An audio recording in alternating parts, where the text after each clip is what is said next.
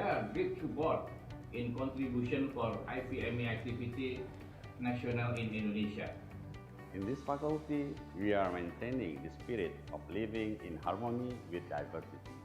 We encourage a strong interaction between academic staff and students, both in academic and non-academic activities, to face and solve any challenge during study as well as in the issue in the community.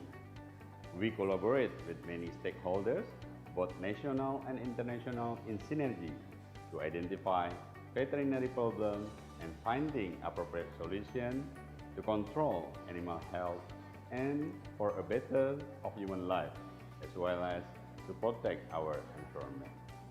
Together, we will continuously move forward to become a competent veterinarian globally. We believe that our vision and mission will create the veterinary professionals that have a wide impact and contribution to the community and science in national and global levels. So come and join us here at the Faculty of Veterinary Medicine, Universitas Syah Kuala.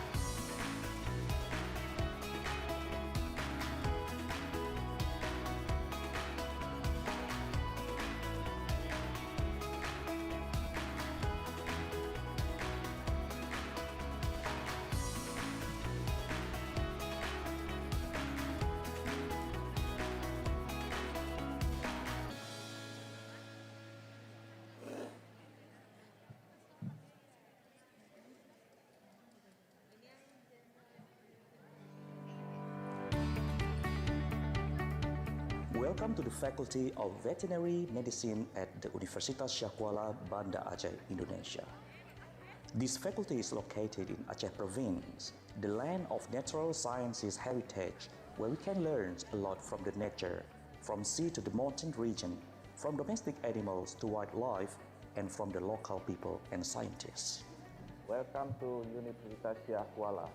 It is an autonomous state university in Aceh Province, Indonesia, and recognized with excellent accreditation. USK is a well-known university nationally and globally, providing education and conducting research in the area of natural sciences, engineering, agriculture, social and economic sciences, and veterinary medicine. Our vision: become a social technopreneur university that's innovative, independent, and leading at global level.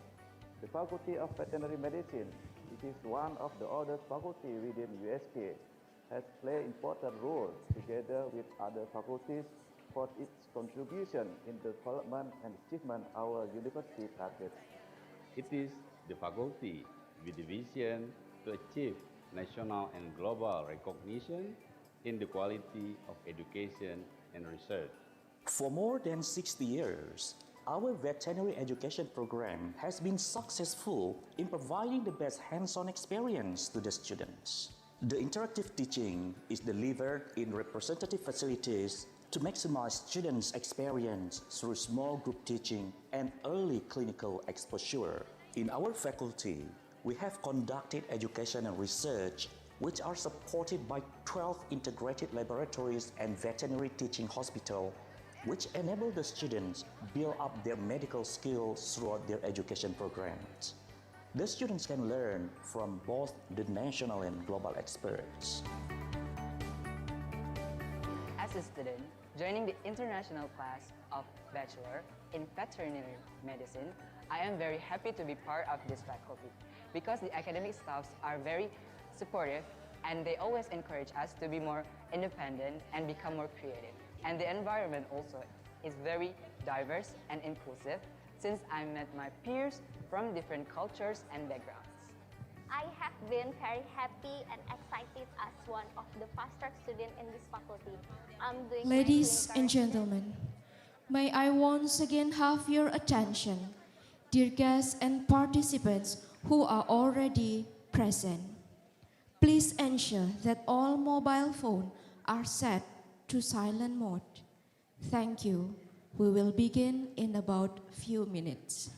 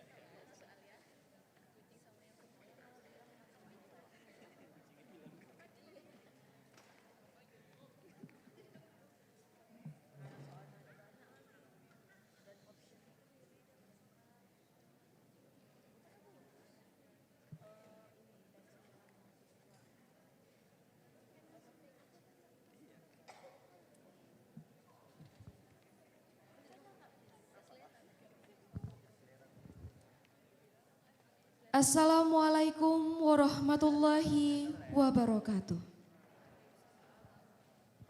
Good morning, ladies and gentlemen. I am Rumi Sahara, and it's my pleasure to serve you as your Master of Ceremony today. A very good morning and warm greeting to distinguished guests, conference participants, and all attendees. We hope you are in good health and ready for another insightful day at the first International Conference on Sustainable Environmental Animal Research 2025. Now, we will continue with the first keynote speaker session of the second day, which will be moderated by the Dean of Faculty Veterinary Medicine, Universitas Syah Kuala, Dr. Hewan Teguh Reza Ferashi, MSc, PhD. Allow me to briefly introduce him. Dr. Reza earned his Doctor of Veterinary Medicine from Universitas Syah Kuala in 1997.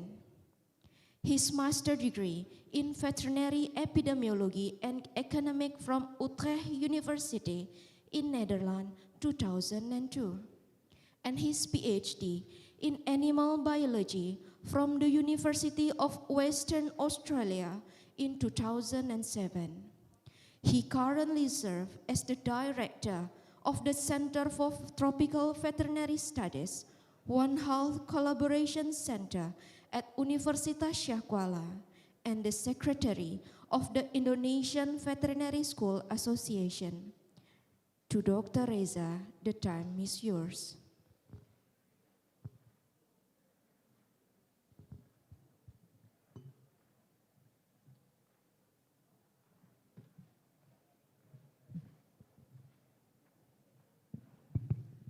Bismillahirrahmanirrahim. Assalamualaikum warahmatullahi wabarakatuh. Very good morning to everyone. Thank you for Dr. Rumi for please me to come on the stage as the moderator for this first session in this morning. I believe all of you already fresh again after a long presentation yesterday, and then also many discussion, and then also dinner last night, and we hope everyone are ready for the second day of our International Conference on Sustainable Environmental and Animal Research, or Icsear 2025. In this session, the committee already gave to me 3 speakers that will present in this session. The first one is Mr. Asri Winaldi Rangkuti, MSc. Yeah, I see he already online from Bangkok. Yeah, a long way from here, but lucky us, he able to make to present with us here for this international conference. Thank you. Good morning. Assalamualaikum, Mr. Asri. Good morning. Assalamualaikum. Can you hear me well? Yeah, very well. Very clear. Very clear. Thank you very much. Thank you very much. Yeah. And then the second speaker, I would like to invite to the stage Dr. Muhammad Sabri bin Abdul Rahman. Please come forward to the stage, Dr. Muhammad Sabri.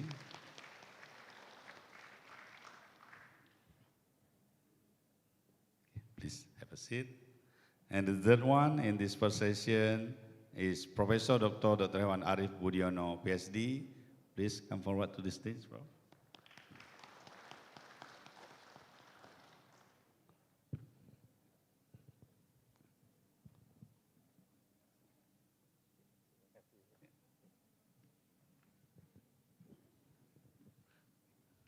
All right, so we have all the 3 speakers for this first session.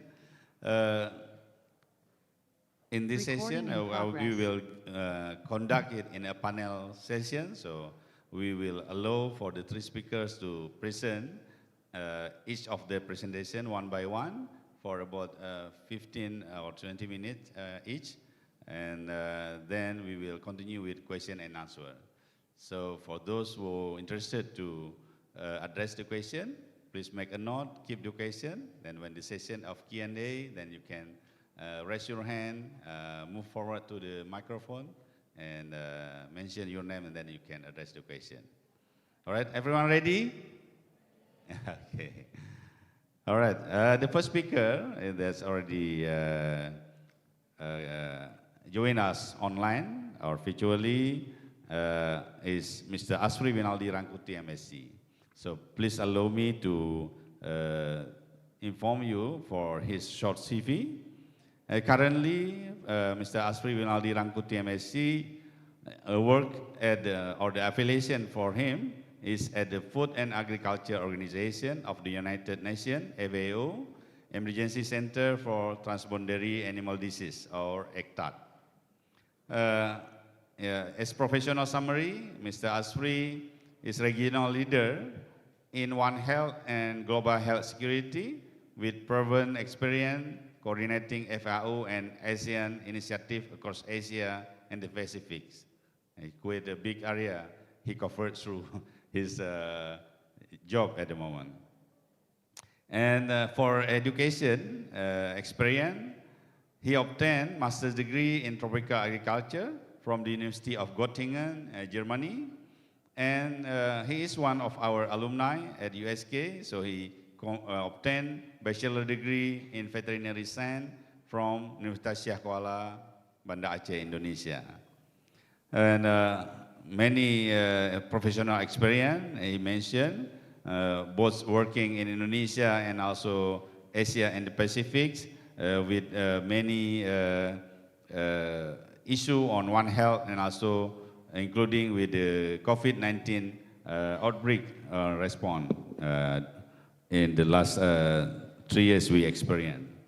So in this session, Mr. Asri will present his talk entitled Sustainable Livestock Transformation in the Tropics, Bridging Science, Policy, and Action for a Healthier Southeast Asia Region. So Mr. Asri, time is yours for the next 15 minutes or more or less 20 minutes. Yeah. Please.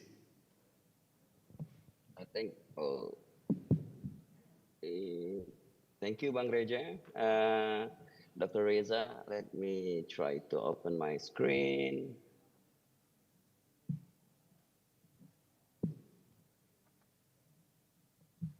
Okay, can you see the screen now? Yeah, that's clear now. Thank you. Okay, thank you very much. First of all, thank you very much, Syah Kuala University, the Dean, Dr. Reza, as well as the Rector, Prof. Marwan, to have one of your alumni to be present here. Actually, I plan to go to Banda Aceh. I booked everything already. Unfortunately, Qadarullah, my family were infected by the H1N1, the influenza type A. And now I am in the home quarantine at the moment until Wednesday. So that's why I could not go anywhere. So I present here from Bangkok, Thailand. Again, it's my pleasure here. And it's just unfortunate that I could not be here in person to, again, experience what my childhood looked like. And I will start with one of the things that I miss the most when I'm in Aceh is this is the most famous dishes that we have, the bakso. I don't know whether you know, it's also famous in some of Southeast Asia countries that these meatballs actually consist of 30% of our daily diets of proteins. And in fact, that 62% of our daily diets are coming from the animals, which is equivalent to 90% of the meals that we consume every day. Yeah. Excuse me, Mr. Asri. Sorry? Excuse me, Mr. Yeah. Could you wait for a few minutes? We got a technical problem with the connection to Sure. The Zoom. Just wait. The technical team will solve the problem soon. I will notice Sure, you no once. worries. Yeah, it's ready now. Please continue your presentation. It's ready? Yeah. Okay. Thank you. I repeat again, as Dr. Reza mentioned, my presentation here actually telling about how FAO works and sustainable livestock transformations in the tropics. and how we can bridge the science, the university policy and actions, both the view from the global, regional, and national, even up to the subnational level. So I think this is one of the things that I the most in Banda Aceh, which is I call it bakso. Actually, I want to find other food, but I think this is very, very familiar with everyone, which is one of the famous dishes in the world, the meat noodles. And in fact, out of this one bowl noodles, it consists of 30% of our diet protein. And daily, from the animal sources to ensure we have enough protein, we consume 62% of proteins, and it comes from the animals, and which is out of the 20% of the meals were consumed each day are animals protein. So just one single dish like meatballs like this. As of yesterday, I Googled, and from the Worldometer, we have around 8.2 billion of people. And if we times it per day and 19%, unfortunately, my math is not that good, so I could not put in the details how much. This is roughly how we need proteins and how it become one of the important source of meals in our daily life. And in the world, as you know, it was predicted that roughly there will be 9.8 billion people by 2050. And 7 billion of each only will be in Asia. And in the last 50 years, the number of people has doubled, but the amount of meat that we produce has also quadrupled. This is a very interesting fact that we know. The question is why? One of the reasons that we found out that there is an increase of 40% of animal products per head that require. However, it's only 10% of vegetable demands products per head that people requested in the last 50 years. And these are the numbers that we have consumed by the people per year, and this is from the FAO stat, and it also has been quadrupled in the past 50 years. So the graphic is always going up, never going down, and that's why it's interesting to see how later on, as you know, that the average per capita consumption of meat in the high-income countries is 8 times higher than the low-income countries and double in the average supply per capita. So this is the combination between the low-income and high-income countries to see how the meat consumption per capita. However, ironically, if you see this graph, it's shown that unfortunately that there are roughly now 300 million people having acute food insecurity. Acute food insecurity means no food for a day or more. And of that, 70% of the 300 million due to wars, and it's 9 million died of hunger each year. Having said that, FAO, we are planning to have what we call, and we are doing it now, better production. Why we need a better production? This is what we said that, as I mentioned, the livestock supply consume about 20% of the proteins, and the 13% of the calories are the human diets. And some of the unheard voices are the poor, the infants and children, and most importantly, women. As you know, that animal protein source are rich of micronutrients, and many countries and states that from the low-income countries or low-middle-income countries are lack in several important nutrients, which most of it are the animal source of food. As now, if I link this to the national program of the government of Indonesia, it's called the Makan Bergizi, MBG, if I'm not mistaken, correctly said. It said that, and it's proven also, that animal source food are particularly valuable for infants in the first 1,000 days. And the rapid growth rate demands it's also increased. Even the WHO, the World Health Organization, notes that animal source foods are the best nutrient dense for children from the age from 6 to 23 months. And the dietary quality rather than quantity is significant factor for child cognitive growth. And another thing that also interesting to note that 1/3 of women globally are anemic. And the prevalence is getting big and bigger in the low-income countries. As we know as well that the vitamin A, riboflavin, and others are needed for iron mobilization. And if we compare that into the food that we take every day, it took 2.4 kilograms of spinach compared to only 625 of beef to ensure that the proteins for women are needed, which is it's a roughly woman need to eat 8 times of spinach compared to 3 times of the bovine livers. And when this we projected into the stunting case of the countries, it's shown that how countries, even though mostly in countries that have a good annual meat consumption, the stunting case are less. If you see Indonesia here, this is the data in 2020, that Indonesia, the stunting rate is roughly 36%.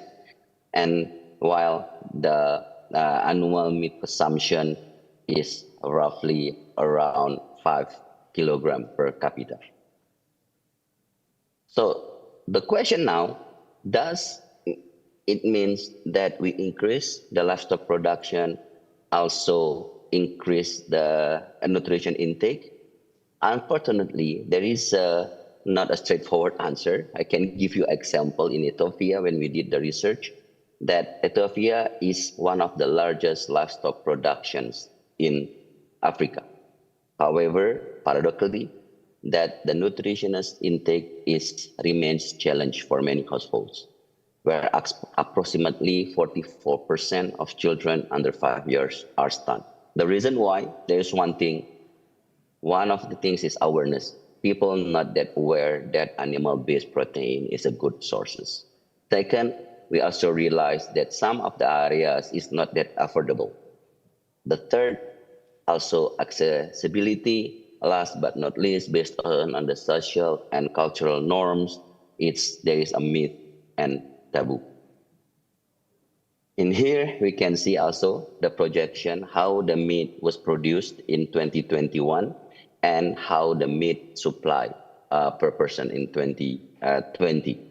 And if I use the National Statistical Agency data, this is how a Chinese consumes of meat compared to the income in millions. Approximately 13% of Aceh people consume meat. It's still considered low compared to the national average consumption. But one of the data that I found, also one of the reasons Aceh people mostly use fish as their alternative protein sources. And it gives us a new way of thinking in APO, what we call how we can have a better nutrition. Coming back to the livestock area or the animal health and production, it said that estimated 1 billion people are involved in the rearing, processing, distributing, and sales of livestock. And with half of those reliant on livestock as their livelihood. Agriculture as a whole, who makes up roughly 3% of the global GDP, and interestingly, livestock contribute 40% of that. In most of the low-income countries and middle-income countries, livestock economy still one of the livelihood main sources. I still remember back in my old days in Aceh, we always went to the field with some of our seniors, and they keep saying, this is the wealth that I have, this is my income from these animals. And we know that the livestock is integral part of the agriculture, and it's contribute to 60 to 70% of the total employment in low and middle income countries. In this slide, actually, we capture both size and level of intensification of chicken produce. I used China and Indonesia as examples, and the negative correlations between the growth, the GDP, and proportion and of chicken and pigs raised extensively. And in the left side, you can see the circles increased from 2010 to 2050. Even though, sorry, it is not easily to notice because of the size. But the most notable change between 2050 and 2010 is the proportion of the birds that are raised in the intensified systems. Light blue grows over the dark blue, and it's based on the GPS modeling. The size of the circles represent poultry population, and these two graphs show that as countries become richer, the livestock systems also becomes more intensive. However, 75% of recently emerging infectious disease or AIDs affecting humans are animal origins. And every day there are 5 of new human diseases, and 3 of them are animal origin.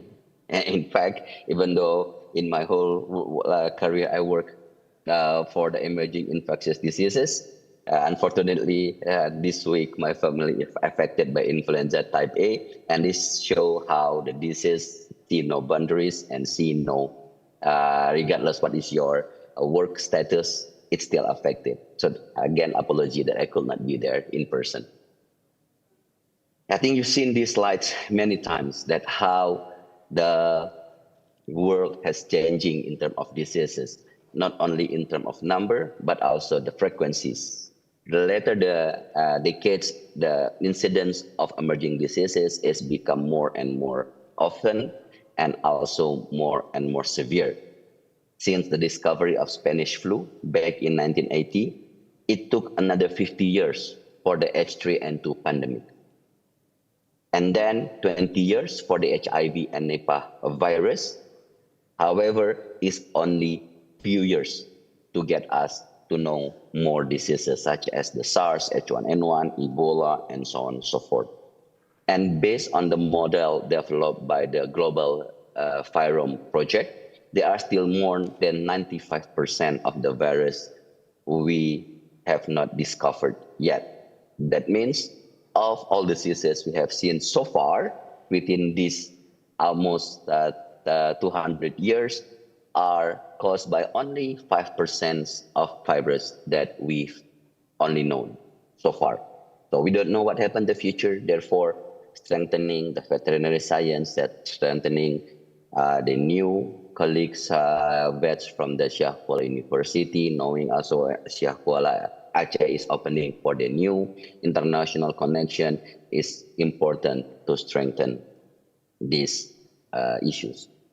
I'm not talking about diseases only, and also about the antimicrobial resistance, where now there is a 1.2 million deaths resulted of AMR, and it's projected it will be increased 10 million by 2050. Therefore, to overcome that issue, FAO, we are doing what we call the better life. When we discuss about the environment, this is a known fact that everybody knows that the agriculture is responsible for 10 to 12% of greenhouse gas emission or GHG, with meat, poultry, and dairy farming producing nearly 3/4 of that, which is about 15% of all carbon dioxide, methane, and nitrous oxide emissions. And if we look about the water consumption, there was a study by the Water Footprint Network. It shown that the water footprint for animals are much larger than for crops. The report concluded that from a freshwater resource perspective, it is more efficient to obtain calories, protein, and fat through crop products than animal products. As a vet, it's also concerning us. It's totally contradict when we say that animal-based protein is one of the most important things for children, women, and daily intake of the people. However, in terms of water utilization, it's more than crops. Excuse me, Mr. Asri, you have three more minutes left. Still. Sure. Thank you. So these are the few slides final from me. So the question where we will have enough food for 9 billion people. In FAO, this is what we think, what we need to do. One, to freeze agriculture footprints, to grow more on the farm that we got, use resource more efficiently. We need to shift diets, and last, reduce waste. As you know, we already use half of the size of continent to raise livestock, and how we can stop more to this encroachment. One of thing is improve genetics, increasing feed, how to get a farming practice, and also health welfare. Step 2, when we discuss about innovation, this is how we think that is not be needed, how we can ensure the smart farming, having a genetic feed innovation, biosecurity, and health technologies, as well as sustainable models. Step 4, shift diets. As you know, the world population is increased, and we realize that it's time to shift diets, how we can turn our diets to more based consumption into more sustainable consumption.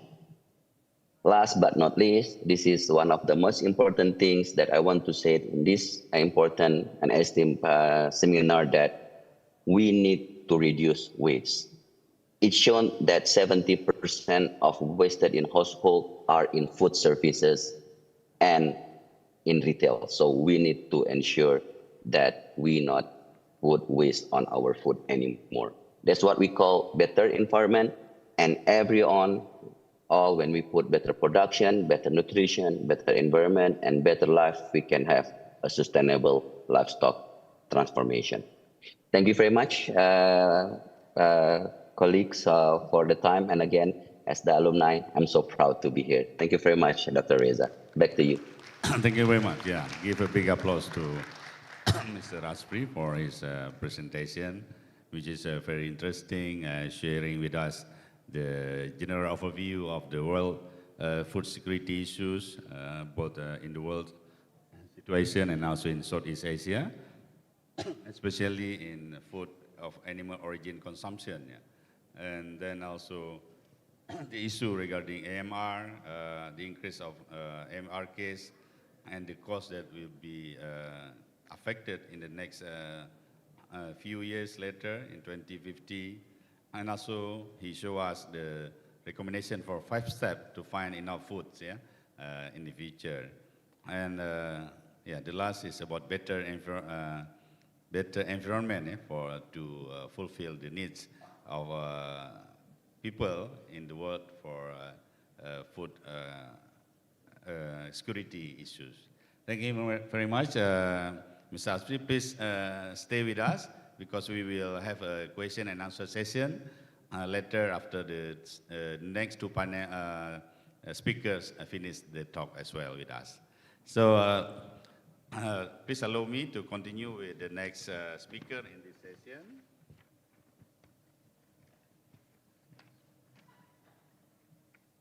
Yeah, the next speaker in this session is Mr. Dr. Muhammad Sabri bin Abdul Rahman.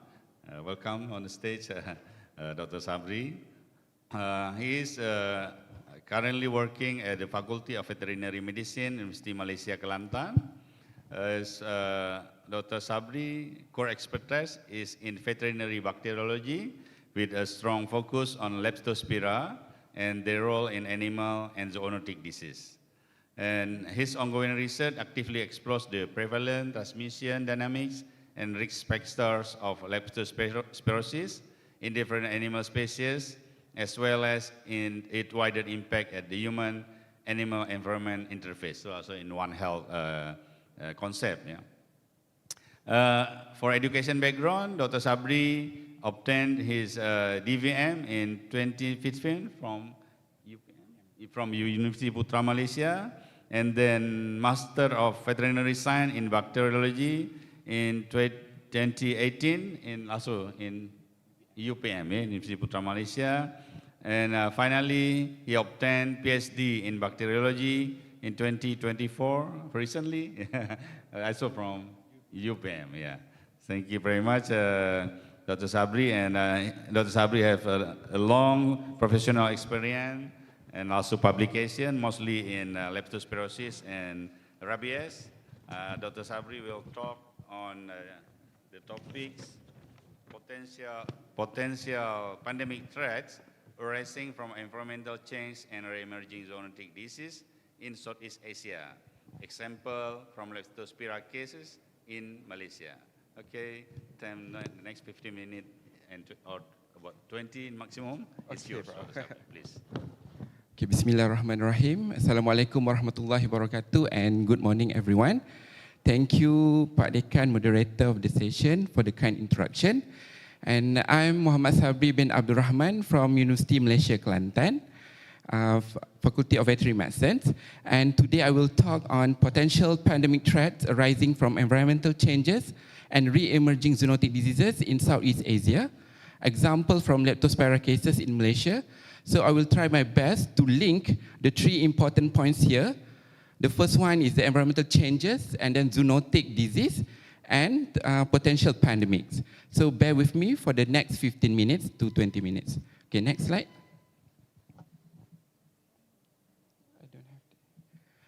Okay, why zoonotic diseases become an emerging threat in Southeast Asia? The first point is 75% of emerging infectious diseases are zoonotic diseases, which means the diseases originated from animal. And the second one, Southeast Asia become the biodiversity hotspot and dense human-animal interaction. And the last one, climate and socioeconomic susceptibility. I will explain in detail one by one. Okay, next slide. Okay. Around 75% of newly emerging infectious diseases, EIDs, in humans originated from animals, including wildlife and livestock. And examples include avian influenza, Nipah virus, SARS, MERS, and also COVID-19. Next slide.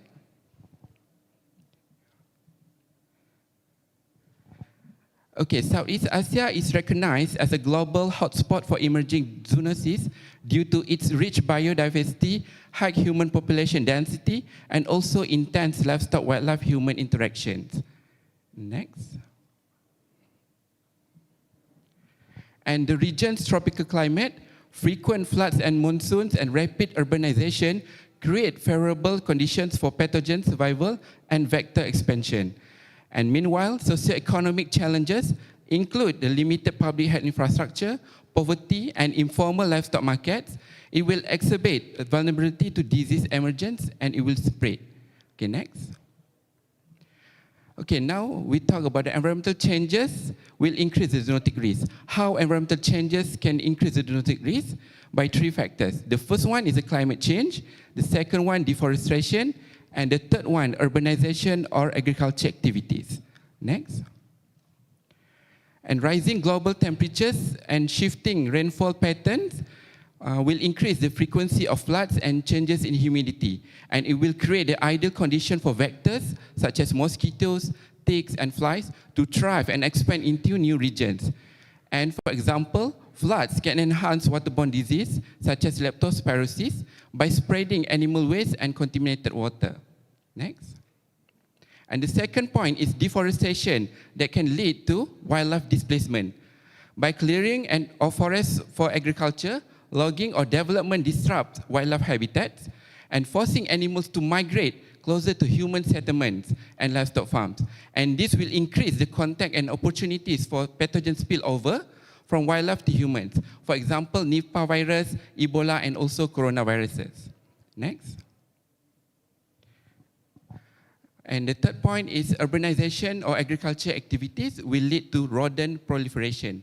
And rapid urban expansion and extensive farming, it will generate environments rich in food waste and shelter and encourage the rodent population growth. And rodents act as a reservoir for zoonotic pathogens such as leptospira species, hantavirus, and also salmonella. Next. Okay, let's get more details on leptospirosis as a model. Okay, leptospirosis is a bacterial zoonosis that's caused by leptospira species. And it will transmit via urine-contaminated water or soil. It can transmit to humans and animals as well. It enters the body through cuts, mucous membranes, or ingestion, and it becomes a regional importance because it frequent outbreaks after flood. Okay, next. Okay, before we go deeper into the subject matter, let me introduce what are leptospira species. So these are the bacteria. So leptospira species are gram-negative bacteria. The shape is thin, helical, spiral, and it has hook end, and it is a motile bacteria. And there are 13 pathogenic species with more than 250 rovers, 6 saprophytic species with more than 60 rovers, and also 5 intermediate species that had been discovered recently. Beautiful, right, this bacteria, but very dangerous. Okay, next. Okay, in general, leptospirosis in Southeast Asia is endemic. Sorry. Okay, and the major risk groups include farmers, plantation workers, veterinarians and abattoir workers, recreational water users, military personnel, flood victims. Okay, thank you, Prof. Flood victims and urban or suburban poor, and also leptospirosis causes a public health impact because it can cause a significant morbidity, occasional mortality, and often underdiagnosed or misdiagnosed as dengue or influenza. Okay, these are the previous report leptospirosis in Southeast Asia, where Malaysia considered as epicenter for leptospirosis, and Indonesia also experiences high rates of leptospirosis, especially in areas with agriculture practices and heavy rainfall. Okay, these are the factors that contribute hotspots leptospirosis in Southeast Asia. The first one is climate and flooding, followed by rodent reservoir, agriculture activities, and also recreational activities. Okay, let's more specific in Malaysia. So leptospirosis in Malaysia is notifiable disease, and it is seasonal outbreaks linked to floods and monsoons. And it also always misdiagnosed because it often confused with dengue, malaria, or COVID-19, because early symptoms are non-specific for leptospirosis. And this is a review article published by my master's students, review on the leptospirosis in humans and animals from 1976 to 2023. And I will summarize the review article. Okay. The first table shows the prevalence of leptospirosis in the human population and their type of occupation. And we can see here the population involved include the garbage collector, oil palm plantation workers, rangers, military, lorry driver as well, shelter dog handlers, and working dog handlers. And the next table shows the summary of case report of leptospirosis in humans, where the initial clinical symptoms are non-specific, mostly are non-specific. And the table 3 and table 4, these tables show the trend in the prevalence of leptospirosis in livestock and also dogs and cats that reported in Malaysia. And also we compare the diagnostic methods in diagnosing leptospirosis, MAT, ELISA, PCR. These are the common diagnostic methods for leptospirosis. Okay, let's moving on to the history a bit. In 2014, Kelantan, one of the states in Malaysia, was hit by a massive flood. This is very bad flood in history of Malaysia. And most of the districts in Kelantan were affected except Bacho and Pasir Putih. All of the districts were affected except Bacho and Pasir Putih. Okay, and after the massive flood, we did the study on seroprevalence and distribution of Leptospira serovus in livestock, include cattle, goats, sheep in flood-prone Kelantan. And this study shows that there was a statistically significant association between exposure to the flood and positivity for Leptospira infection. And the analysis also revealed that the odds ratio between livestock exposed to the flood to the animals that were not exposed was 2.7, meaning that the animals that were exposed to the flood have 2.57 higher chance to get Leptospira compared to the animals that were not exposed. And these two studies, studies after massive flood in leptospirosis in human, and this study conclude that the residing in flood relief centers and exposure to flood waters are significant risk factors for leptospirosis, particularly in densely populated and flood-prone areas. And flooding enhances human-animal environment interactions as well. And we also collected samples from water and soils after the massive flood, and we detected Leptospira wolfii, which is an intermediate species of Leptospira, and interestingly, none of the isolate from Pasir Putih and Bacho. Why these species are so interesting? When we did the study, we get the isolates. Most of them are undefined, meaning that we cannot categorize them into pathogenic or saprophytic non-pathogenic. And when we did the phylogenetic tree, the intermediate species diverge from the pathogenic clade. It's not diverged from the non-pathogenic clade. Okay, and then these are the previous studies as well that detected Leptospira wolfii in different environments. For example, in soil and water from National Park in Sarawak, wet markets and paddy field in Penang, and also National Services Training and Paddy Field in Sarawak, and also rats environment from Sarawak. Okay, now let's moving on why leptospirosis can become a potentially pandemic. The first one is underreported and misdiagnosed. Leptospirosis often goes unrecognized due to its non-specific clinical presentation, and it mimicking diseases such as dengue, malaria, or influenza. And the second one is wide environmental survival capacity. Leptospira species can persist in moist soil and water for weeks to months, and in maintaining the infectivity in various climates and environments. And the third one is large-scale outbreak risk during climate disaster. Extreme weather events such as flood and typhoons, it will facilitate the spread of contaminated water and increase human exposure and leading to large-scale outbreaks. And what about intermediate species? There are 5 new species have been discovered and abundance in the environment, but no further research on pathogenicity, and a few reports on seropositive in humans, but no clinical symptoms. Okay, and then other emerging and re-emerging zoonosis in South Asia, for example, Nipah virus, avian influenza, and coronavirus. These emerging and re-emerging diseases share the ecological drivers. But of course, for leptospirosis, it remains a climate-sensitive and under-recognized threat with pandemic potential, driven by its wide host range, environmental resilience, and infections that are often difficult to treat. And how to control leptospirosis? We can integrate with One Health. We implement the integrated surveillance, linking human, animal, and environmental health data, conduct environmental monitoring, and highlight the veterinary sector's critical role. Because, as my earliest presentation, 75% of emerging infectious diseases are zoonotic diseases, meaning that veterinarians become a very critical role here. Policy and preparedness, we can strengthen the cross-border collaboration for data sharing and coordinated outbreak response, and we can align the public health policies and enhance research and health systems. And the last one is a field and training component. We can visit to quarantine station, exposed to real-world practice in biosecurity, inspection, and quarantine procedures, and also reinforce the practical understanding of disease prevention and control in line with the One Health approach.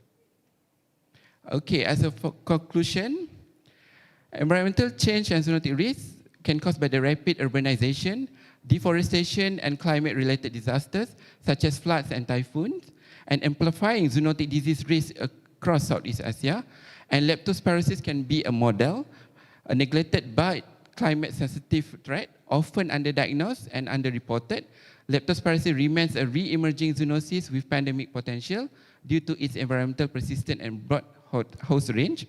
And the last one is research contributions.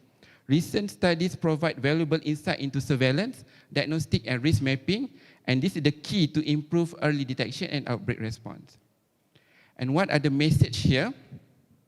Environmental changes can be due to climate change, deforestation, urbanization, or agriculture activities, and this change in environment can increase the emerging and re-emerging zoonotic threats, and how we control it by using a One Health approach. Okay, I think that's all for my presentation, and I would like to thank Fakultas Kedokteran Haiwan USK and Icsear Committee for inviting me as one of the speakers, and also UMK for allowing me to present today. And thank you. If you have any further questions, you can just email me. Okay, that's all from me. Okay. Thank you very much. Give a big applause to Dr. Muhammad Sabri bin Abdul Rahman. Please have a seat. Dr. Sabri is on time. Thank you very much. So Dr. Sabri already showed to us about the effect of environmental changes and zoonotic risks from flooding and deforestation, for example, which will lead to the risk to the occurrence of leptospirosis in both in ASEAN and also the case example in Malaysia, especially in Kelantan, during the flooding disaster at that time. And it was interesting finding when he was found the case in different animals and also from the environment. And then he ended with One Health integration as the approach to control the spread of the incident of disease and also the spread of disease. Thank you very much for your great presentation. Please keep your question, make a note, and then after, during the question and answer session, you can raise your hand and address the question to each of our speakers. Then the last speaker in this session will be Professor Dr. Hewan Arif Biono, PhD. Please allow me to tell the audience your short CV, Professor Arif. Professor Arif Biono, Dr. Hewan Arif Biono, PhD, now currently working at IPB University in Bogor. For professional experience of Professor Arif, he is the leading expert in reproductive biotechnology with specialization in vitro and in vivo embryo production, embryo engineering. Wow, embryo engineering. It's interesting to listen to your presentation next, Prof. Arif. And gamete and embryo cryopreservation as well as stem cell research. His current research focuses on morphokinetic embryonic development, parthenogenetic embryo production, and the establishment of parthenogenetic and Wharton jellies-derived mesenchymal stem cells. And he also integrates artificial intelligence into in vitro fertilization program, which is the issue, the topic that yesterday we were listening about AI, and then now bring into technology for IVF. It is very interesting. And then Prof. Arif obtained his DVM degree from IPB University Bogor in 1982 to 1987, and then finally he obtained Doctor of Philosophy from United Graduate School of Veterinary Science, Yamaguchi, Japan in 1992 to 1996. And he have a lot of professional experience. Some of them I can tell you, member of the Stem Cell and Cell Service Committee of Ministry of Health of the Republic of Indonesia, yeah, and scientific director of Morula Indonesia, and also head of Laboratory of Embryology, Faculty of Veterinary Medicine, IPB University. And he is also International Embryo Transfer Society, ITS member, and American Society for Reproductive Medicine, SRM member. Yeah? And his topics in this session, Professor Arif will explain to us with the topic, the importance of stem cells and reproductive technology in supporting wildlife conservation and animal welfare, which is in line with the issue under this international conference. And Prof. Arif, the time is yours for the next 15 to 20 minutes, please.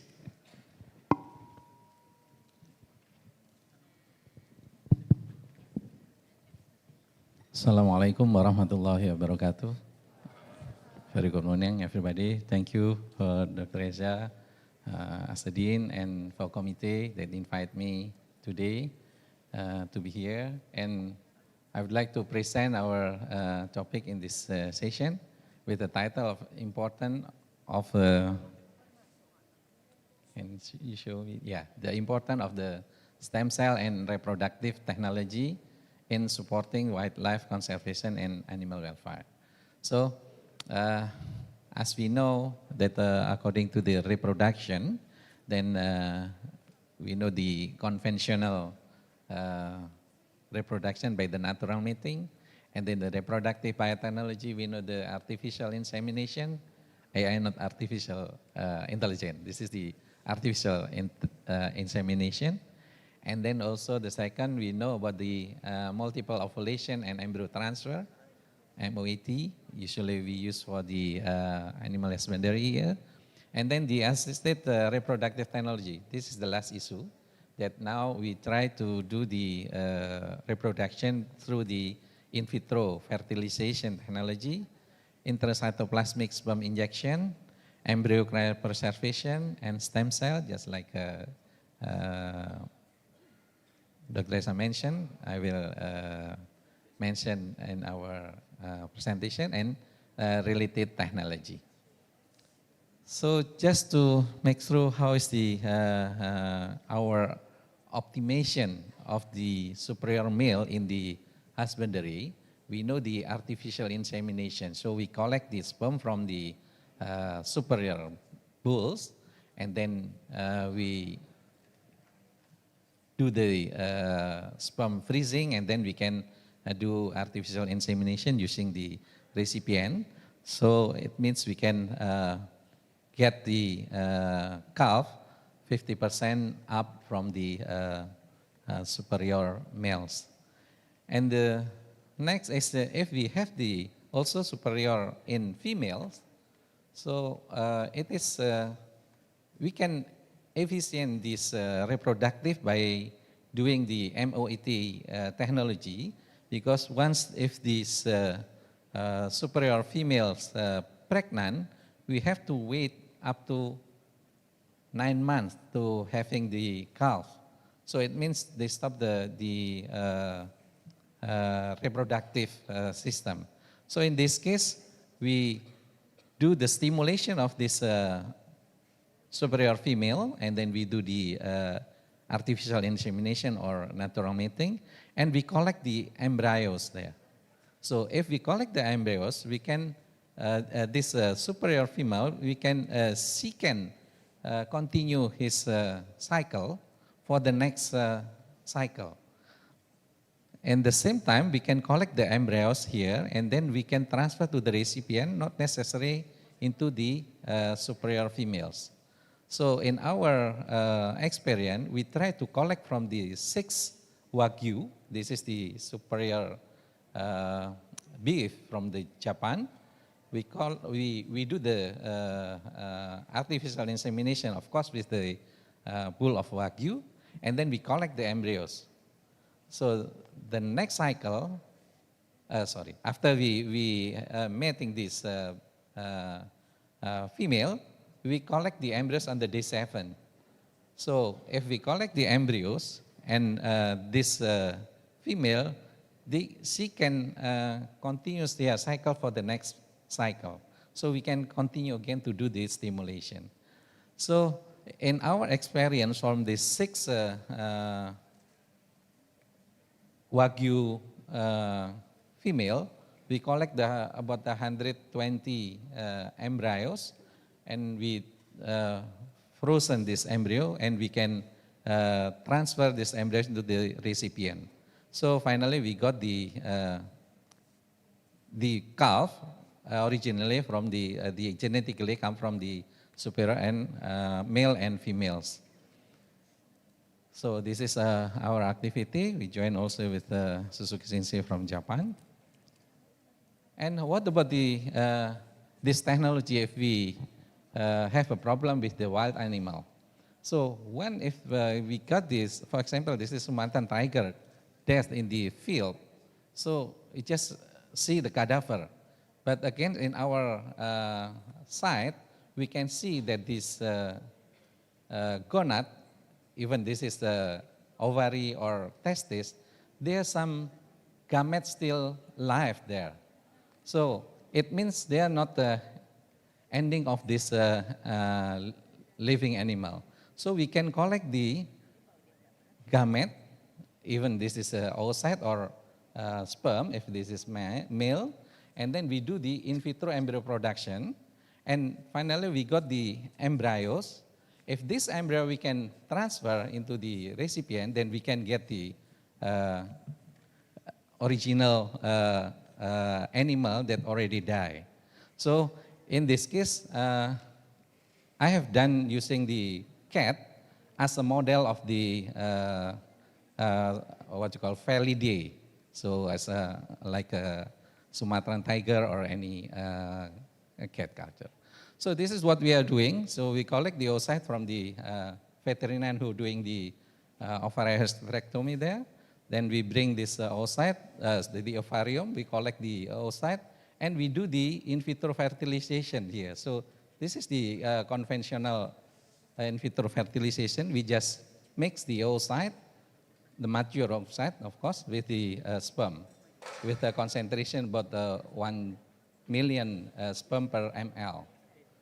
But again, sometimes we cannot get that much sperm for the fertilization, and we use with the technology of the Icsear. So for fertilization, as we know, it's necessary only 1 sperm for the,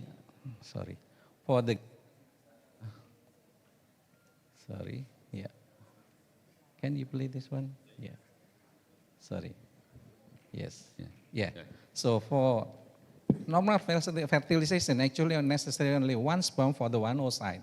So under the microscope, we can select the best sperm if we have, and we directly inject into the cytoplasm.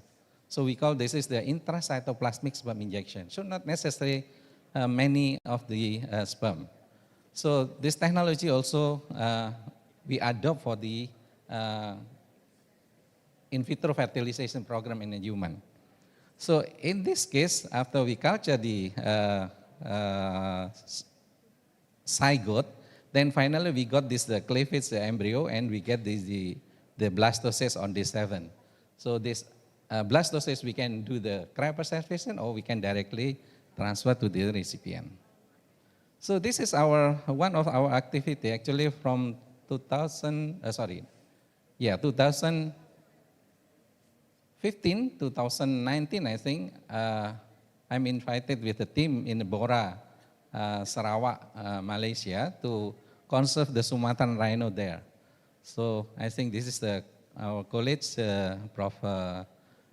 Harun, Hamid Harun, and Dr. Lu also, and Dr. Zainal there. So we collect the oocyte in Sandakan. This is Sarawak. We go to the sanctuary, rhino sanctuary there.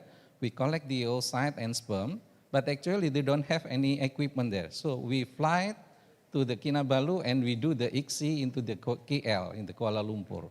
So this is one of our activity. Maybe we can see, where is the, can you play the, I mean this, we can. Play the video, yeah. bro? Yeah. Yeah. There are video in the corner. Yeah. This is, yeah, I think it's team possible. in the lab, yeah. can play. So this is what we are doing there. So again, yeah, this is 2016 from the Lahadatu, Sabah. We collect the oocyte. We don't have any mobile incubator that time. So I just culture in the incubator. After that, I put in the Eppendorf tube. I put in my body here. So I fly from Lahadatu to the Kinabalu, and finally we do this ICSI. So I just found one of this sperm. Actually, it's not good. I mean, this is just a slow motion of this sperm, and then we do the ICSI. But actually, we don't take any embryo from this attempt. And finally, in 2019, all of these three die according to the cancer. So we not get any blastocysts from this project, but we have starting this one. So now in Indonesia also, we starting to conserve the Sumatran rhino by this technology. So we are the IPB, the Ministry of Environment also, they asked us to do this technology in Indonesia. Hopefully we can conserve this Sumatran rhino better. Okay, so we also work together with the team from the IZW Germany, and also I think they are the people from the Singapore Zoo, I think, yeah. I forgot the name, but actually he also joined there. Can you, okay, yes. So, sorry. So for the embryo production, actually this is the normal procedure. We need the sperm and oocyte, and finally after fertilization they develop into the blastocyst, and we can transfer or cryopreserve the embryos. But for the next technology, we can do the somatic cell nuclear transfer. So we not necessarily oocyte. In this time, if we don't have any sperm there, we can collect the somatic cell. We introduce into the oocyte, mature oocyte, we do the enucleation, and then we culture, and we will get the embryo using this technology. And the third one, it is parthenogenetically that we try to do the embryo development without any sperm. So we use the activation method to get the embryos. So I think we can, I will explain later. This is for the somatic cell nuclear transfer. In the beginning, we have the mature oocyte here. This is the bovine. So using the, what you call, this is the,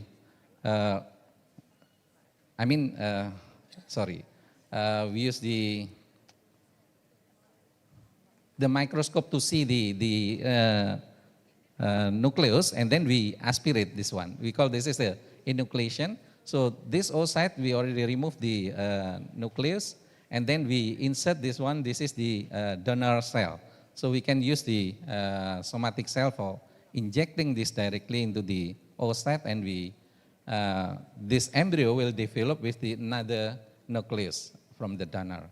So I already done this work with the Louisiana State University. We got about the 5, I think, this good with this technology. And the third methodology that this is our research project in my PhD also right now. So this is the natural fertilization that necessary, the mature oocyte and the sperm. But in this parthenogenetic, we manipulate to activate this mature oocyte to become the karyotyping of this, karyokinesis of this cell, become dividing this first meiosis, but by the 7% ethanol, and then we use the cytochalasin B actually to inhibit the second polar body to coming out. So finally, we got this 2N diploid originally come from the oocyte. And we will get the embryos, the same thing with the normal fertilization, but this is without the sperm. So we get the pregnancy up to the 40 days, but actually the cause is again return the cycle. So again, this research I try to do in the mice. We do the activation of the oocyte to get the diploid zygote, and they develop normally up to the blastocyst. So after the blastocyst, we try to remove the zona pellucida. We want to collect only the inner cell mass. So we use the immunosurgery method to collect the inner cell mass. And finally, we see here that this inner cell mass can develop in the in vitro.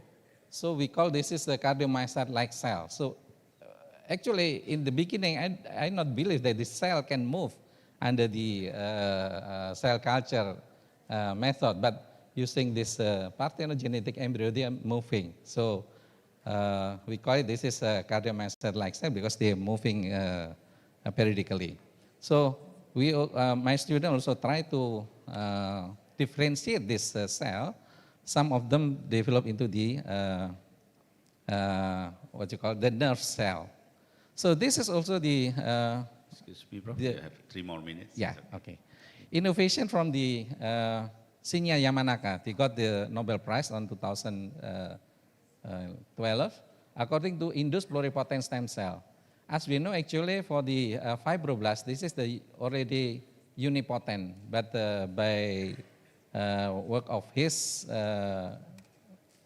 he and his team, he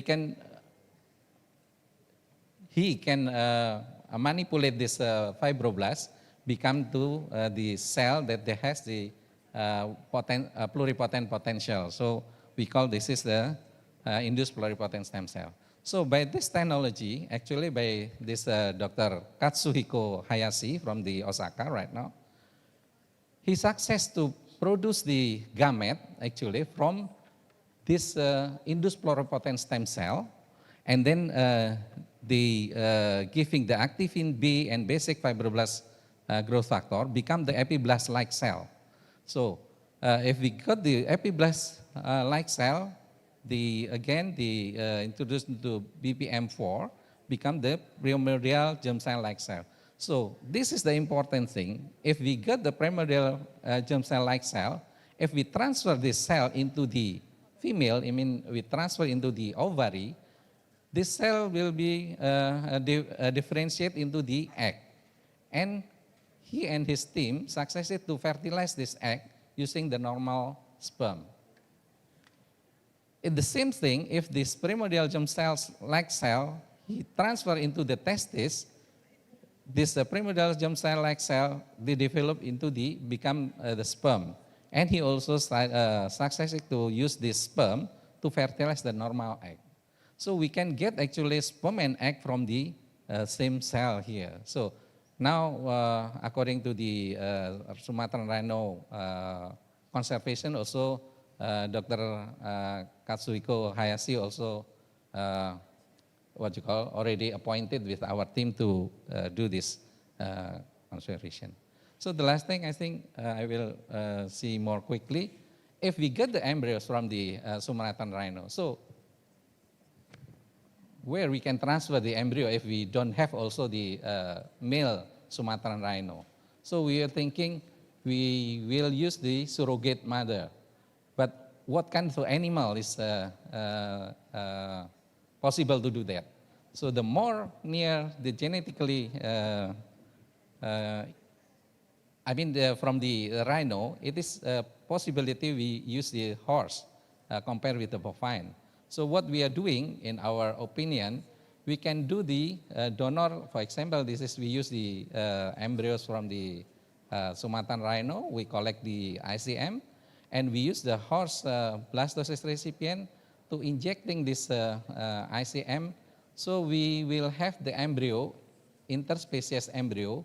If this two ICM separated, we will have the two interspecies embryo. If they mix, then we will have the chimera. So this research have been done by my student, how to inject the inner cell mass into the blastocyst recipient. So this is the procedure to isolate the ICM, and this is the procedure how to inject the donor ICM into the recipient embryos blastocyst. So hopefully, if we are succeeded to introduce the donor ICM, we hope that this ICM will develop originally from this donor, then not mixed with the recipient. But it's sometimes, according to this research, we do the ICM from the hamster, we inject it into the mouse, we get this kind of the possibility. We get only one ICM, maybe this has become the chimera, or we get these two ICM develop differentiated. So we hope this one come from the mice, one it come from the hamster. So this type we need to try in the rhino sometimes. So we will get the rhino offspring from the calf. So this is the study using the mice and hamster. So this is all of my presentation. Thank you. Hopefully will be what you call, we can do our conservation in the wildlife to get a more better result. Thank you. Assalamualaikum warahmatullahi wabarakatuh. Give a big applause to Professor Dr. Arif Biono. Thank you very much, Prof. Yeah, that's okay. That's okay. Everyone, very interesting to watch your presentation and video. Very interesting. Yeah, I can make some notes from this Professor Arif presentation. He was talk about animal reproduction, both conventional and also using biotechnology and assisted reproduction technology. And it is also very interesting to see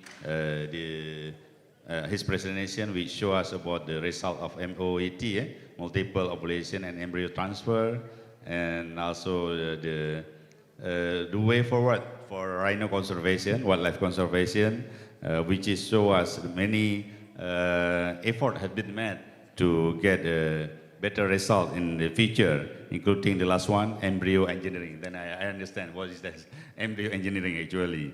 So you are moving from to interspecies transfer, and then when the wildlife lack of male or female, then we can use another species for reproduction. It is very interesting.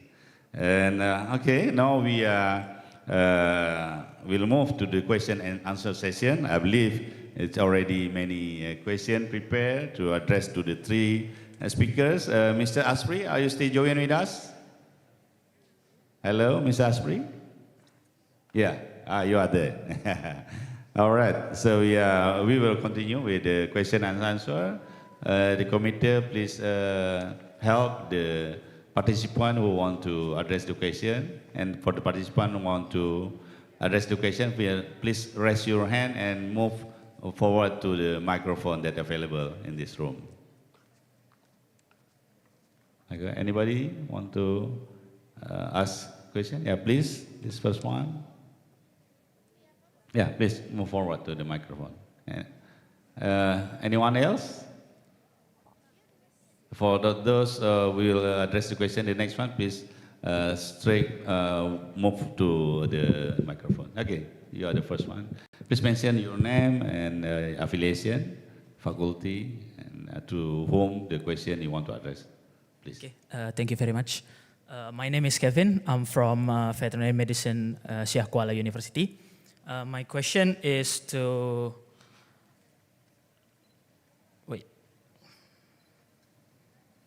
Prof. Arif Budiono. You mentioned that you guys collected gamete from already deceased animal. So my question is, how long does the gamete stays viable on deceased animals, where that it's still effective to collect, and is it have any particular difference between gamete that collected in live animals and deceased animals? Thank you very much. Thank you very much, Kevin, for your question. I think we can directly answer the question, Prof.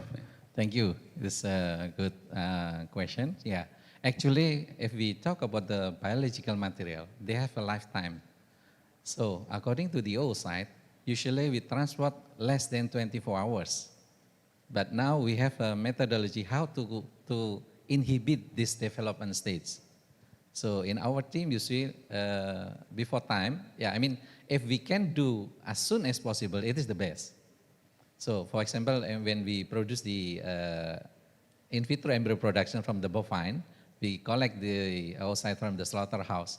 Soon as possible, we bring to the lab and we collect the oocyte. But in case of the wild animal, as we have done in Sandakan, in Sarawak, we collect in the site there, and they have an incubator actually. So because we finish at the night, so we culture in the incubator, and finally we move to the KL using the ependorphin, just keep in my body there. And yeah, I got the mature oocyte when I reach the in the KL. So we do the Icsear, what I'm showing in this video. But now, actually, also in a human also sometimes we can collect the oocyte, but we cannot get any sperm at that time. So we already developed also doing the egg freezing. So after we collect the oocyte, and then we do the cryopreservation, we freeze this oocyte. And then we move to the lab, and then we do the thawing, and we do the in vitro maturation, and we start the in vitro fertilization. But this is the last chance if we cannot bring this oocyte live. Because we develop also right now, we have the mobile incubator. So during transportation, this oocyte still live because we, the condition using that incubator, we can maintain 37 centigrade with 5% CO2. Yeah. I see. Yeah, I hope that answers your question. Yeah, thank you very much. That was clear. Thank you. Thank you, Kevin, for your question. Anybody else of the participant or maybe speakers? Yeah, please, Dr. Luz. Hello. I would like to ask Dr. Rahman. Okay, I am Dr. Luz. Sabri. I was a fellow speaker yesterday. Yeah, please. It was very interesting to hear your talk on leptospirosis because as vets we will encounter this in many species when we start to do clinic work on dogs and cats too. And it is evidential that it is a growing problem as a zoonotic disease, especially with more floodings nowadays everywhere here in Indonesia. My question is, from a practical point of view, Okay, MAT is a classical. Okay, MAT is a classical standard, is a gold standard to diagnose leptospirosis because it can detect the serovas, which serovas that infect the human or animals. But then, in terms of the sensitivity, maybe it become an issue. Because here, when you diagnose the animals or the humans using the MAT, first, it is time consuming and laborious, and you need a lot of panels, serovas panels. Then sometimes you will miss the diagnosis. That's why the sensitivity is not really good. But in terms of the specificity, it's higher because it can detect up to serovas level. And your second question, Doctor? So is the MAT test still viable after starting therapy with doxycycline?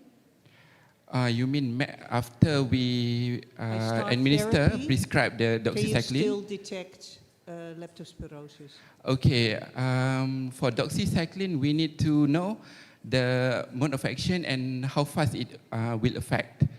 So for me, I believe that if we administer the doxycycline, and then the animal or human animals, because I'm veterinarian, if the animal is not improving, then meaning that we can still detect the leptospira using MAT. But then if the animal is improving, recovering, less chance we get the positive from MAT. Okay? Yeah, so before starting therapy, you should harvest samples and store them for detection. Yeah. And is there any resistancy already against doxycycline in leptospirosis? You mean the resistance to the antimicrobial? Okay, so far doxycycline is still the best treatment to treat leptospira, but then it depends because leptospirosis, the nature of the infection, it has two phases, leptospiremia and also leptospiruria. In the leptospiremia phases, we treat different compared to leptospiruria. But however, we can treat both phases using doxycycline. For leptospiremia, we can opt for penicillin, ampicillin, but leptospiruria, we can opt for doxycycline direct. Thank you. Okay. Thank you very much for the answer, Dr. Sabri. And I will not give a question anymore to the participant, but I just want to ask Dr. Asprey, since he is with us. Here, Dr. Asprey, since you mentioned there are 5 steps to find enough food as a solution for sustainable food availability in the future, could you tell us in which area the university or higher education can contribute into within these 5 steps, please? Yeah. You get my question?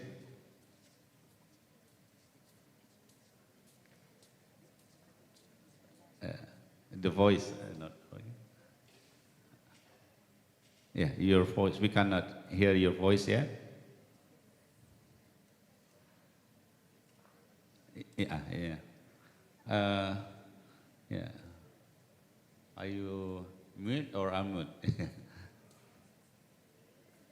Please test the Asprey. Yeah, it's not working. That's from us or from Dr. Asprey? We still can't hear your voice. Maybe your device? Try to check your device.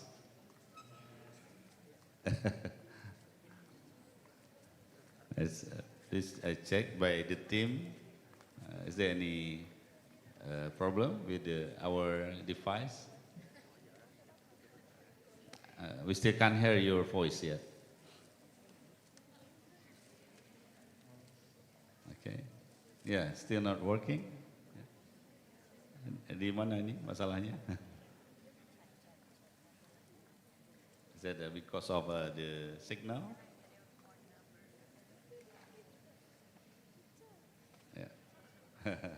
Yeah, unfortunately, maybe by phone. You can answer by calling someone here. Gimana di tim? Ada kendala apa?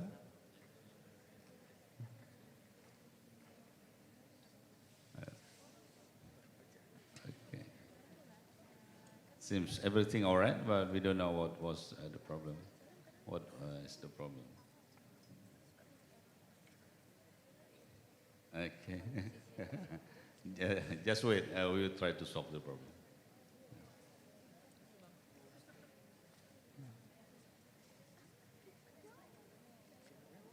Maybe because the connection, the connection issue.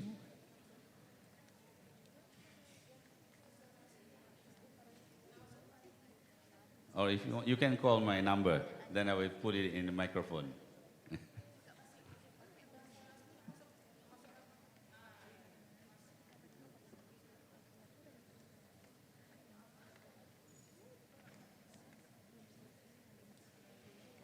Okay, that solved the problem, I hope.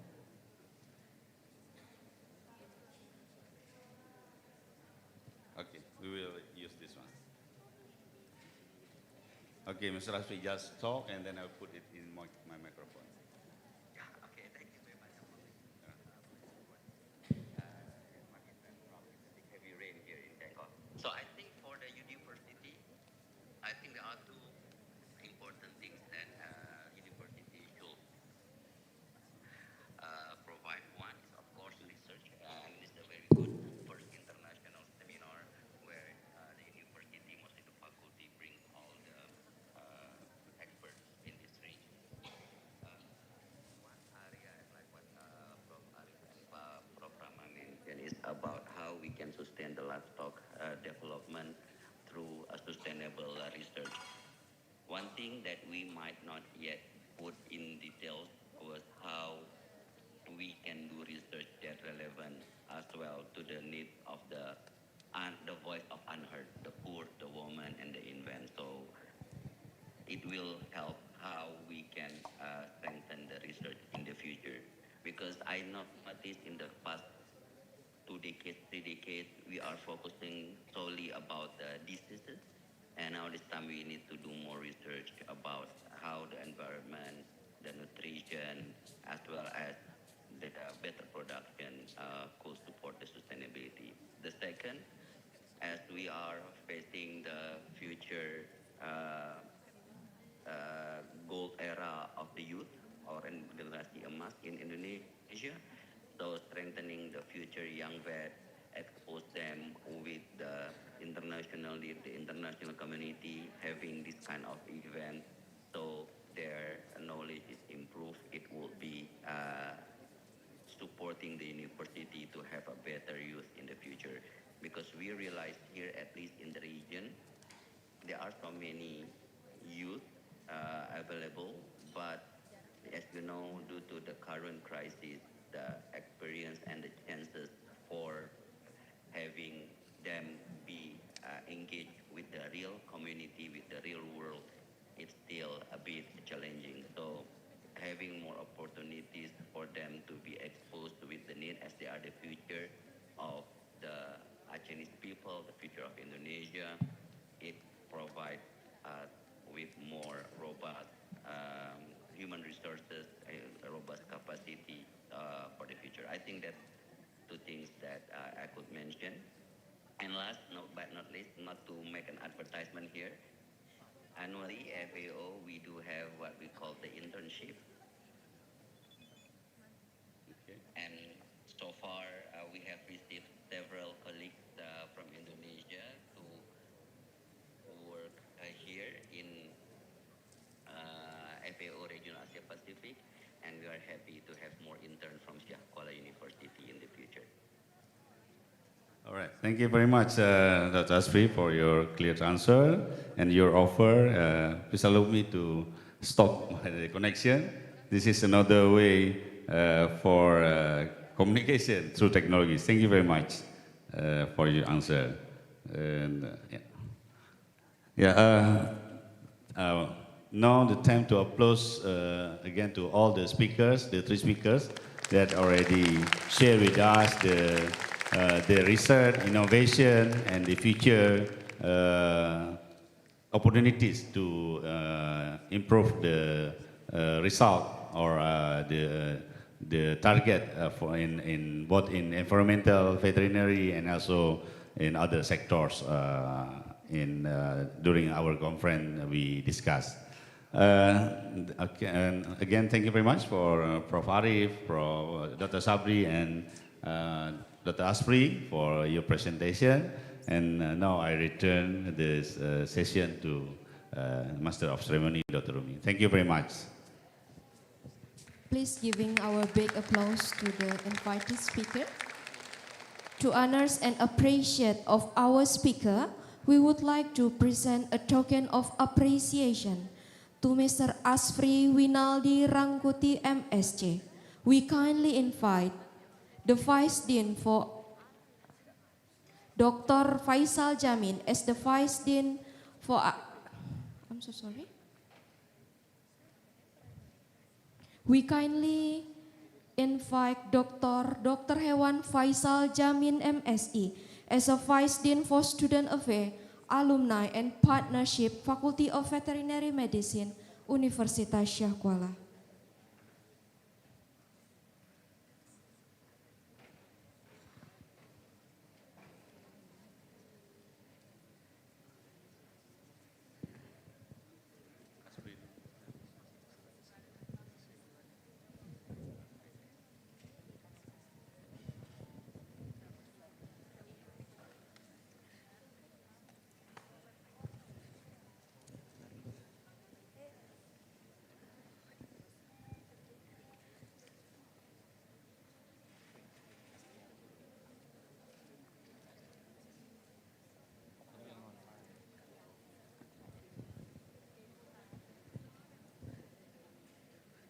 Mr. Asprin?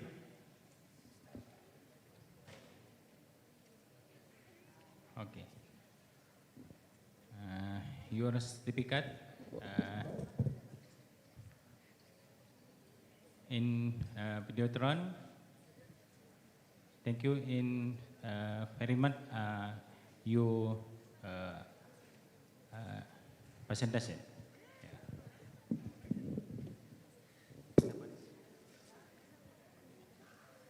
Please giving our applause, ladies and gentlemen. And next, we would like to present of appreciation to Dr. Muhammad Sabri bin Abdul Rahman. Please giving the applause to ladies and gentlemen. And we would like to present of appreciation to Professor Dr. Hewan Arif Budiono, PhD.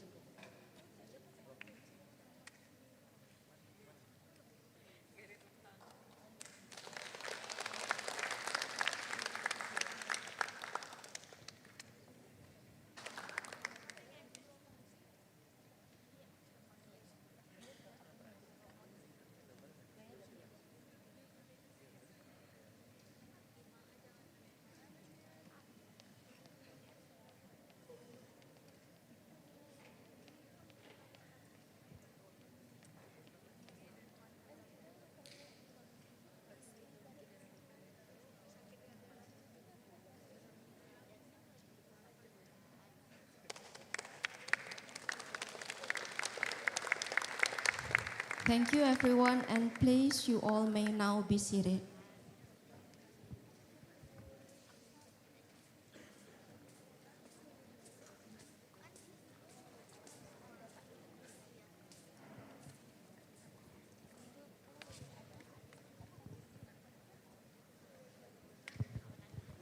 Ladies and gentlemen, we will now proceed to the Memorandum of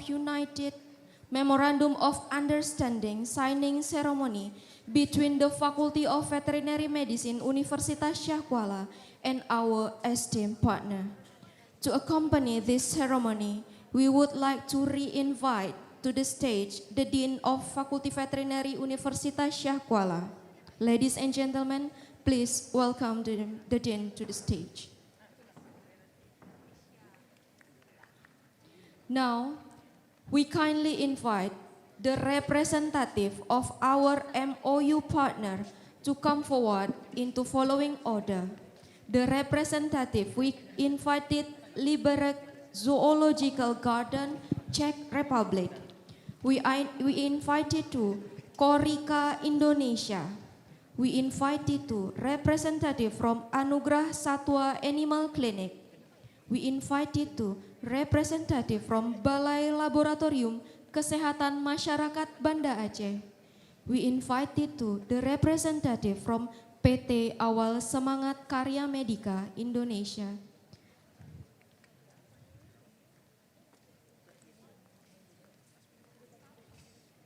We invited to the stage the Vice Dean for Academic Affairs, Professor Erwin. We invited to the Vice Dean for Student Affairs, Alumni and Partnership to the stage. We invited to the Head of Academic Senate of the Faculty of Veterinary Medicine, Professor Sugito.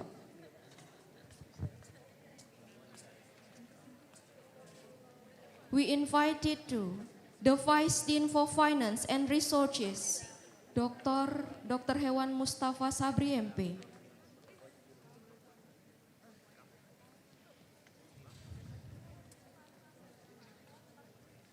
We will begin.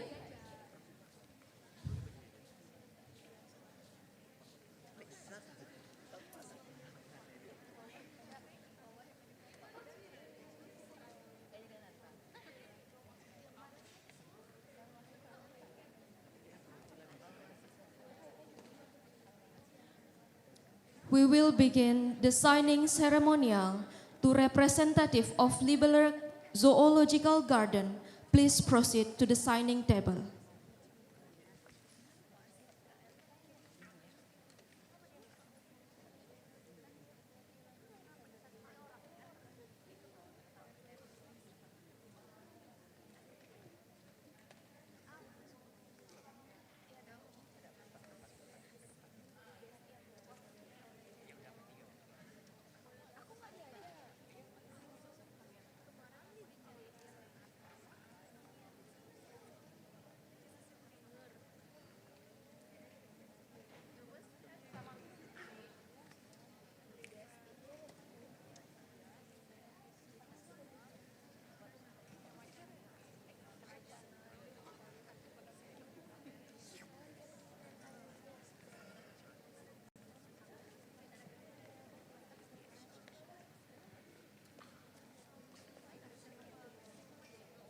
Thank you.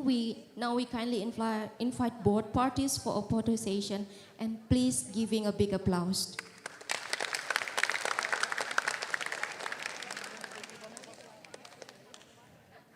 Next, we invite the representative from Korika, Indonesia. Now we invite the representative from Anugrah Satwa Animal Clinic to come forward for signing.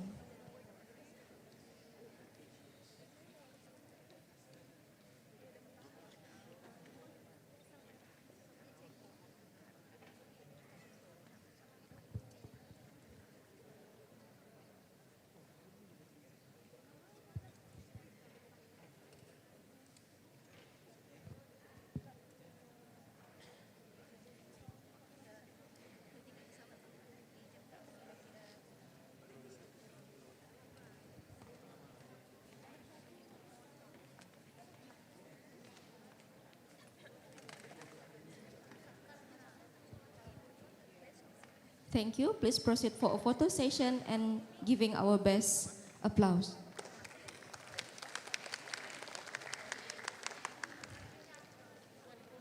Next, we invite the representative from Balai Laboratorium Kesehatan Masyarakat Banda Aceh to proceed for signing.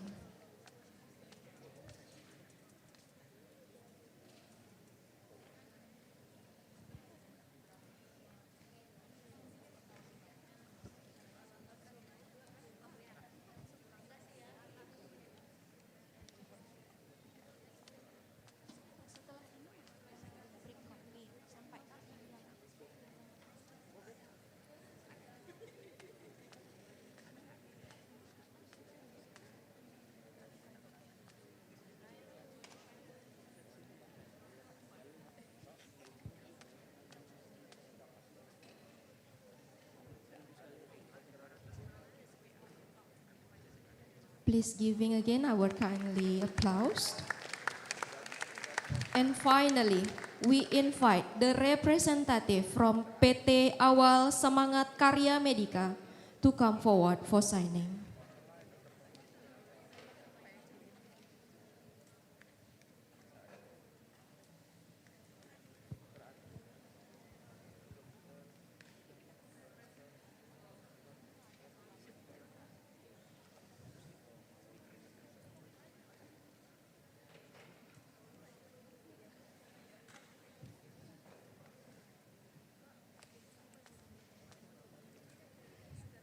While the photo session, please giving our best applause again.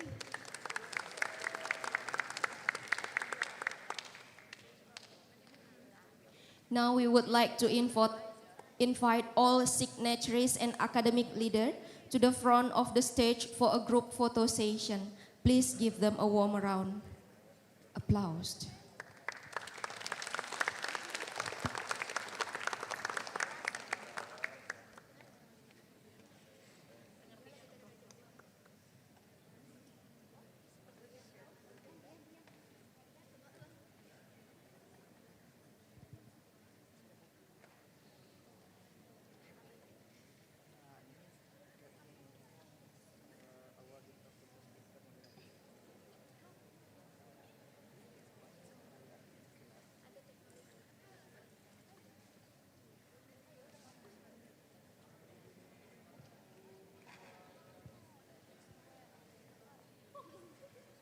Thank you for all of the participants. Congratulations to all parties to this meaningful partnership. May this collaboration bring great outcomes, innovation, and success for everyone involved.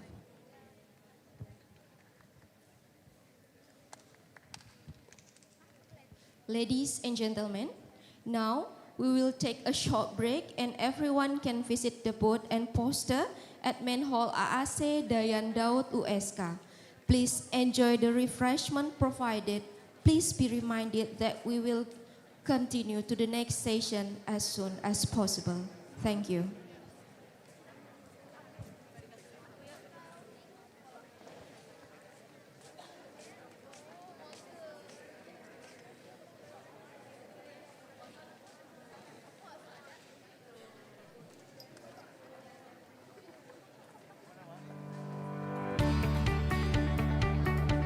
Welcome to the Faculty of Veterinary Medicine at the Universitas Syah Kuala, Banda Aceh, Indonesia.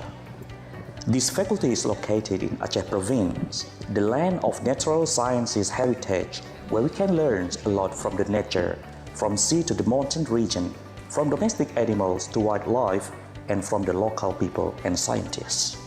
Welcome to Universitas Syah Kuala. It is an autonomous state university in Aceh Province, Indonesia, and recognized with excellent accreditation. USK is a well-known university nationally and globally, providing education and conducting research in the area of natural sciences, engineering, agriculture, social and economic sciences, and veterinary medicine. Our vision is become a social technopreneur university that is innovative, independent, and leading at global level. The Faculty of Veterinary Medicine, it is one of the oldest faculties within USK, has played important role together with other faculties for its contribution in the development and achievement of our university targets. It is the faculty with the vision. Ladies and to gentlemen, achieve while we're national having and a coffee global break, recognition we invite in the quality of representative from education Korika and Indonesia For more than to 60 proceed years, for signing of our MOU veterinary education with program Faculty of has been Veterinary successful Medicine, in Universitas providing Syah the best Kuala. hands-on experience to the students. The interactive teaching is delivered in representative facility.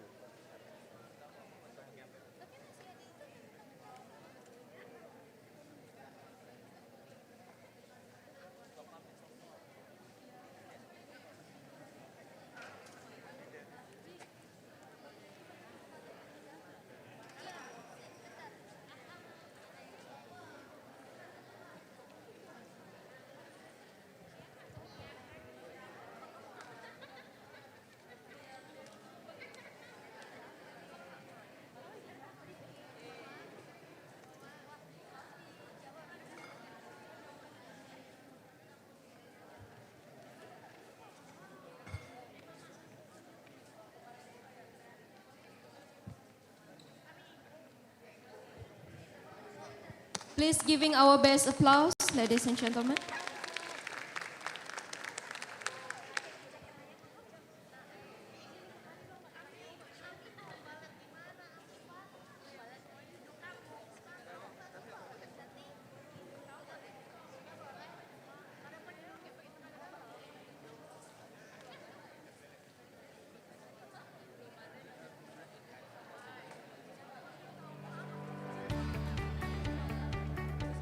Welcome to the Faculty of Veterinary Medicine at the Universitas Syah Kuala, Banda Aceh, Indonesia.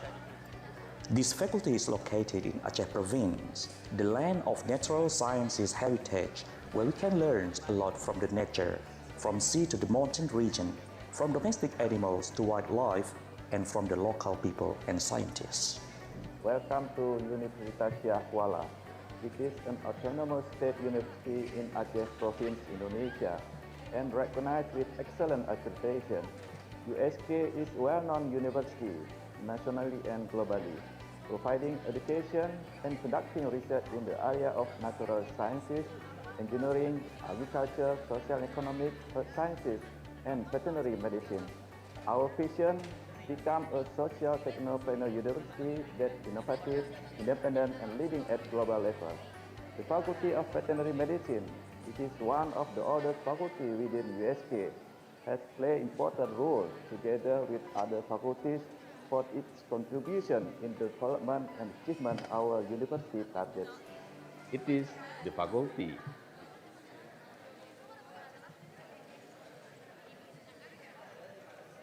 education and research.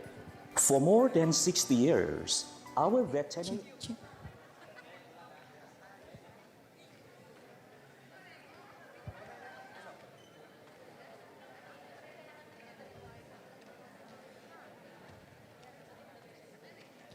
Ladies and gentlemen, welcome to the second keynote speaker session.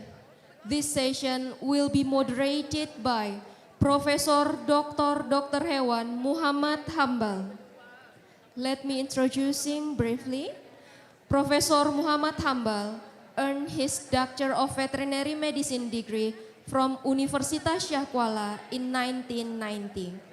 And then he continued doctorate in veterinary science in the Faculty of Veterinary Medicine, Freie Universität Berlin, Germany in 1998. He is a professor in the Laboratory of Parasitology at the Faculty of Veterinary Medicine, Universitas Syah Kuala. He previously served as the head of research laboratory from 2020 to 2021 and as the Dean of the Faculty of Veterinary Medicine from 2012 to 2020. To Professor Dr. Hewan Muhammad Hambal, the time is yours. Thank you very much, Rumi, for the very kind of introduction. Assalamualaikum warahmatullahi wabarakatuh. Yeah, good morning, everybody. Ladies and gentlemen, distinguished guests. Today, at 11 o'clock sharp, we have 4 more speakers. We have Dr. Dewi Anggraini, SPMK, Subspecialist Bacteriology.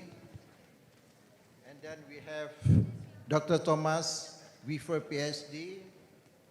After that, we have Professor Dr. Said Reza Daus Jalali and Professor Dr. Muslim Akmal.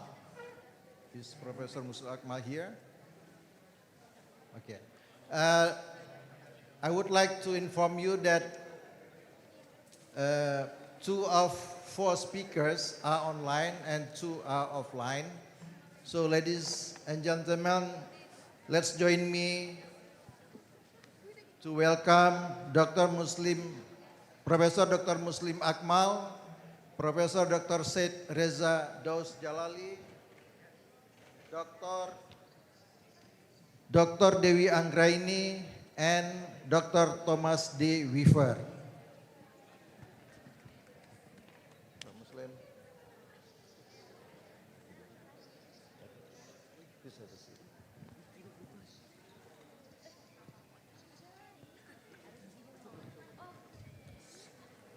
So, Dr. Dewi Anggraini, spesialis SPMK, is affiliated to Department of Microbiology, Faculty of Medicine, University of Riau, and he also She also affiliated in Arifin Ahmad General Hospital in Pekanbaru in Riau. Dr. Dewi Anggraini is graduated from Erlangga University, and her medical doctor is from Andalas University, and she has also attended in Clinical Microbiology Fellowship Erasmus Medical Center in Rotterdam, the Netherlands. He is the lecturer in Microbiology Department of Medical Faculty, and also has published more than 10 publications internationally. And today, Dr. Dewi will present us, Dr. Dewi will present us about the microbial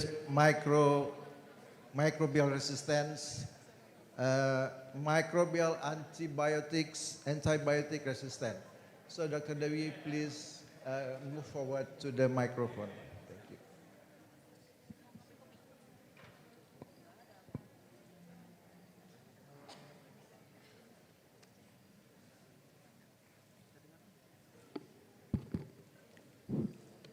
Assalamualaikum warahmatullahi wabarakatuh. Good morning, everyone. First, I would like to say thank you to the committee, the dean, to invite us as a speaker in this event. It's an honor to be here today to discuss about a critical global health threat, antimicrobial resistance. Slide. My presentation is titled Integrated Antimicrobial Resistance Surveillance in Indonesia, Strengthening Human, Animal, and Environmental Collaboration. My name is Dewi Anggraini from Faculty of Medicine, Universitas Riau. Let's start with the basic. Antimicrobial resistance is the condition where microbes like bacteria and fungi become mutated and be resistant to the drugs designed to kill them. This makes the common infections become difficult to treat, leading to more severe disease and higher mortality. So, how does make the antibiotic resistance happens? Actually, antimicrobial resistance is a natural survival mechanism of bacteria. So when we expose the bacteria with antimicrobial, either naturally present in the environment or we use in health or agriculture field, bacteria adapt to survive. This creates selective pressure, means that the antibiotic kills susceptible bacteria, but the resistant ones survive. And after that, the resistant bacteria multiply and even could transfer their resistant genes by transmission, transduction, and also conjugation across species in ecosystems. So increased consumption of antibiotics directly fuels this resistance crisis at every level, in individual dual level or in national level. So if every unnecessary antibiotic prescription, every misuse of antibiotic in agriculture bring us closer to post-antibiotic era. The quote says, the more we give antibiotic, the more we lose antibiotic of resistance. So what is driving the crisis? The antimicrobial resistance not caused by one factor, but actually interconnected of human, animal, and also environmental factor, such as the overuse and misuse of antibiotic in human and livestock, The use of antibiotic as growth promotes in farming, and the contamination of our environment through the agriculture runoff and wastewater discharge. Furthermore, global travel, food trade, and even climate change act promote spreading resistant pathogen across borders and ecosystem. This complexity is precisely why we need an integrated approach. This picture describes how antibiotic resistance spreads in human from hospital to community and connection between the animal, meat, and also agriculture. The scale of the antimicrobial resistance problem is very big. In 2021, bacterial resistance was associated with nearly 5 million deaths globally. And if we don't do nothing urgently, models project this number could rise to over 8 million in 2050. The economic consequences are equally alarming, with potential losses at 100 trillion of US dollar in global production. This is not just a health crisis, but it's also a profound threat to global economic stability and food security. Indonesia responded to the global calls in 2014. Indonesia has built a strong policy foundation by release the President Instruction or Impres number 4 at 2019 about concerning antimicrobial resistant control. And after that, Indonesia also released the National Action Plan for Antimicrobial Resistant Control from 2020 until 2024. This support by other crucial regulations, such as the prohibition of antibiotic feed additive in agriculture. The National Action Plan of Indonesia, guiding by One Health approach. One Health is a collaborative, multi-sectoral methodology that recognizes the inextricable links between the health of people, animal, and environment. The benefits are clear. It leads to more efficient and effective response, allow for shared data resource, and ensure that policies are realistic and implementable by all sectors. In Indonesia, this involves key ministries working in a harmony.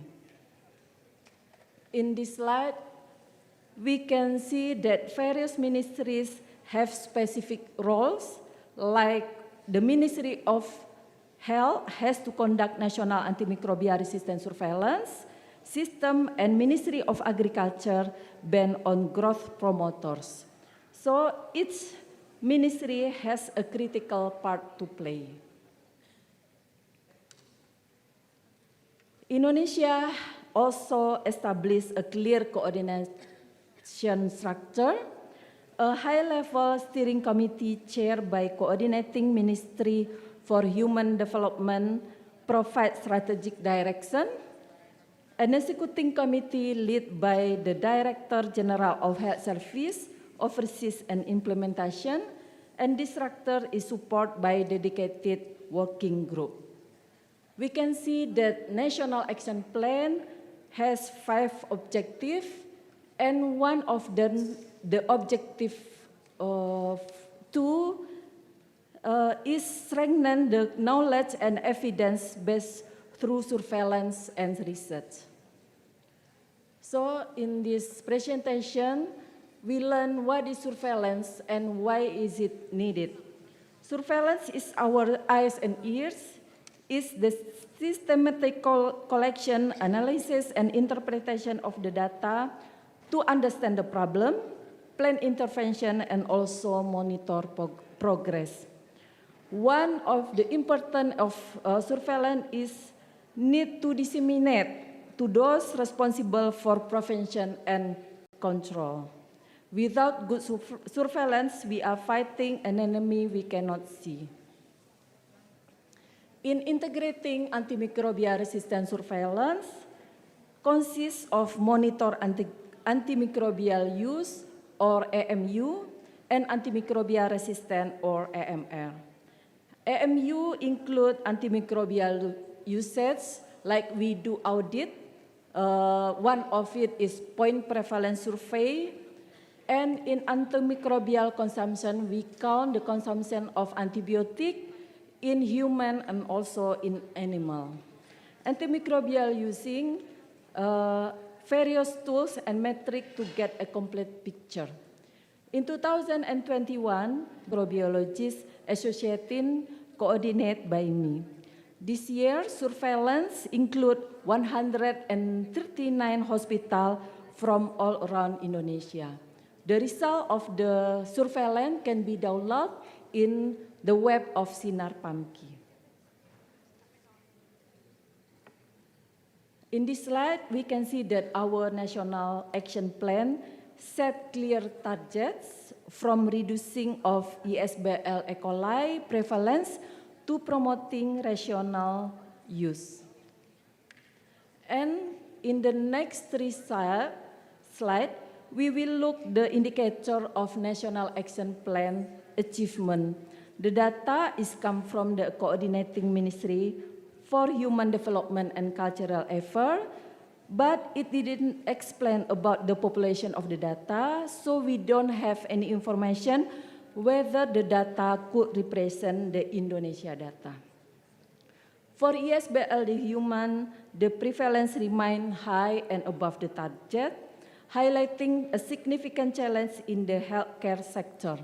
In contrast, in the animal and in environmental sector have exceeded their reduction target, and this is a commendable achievement. In this slide, we can see the achievement of the quality of antibiotic, the percentage of antibiotic in human and animal meeting quality standard. And finally, for rational use of antibiotic, the achievement is mixed. In human health, the use of antibiotic for condition non-pneumonia respiratory infection and also diarrhea is still not at a target level, indicating the misuse and overuse of antibiotic in human sector. The use of antimicrobial for prophylaxis in broiler chicken farm has exceeded its reduction target, showing successful intervention in the animal sectors.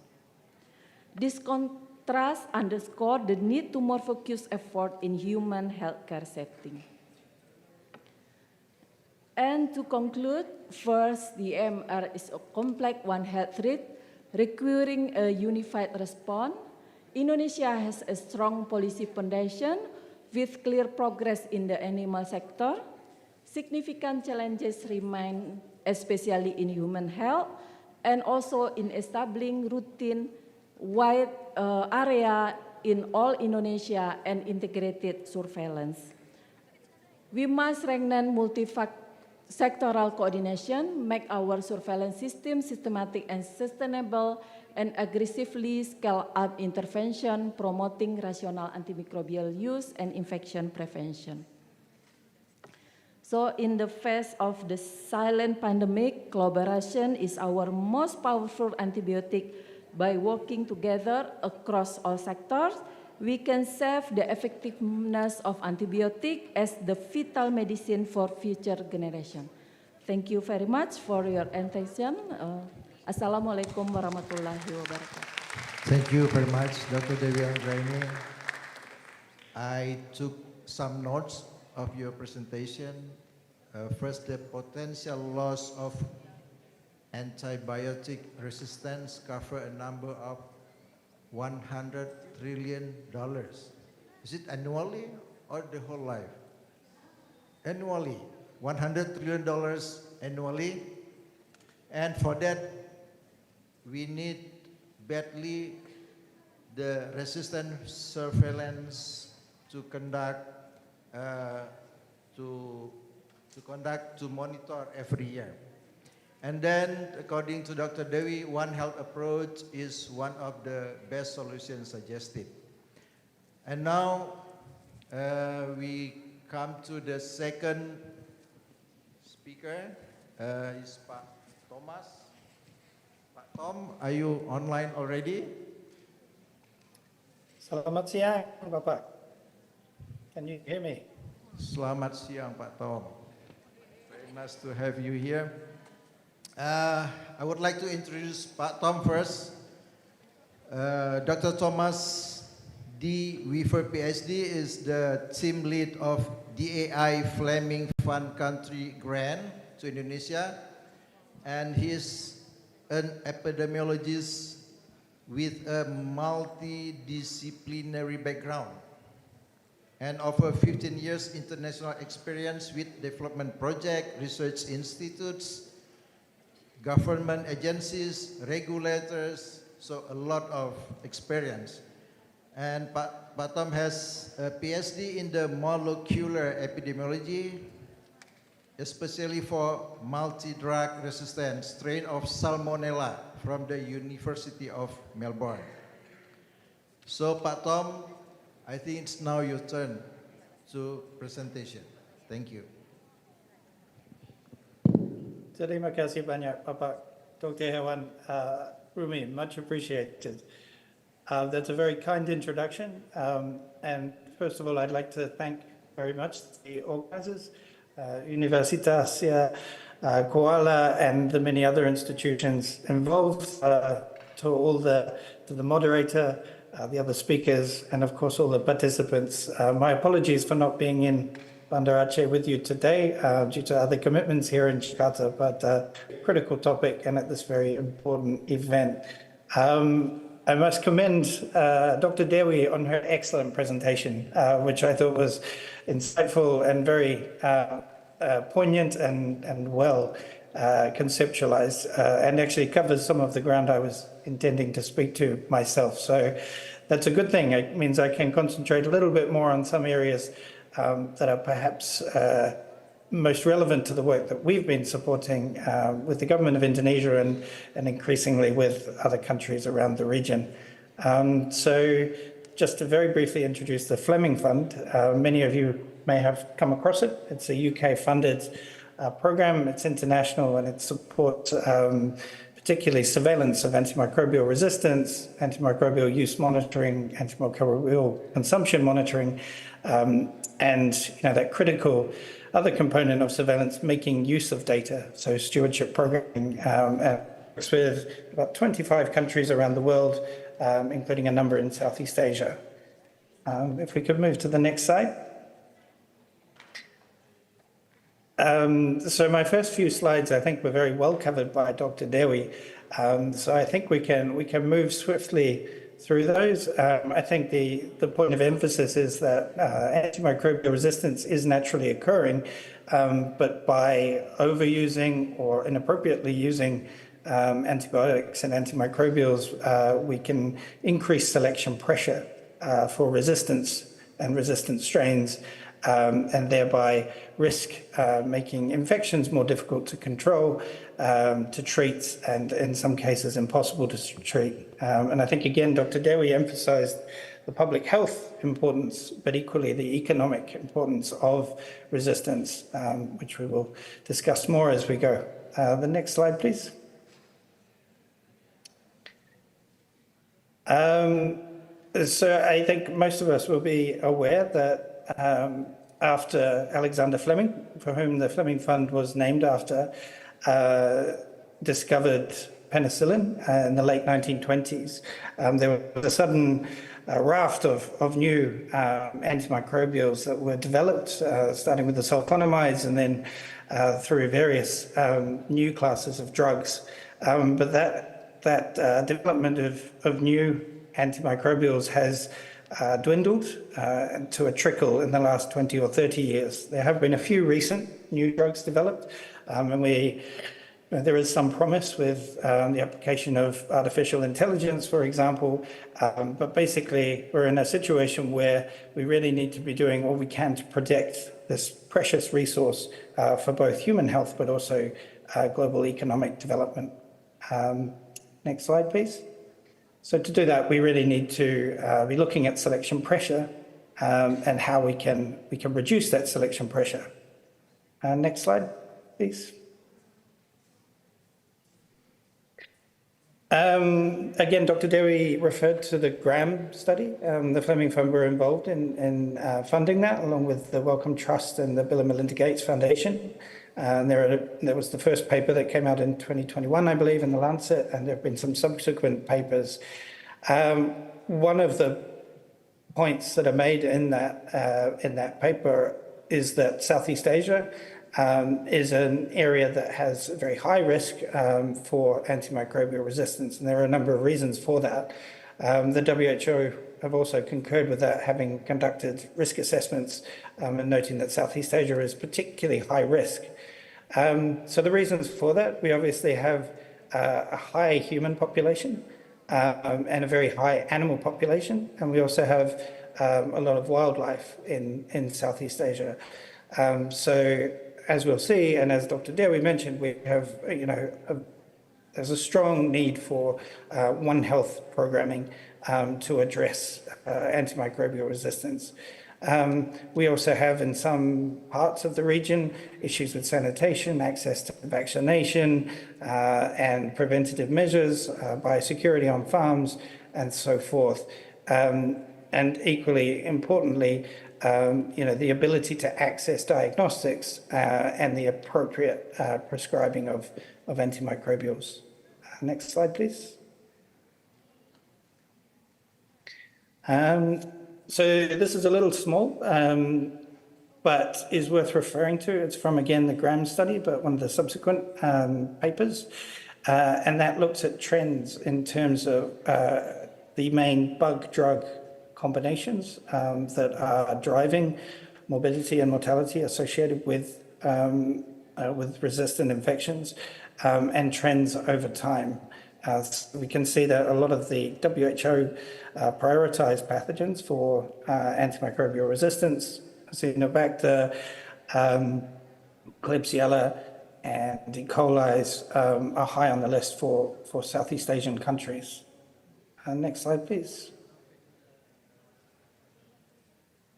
And getting into the different sectors. So, we have a number of veterinarians and animal health interests here in this conference today, and I think we all recognize how critical antibiotics have been for the development of animal industries globally, but how we really need to change the way that we're using antimicrobials to protect them both from an animal production point of view, but equally importantly to ensure that the food that's produced from animals remains safe and that we are protecting public health and thereby protecting the industries. So the issues associated with resistant infections in animals include increased morbidity and mortality, of course, and impacting the performance, feed conversion ratios and the productivity of animals. So as we know, industries are increasingly under pressure to remain competitive in a globalizing market. To do that, we must find better ways of ensuring that we maintain animal performance and produce safe and marketable products, both for domestic markets, but equally in future for export markets. Yes, and highlighting that link through the food chain from animal production to the human population.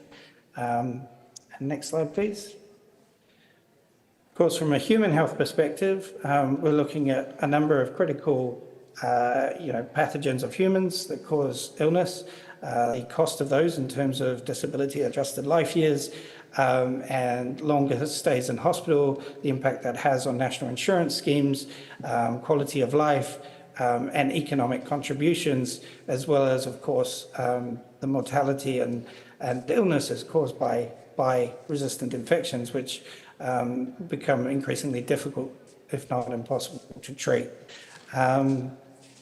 And of course, there are some differences between different populations and the risks that they are threatened with, depending on location, demographics, gender, equity, many considerations. So we need to understand within our surveillance system different populations that are looking at and how to target interventions to manage those risks and mitigate them where possible. And next slide, please. And the third main sector, which sometimes gets neglected, is the environment.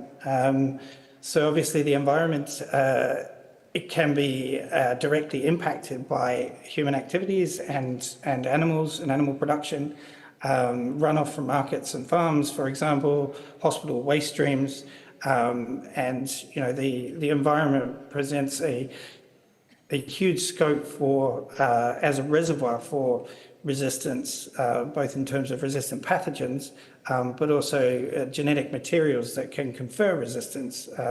So plasmids, for example, mobile genetic elements that can carry resistance traits between different populations.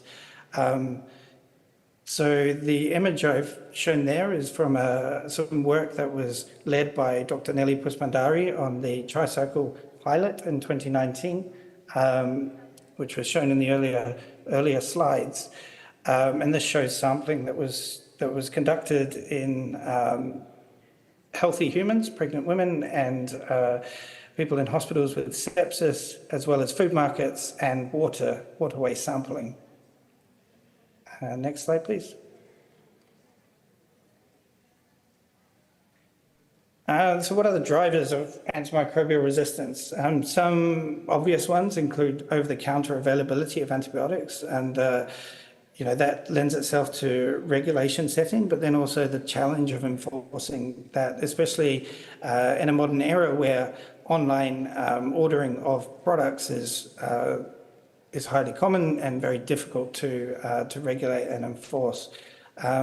Looking at sanitation, so infection prevention and control, both within healthcare settings, within hospitals and other healthcare facilities, but also with the environment, waterways, waste streams, and farms, animal production, how we can better look after the hygiene of these properties and minimize the risk of transmission between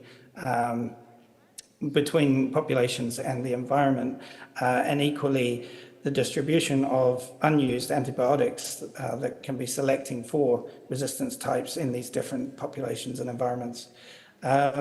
Limitations in terms of diagnostics, and of course awareness among the public and healthcare professionals themselves. And I think that's where the universities have such a critical role to play in training and developing the next kind of cohort of healthcare leaders and professionals, both in the animal and human health sides. Next slide, please.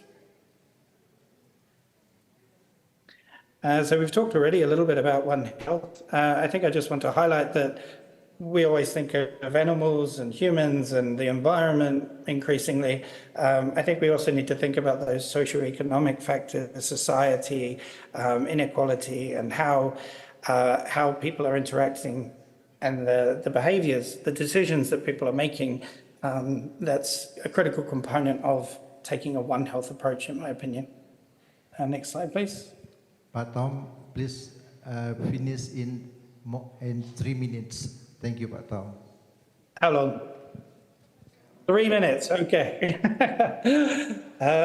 So I hope I can share a publication in the near future. This is from the tricycle work that Dr. Nelly and colleagues led. And this shows very clearly that we have clones of E. coli, ESBL producing E. coli that are being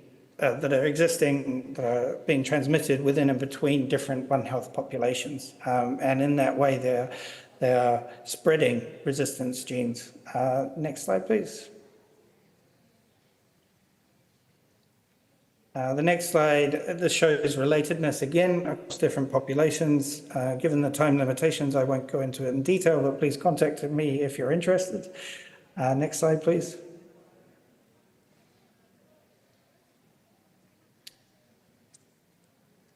So I think, with my remaining few minutes, I'd like to really emphasize, as the earlier speaker, the critical importance of having those eyes and ears, having a surveillance system that is representative and robust, and giving us early warnings about resistant pathogens that are emerging, different resistance types that are emerging, so that we can best direct the way antimicrobials are being prescribed and used. We can set regulations more effectively, institutions can make the right decisions, and the way that we develop formularies and prescribe antibiotics, whether that's on farms or in healthcare settings, is optimized. Next slide, please. So I emphasize the definition of surveillance includes for action, not just developing data, but turning that into efforts to change behavior, whether that's healthcare providers, animal health providers, service providers, producers, or the population at large. Next slide, please. I think we can probably skip ahead to the second to last slide.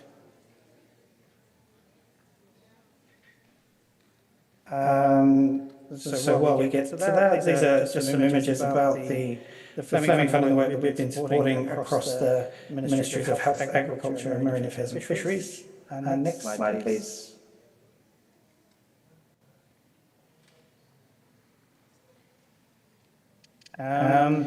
Here are some areas, and I do want to highlight this as this has been run by a fantastic university and research institution. I think there's a world of research and innovation that is needed, and we have many new areas that we can delve into to come up with new ways of containing and controlling diseases that rely less heavily on antibiotics. But also new ways of coming up with optimal treatment solutions, optimal feeding approaches for animal production, so that we can both support strong industries, but also manage public health. And as we're all aware with the MPT program at the moment, food safety has become increasingly important and recognised as such. And that's, of course, a very important conduit for resistant microbes into the human population. And I think my last slide, very quickly, thank you for your patience, moderator.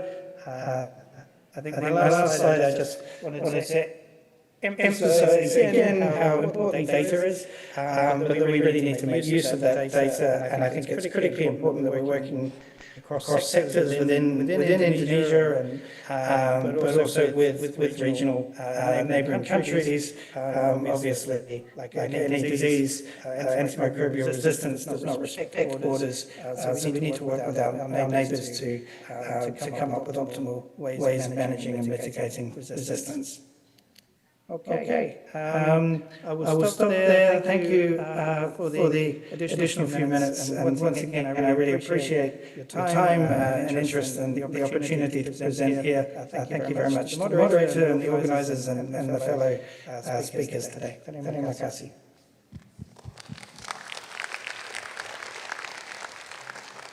Thank you very much, Pak Tom. I took some notes of your very interesting presentation.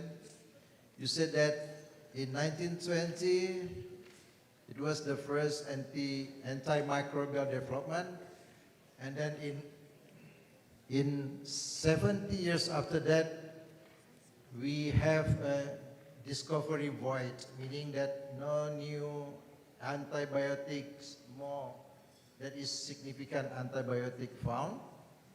And then Southeast Asia is the most at-risk part of the world regarding antibiotic resistance. And for that, you suggest that strengthening surveillance for monitoring of the resistance, and you strengthening also that surveillance is not for surveillance itself, but it helps to take action. So please wait until we have some question and answer. Thank you very much. And now we have the third speaker, and also online, from Professor Dr. Said Reza Daus Jalali. Prof. Said, are you already there? Okay. Yeah, thank you. Yeah. Yeah, Prof. Said, we are happy to have you here already. And I would like to introduce Prof. Said Reza first.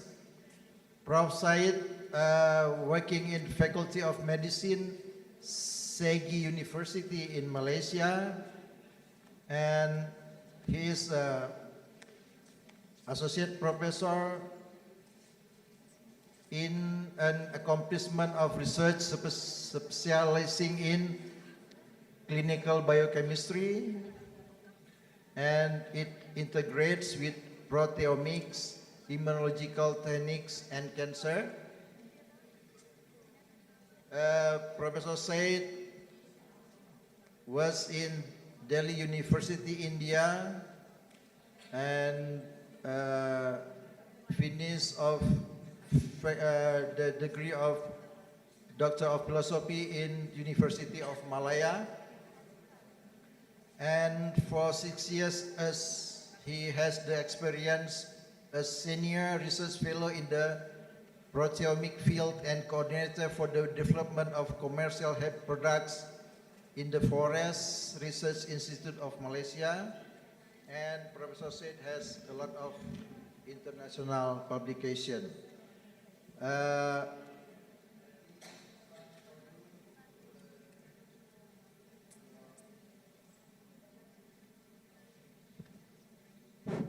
I think it's time for you to give your presentation. Thank you. Thank you very much for inviting me for presenting this proteomic topic. Should I share the slide, or it is a slide, or it will be, should I share it?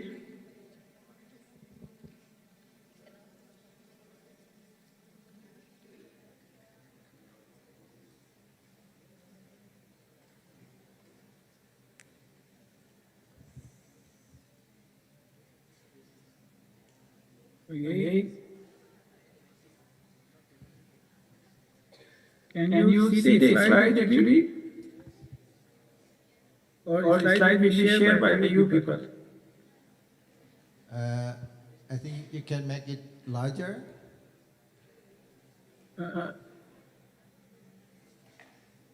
Is it? Slide? Yeah, we have already seen it. it. Yeah, we have already seen it. Thank you. Okay. It is shared by me, or it will be shown by you people, the slide actually? Directly from you, please. Okay.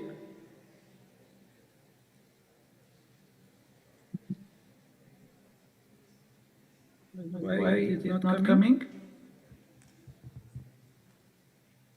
Share the screen already. Bisa dibantu sebentar? Okay. Okay. It's already seen. Okay. But why my screen cannot come actually?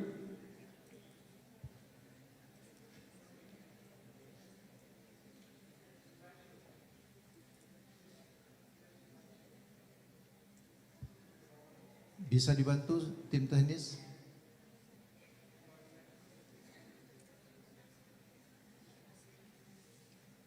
Can I stop sharing from here? You show the slide only, I will explain. It seems that it's not coming from my side, because I have sent already the slide to you people.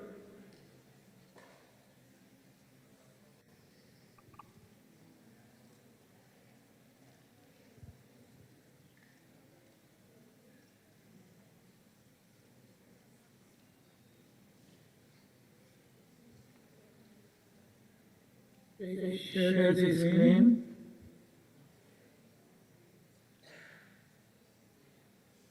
Bisa Document screen. Okay, share. Okay. Okay. Is it clear now? Yes, we see it clear. Okay. Okay, thank you very much for inviting me for presenting the role of proteomics in healthcare and life science researchers actually. Thank you for this opportunity. Actually, proteomics is a time-consuming research actually. That's why you need a good protocol actually to overcome the proteomic research actually. But it has a lot of application in different fields actually. Because it can be approached through urine, it can be approached through blood, through saliva or any body fluid, and also it can be approached through bacterial cell, fungus cell. That's why there is a lot of application approached through proteomics actually. For that, during this 15-20 years which I'm in this field, we have developed several good protocols which can be used for any diseases if want to be targeted within 3 years. They can detect the abnormal protein, and after that they can convert to diagnostic kit. Could you please Yes, make please. the presentation mode? We cannot read here very clearly because it is so small. It's not in presentation mode? Yeah. You should press the...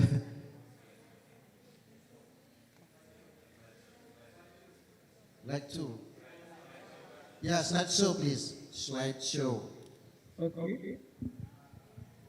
Yeah, okay. Is it clear? Yeah, it's okay now. Is it okay now? Yes, please. Okay. Please go on. Yeah, thank you very much. Okay. That's why the proteomic approach has a lot of variety in different diseases can be targeted either through urine or blood or saliva or any body fluid, whether in animal or whether it is in the human body actually. And then when they detect the abnormal protein, then they can design it, the diagnostic kit by any immunological method actually. And also for the existing vaccine, if sometimes any country, if it is facing the challenge of the cost for importing the vaccine, existing vaccine, if it is protein in nature, again through proteomics, the vaccine can be opened and then by reverse engineering, it can be again designed for the producing vaccine by cheaper price actually. That's why this today presentation is mostly the application part I'm trying to share with you people actually. And this is the central dogma of molecular genetics, which most of people are aware, which has replication, transcription, and translation, which in case of proteomics, we are always dealing with the end product actually, at the finished part of the material actually. That's why if you compare proteomics with genomics, I can say always genomics is consistent, but proteomics it is very variable because after protein also produced, in case of genomics either gene is present or not present or will be switch on or switch off actually. But in case of proteomics, when the end product also will be produced, sometimes they go under post-translational modification. A lot of sugar can be added, lipids can be added to it, or phosphate can be added, metal group can be added. That's why a lot of changes can take place in proteomics. And whatever you see in the proteomic study, it is the end product which you are dealing with it actually. And then some of the techniques which is currently available in the market, it is gel-based, which is we call it 2D MS gel-based, and LC-MS, which is this is liquid-based, and the another one is CELD-MS, which is again liquid-based actually.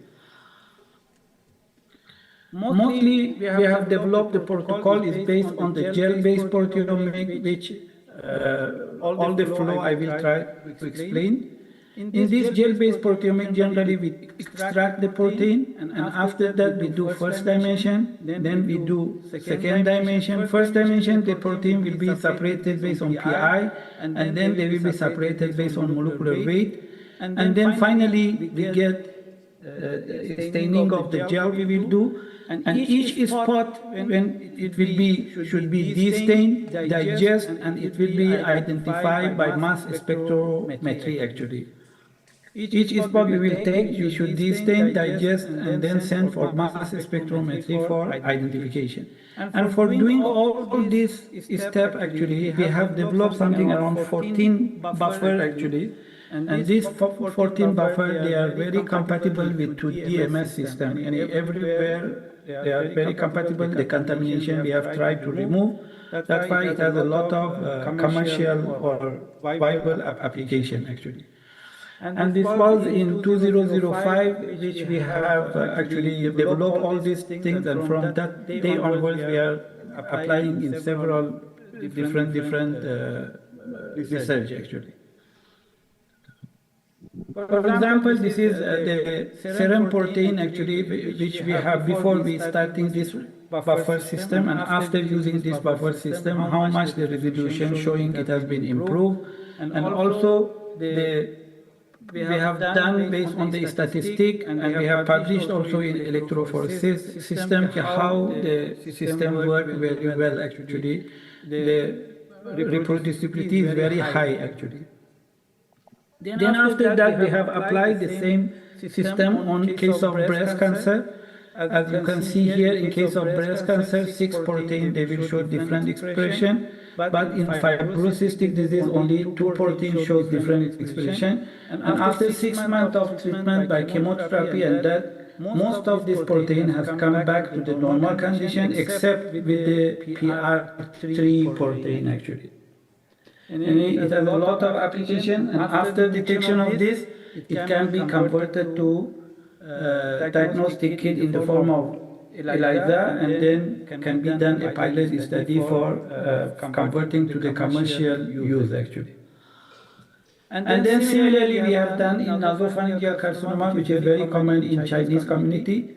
As you can see, in the case of NPC, there is one protein which is ceruloplasmin. The expression is high, and after 6 months treatment, again expression comes down. Again, this can be converted to diagnostic kit in the form of ELISA after proteomic detection actually. And then similarly we have done in the bone marrow, because a lot of researchers are interested to study on the bone marrow expression, whether they can use it the protocol. And also we have done separation of protein in white blood cell. If any research is related to that, can be again studied the protein expression. And then protein map of seed embryo also we have done. This is for plant-based material. And also separation of protein from plant material also, if sometimes they want to see the quality of protein, whether which type of protein exists, or when they do extraction, especially water-soluble extract, they want to see whether there is any protein exists inside, and what are they also can be used for commercial purpose, for quality of the extract to be checked also. And this is a normal urine, which protein map of the normal urine. And this is protein map from bacterial cell. If anybody interested to do research on bacterial cell protein expression, they can use this protocol. And then this is protein map of fungal cell. This is protein map of the mice brain. If anybody doing any study on the mice, they want to see what is the protein expression on the any neurological disorder they are studying, or any drug they want to see the effect on the mice brain, they can use this protocol and see the effect on the protein expression. And protein map of the human saliva, this one also again normal, but any disease condition they can see the pattern and find the abnormal protein. And also for glycosylation protein, any protein which has been glycosylated, we have developed a protocol, a patent which can detect all the glycated protein also.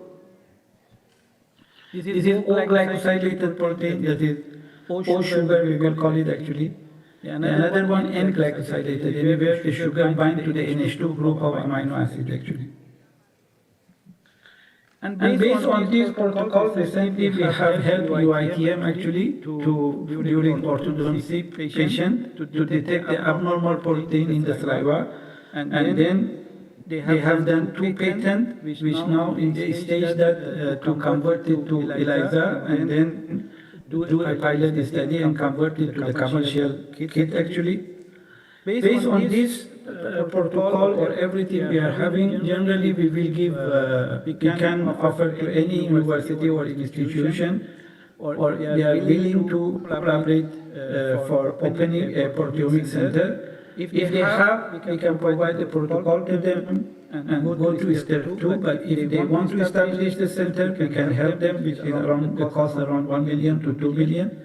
And then if they need consultancy and for any disease, if they want to target, again, the cost of each disease to target and within 3 years to be completed, it is around 1.5 million to 1.8 million plus 30% patent royalty. And then for each center, generally they need 2 diploma holder and technology provider. We will be there, all the protocol and technology we can provide to the center actually. One of the things in this sense is good. There is a high impact research to publish. Master or PhD student can be graduated from this collaboration. Any differentially expressed disease from any types of tropical disease, breast cancer, any types of disease, oral disease, or either any animal disease, if detected within 3 years, either to blood, urine, saliva, we can detect abnormal protein. And then this differentially abnormal protein, it can be converted to ELISA form, which we have collaborated either in India, we have in China, we have in Germany. Then they can do pilot study. If it is good, then they will convert it to diagnostic kit. And as I mentioned, if there is any existing vaccine, which is the price is very high, if it is protein-based nature, we can help the institution or we can help the center to open that vaccine with the use of all these protocols which we provide them. Then we will help them also. After opening, then they can do by reverse engineering, we can help them to produce actually either in India again, either in China or in the Germany actually. And this is the publication which we have to support all these things actually. All this protocol has been in some extent published also. And thank you for your giving time actually to me for presenting this. We are willing to collaborate to any university or institution who is willing to collaborate with us for helping them. We are almost helping UITM, some of the university we are helping, other university also we are willing to help actually. Thank you very much, Prof. Said. Thank you very much. Yeah, we have listened to Professor Said about proteomic, large-scale study of protein expressed by organisms, and one note I can take is that the benefit of develop the proteomic laboratory is it can develop expressed protein for diagnostic purposes, for example, for nasopharyngeal carcinoma. So I think it's really interesting. And now, last but not the least, we will have the presentation of Professor Muslim Akmal.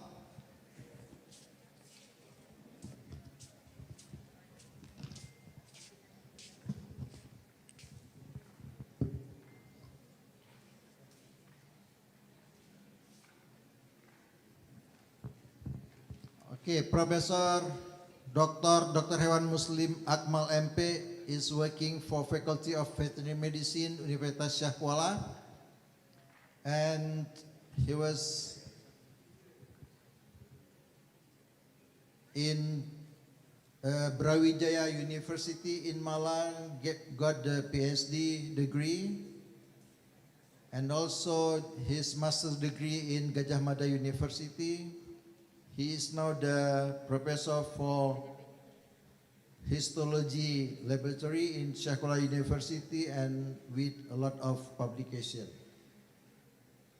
I think we will welcome Professor Muslim to give his presentation.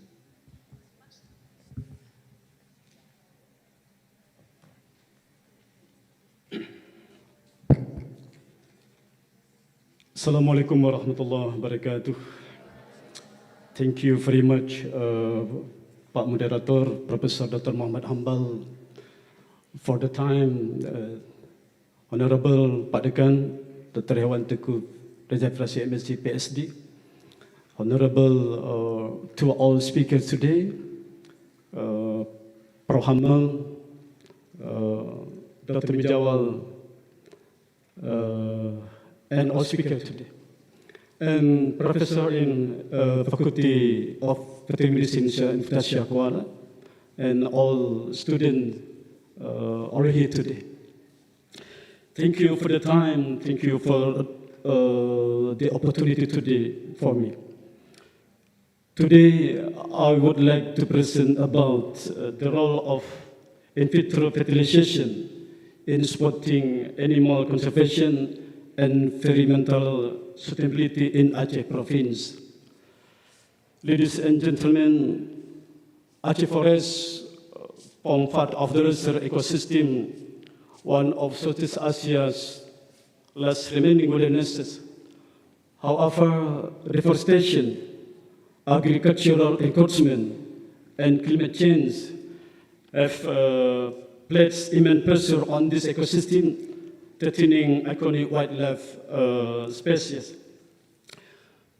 Aceh province is home to a rich diversity of wildlife, including critically endangered species such as Sumatran elephant, Sumatran tiger, Sumatran rhinoceros, and orangutan, dugong, tantong, and also turtle.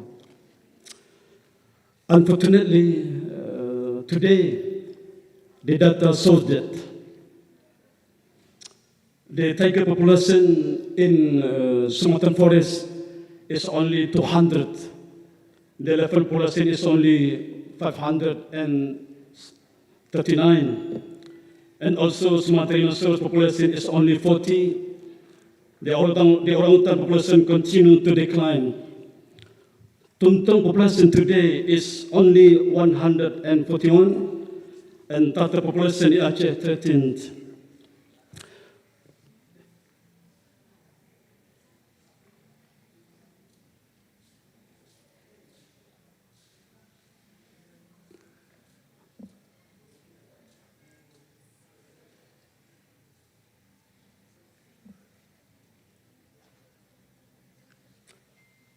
At the moment, conservation efforts have evolved to include advanced reproductive technologies like in vitro fertilization or IVF, which can help address declining population and safeguard genetic diversity. Ladies and gentlemen, maybe we have a question. What is in vitro fertilization or IVF?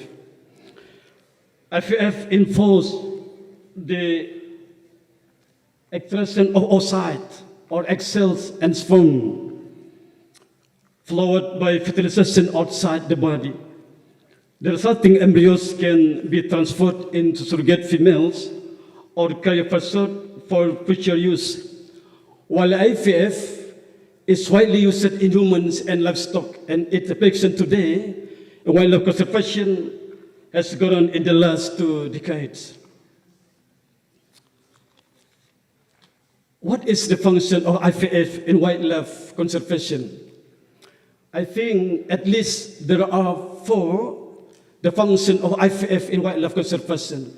1, enhance genetic diversity by allowing genetic exchange between isolated populations, overcome reproductive barriers in aging or isolated animals, support captive breeding programs, and reduce the need for removing animals from the wild for breeding. What is application of IVF in Aceh's wildlife conservation? In Sumatran rhinoceros or the Serinus sumatrensis, today fewer than 80 remain in fragmented population. I think in this condition, IVF can assist with genetic rescue and increase calf production. And Sumatran elephant or elephant Maximus sumatranus, IVF can help manage fragmented herds and sustain captive population. And Sumatran tiger, Panthera tigris sumatrae, I think IVF offers a means to overcome meeting difficulties in captivity. And finally, in Sunda pangolin, Manis javanica, IVF could support breeding and rescue centers.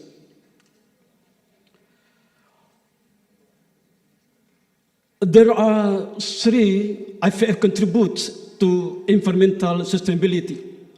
One, supporting ecosystem balance through species preservation, reducing wild capture for breeding, minimizing human-wildlife conflict, enhancing habitat restoration by supporting reintroduction programs. Unfortunately, there are challenges in implementing IVF for Aceh wildlife. I think at least 4 the challenges in implementing IVF for Aceh wildlife. One, technical limitation.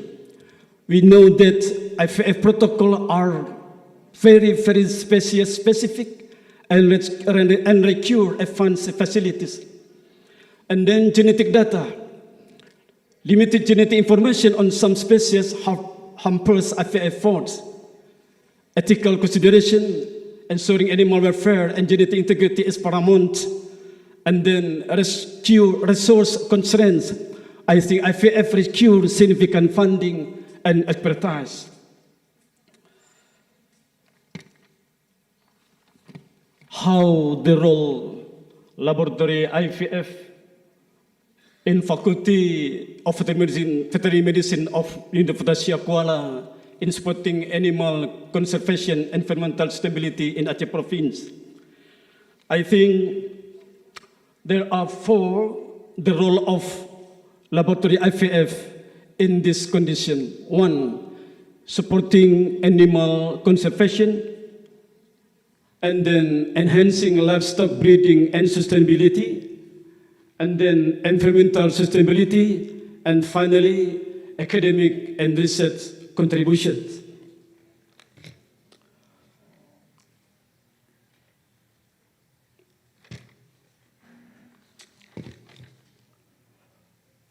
Okay, in this seminar today, I have 5 future direction and recommendation.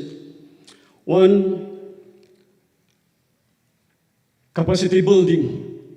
We have developed local expertise in reproductive biology and IVF techniques. Research collaboration foster partnership between Aceh universities, wildlife agencies, and international research centers. Cryopreservation, establish gene banks to store gametes and embryos. Public awareness, engage communities to build support for conservation technology. And finally, policy supports, develop regulatory frameworks that facilitate ethical IVF use in conservation. Finally, we go to conclusion. I have 2 conclusions for seminars today. 1, IVF represents a promising tool in Aceh's conservation strategy, offering hope for the survival of iconic species and contributing to broader environmental sustainability goals. And 2, collaborative research, ethical consideration, and community support will be crucial to harness its full potential. I think enough my presentation. Thank you very much. Assalamualaikum warahmatullahi wabarakatuh. Waalaikumsalam warahmatullahi wabarakatuh. Thank you very much from Muslim Akmal.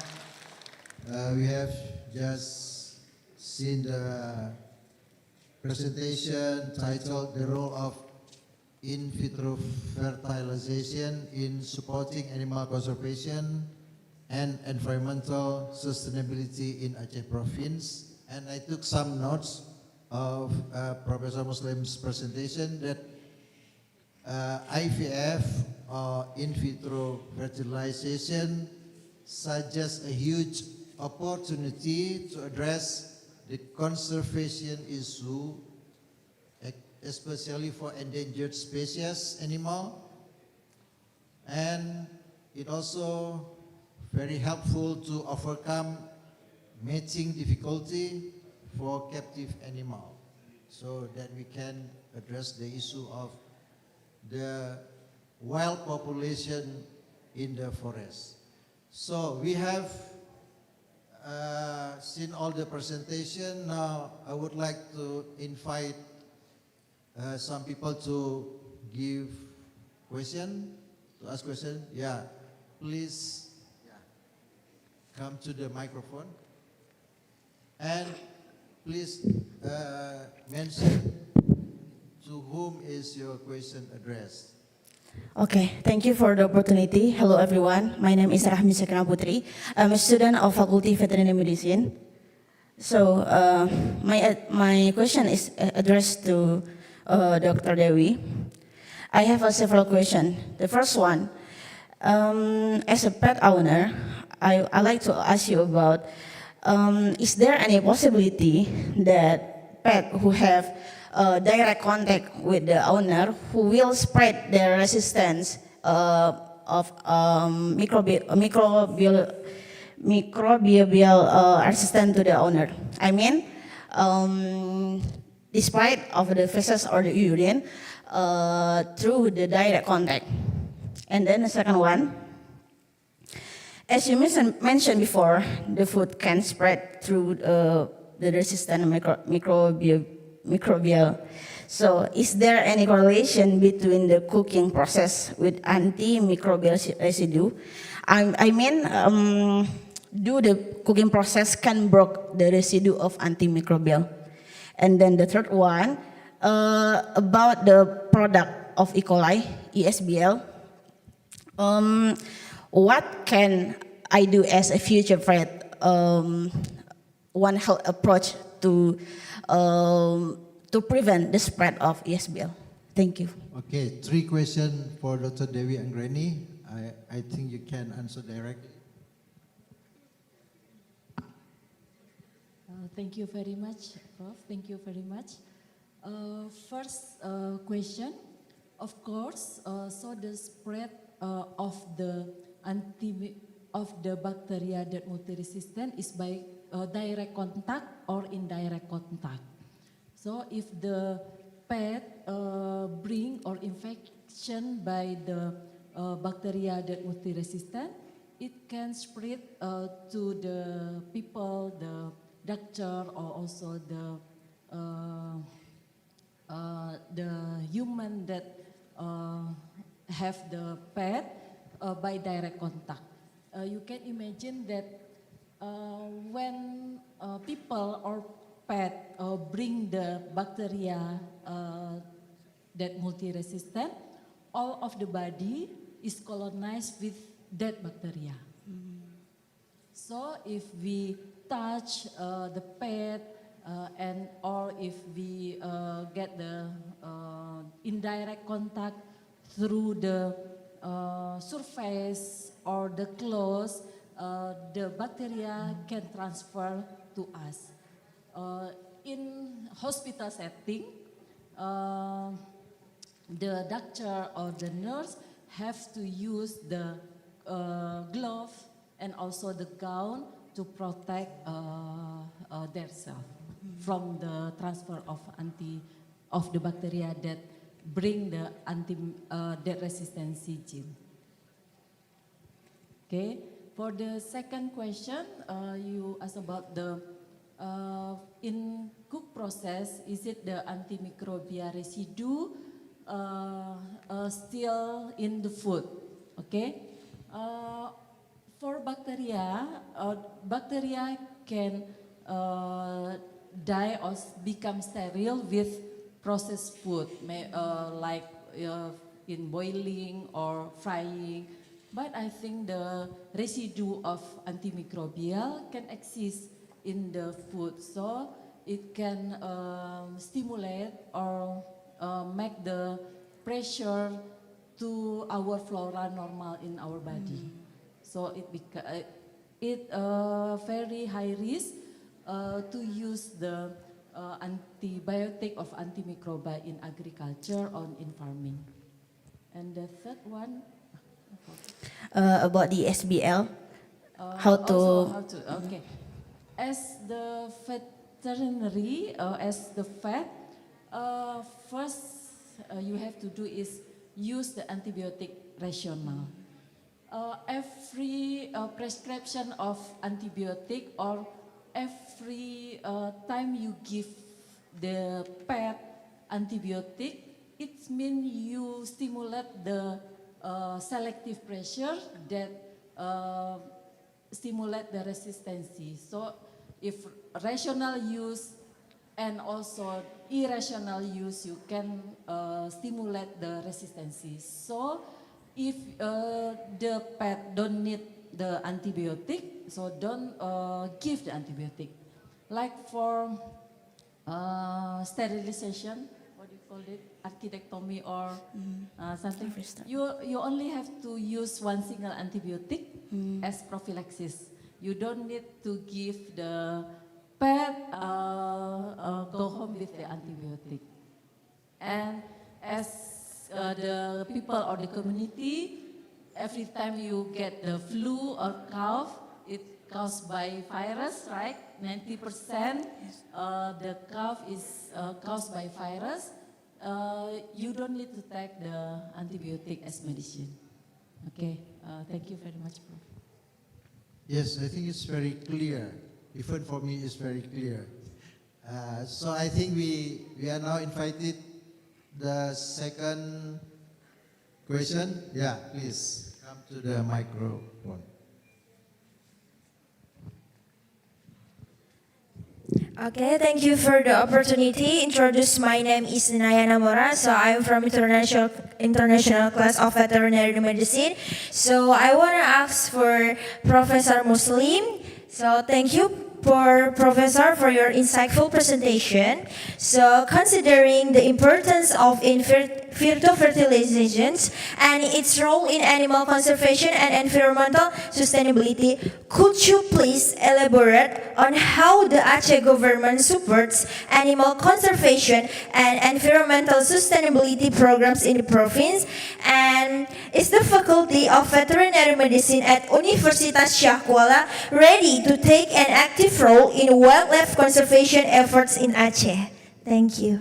Yeah, if I can summarize the question is how the government of Aceh support the conservation of the wildlife, and the second question was? The second question is the Faculty of Veterinary Medicine at Universitas Syah Kuala ready to take an active role in wildlife conservation efforts in Aceh? Very interesting question. Okay, Pak. Thank you, Prof. Hambal. Thank you, my student. I think the question is very, very hard for me. But I will try to answer your question. What is the role of Aceh government in supporting animal conservation and environmental stability in Aceh province? I think the government of Aceh plays a crucial role in promoting animal conservation and ensuring environmental stability across the province. As a region rich in biodiversity, home to rare and endangered species such as Sumatran elephant, Sumatran tiger, Sumatran rhinoceros, and also orangutan, I think Aceh natural riches requires strong protection and wise management. To address this challenge, I think the government has established several policies and programs focusing on wildlife protection, forest conservation, and sustainable land use through collaboration with national authorities, non-governmental organizations, and local communities. Aceh's government actively implement conservation strategies with in protected areas such as lesser ecosystem. I think this region are not only not fatal habitat for wildlife, but also serve as essential ecological buffer that regulate climate, water resource, and soil fertility. And this question number 2, I think the Faculty of Veterinary Medicine,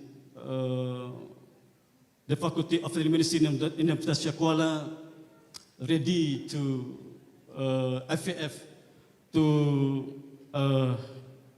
to be involved in wildlife conservation in Aceh. Our faculty, you know that, is well prepared to play an active and significant role in wildlife conservation across Aceh province. With its strong academic foundation, experienced researcher, and advanced laboratory facilities, today we have laboratory of IVF in our faculty.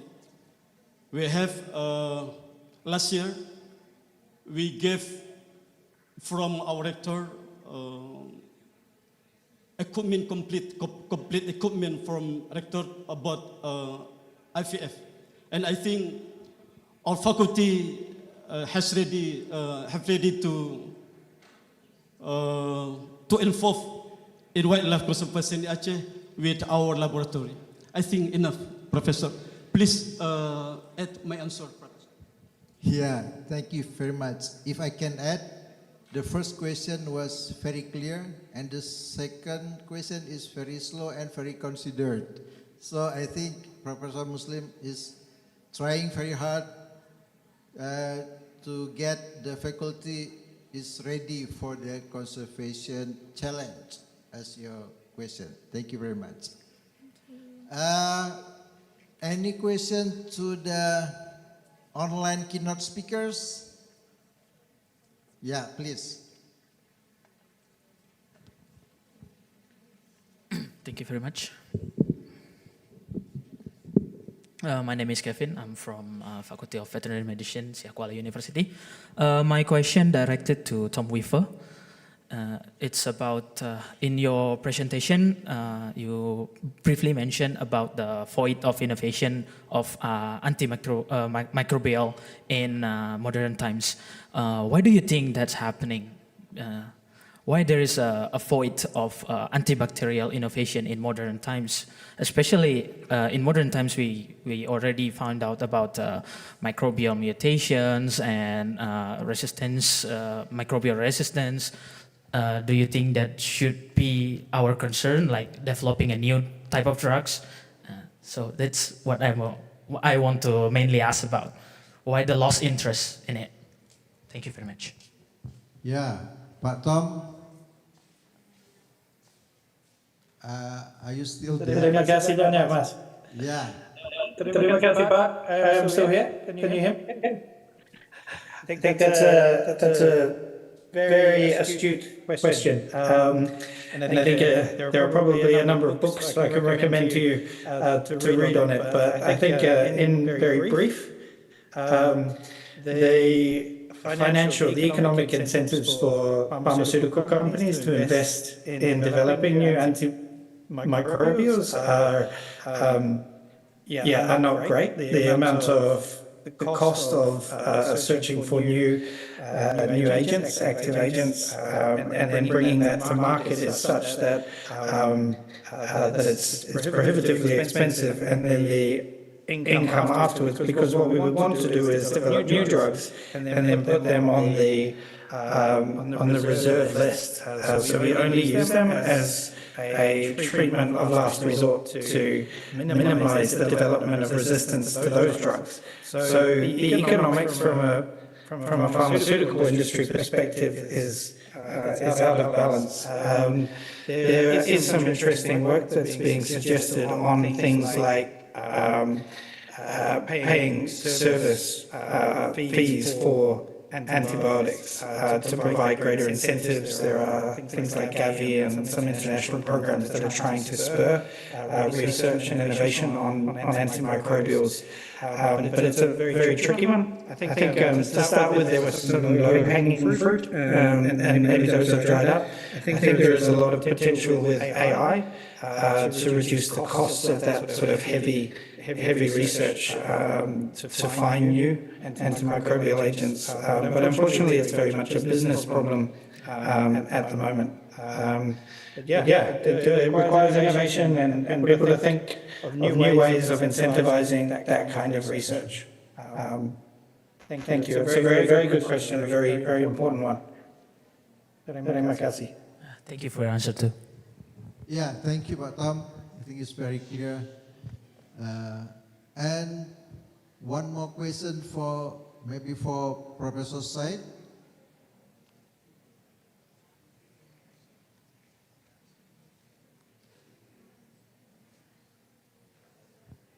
Any more questions for whoever?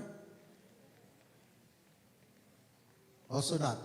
Okay, I think after having the 3 questions to the keynote speakers, I think it's time for us to give a big applause for all the speakers. Yeah, it is not speaker. I think it is for this session. We finished for this session and it's time for lunch. Thank you very much for all the speakers and also all the audiences who are very patient and careful and very fruitful discussion. Now I will give to Ibu Rumi.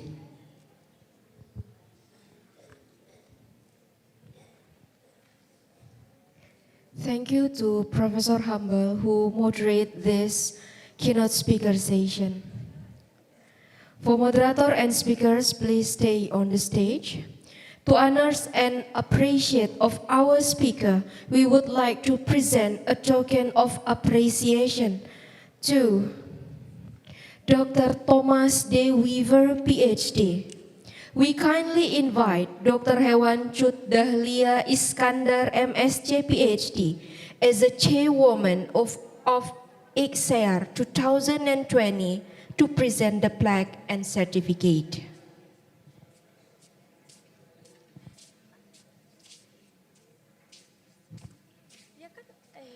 Terima kasih banyak. Thank you very much, Bu Rumi, colleagues.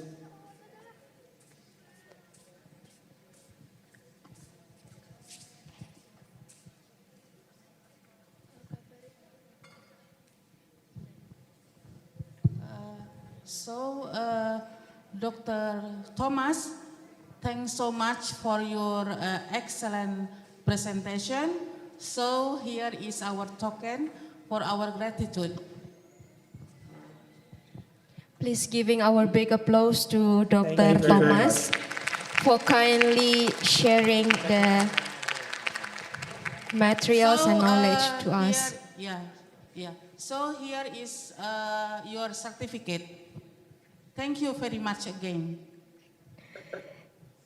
The second. Terima kasih banyak. It looks a lovely certificate. I'm very honored. Thank you. Thank you. Next, we would like to present of appreciation to Associate Professor Dr. Said Reza Dos Jalali, and please to Dr. Chut.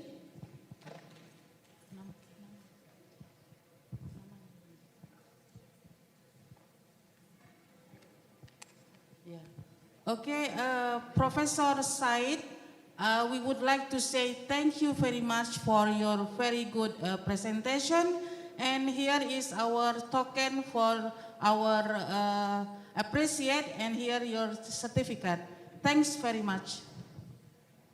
Please giving your best applause for Professor Said. Thank you for joining our conference, Professor.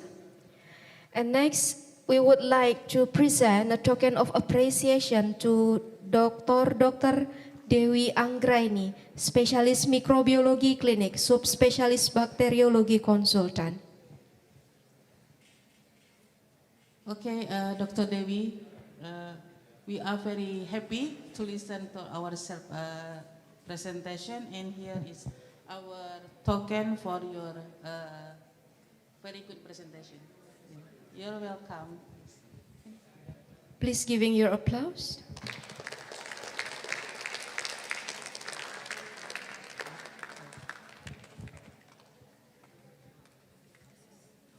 And also, Prof.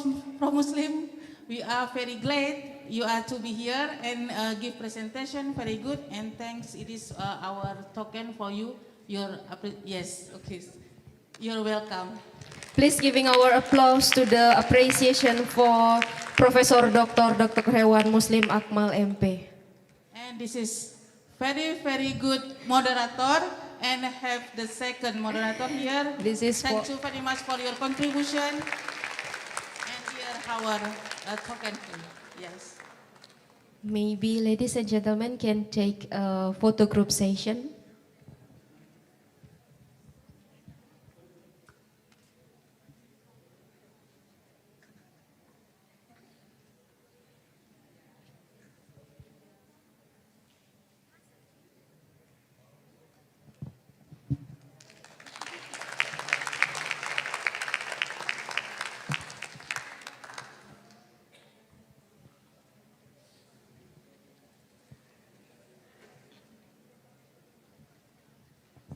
Thank you, and please, you all may now be seated.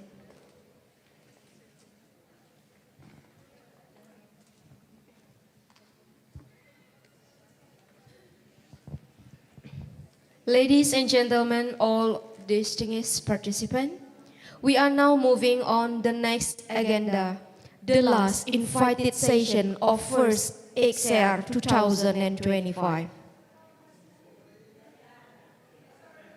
In this session, we will listen to presentation from our last invited speaker who will share their research, experience, and insight. For this invited session, will moderated by the lecturer of Faculty Veterinary Medicine, Universitas Syah Kuala, Dr. Hewan Rosalia M.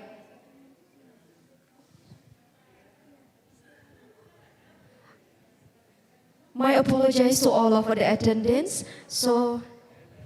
Because the time is shown in 12:31, we would like to break in to having a lunch time. So we would start our last invited speaker session after the break of lunchtime. Thank you. Sorry for the wrong session, and see you in the next keynote speaker session. Don't forget to come on time, okay? Assalamualaikum warahmatullahi wabarakatuh. Thank you.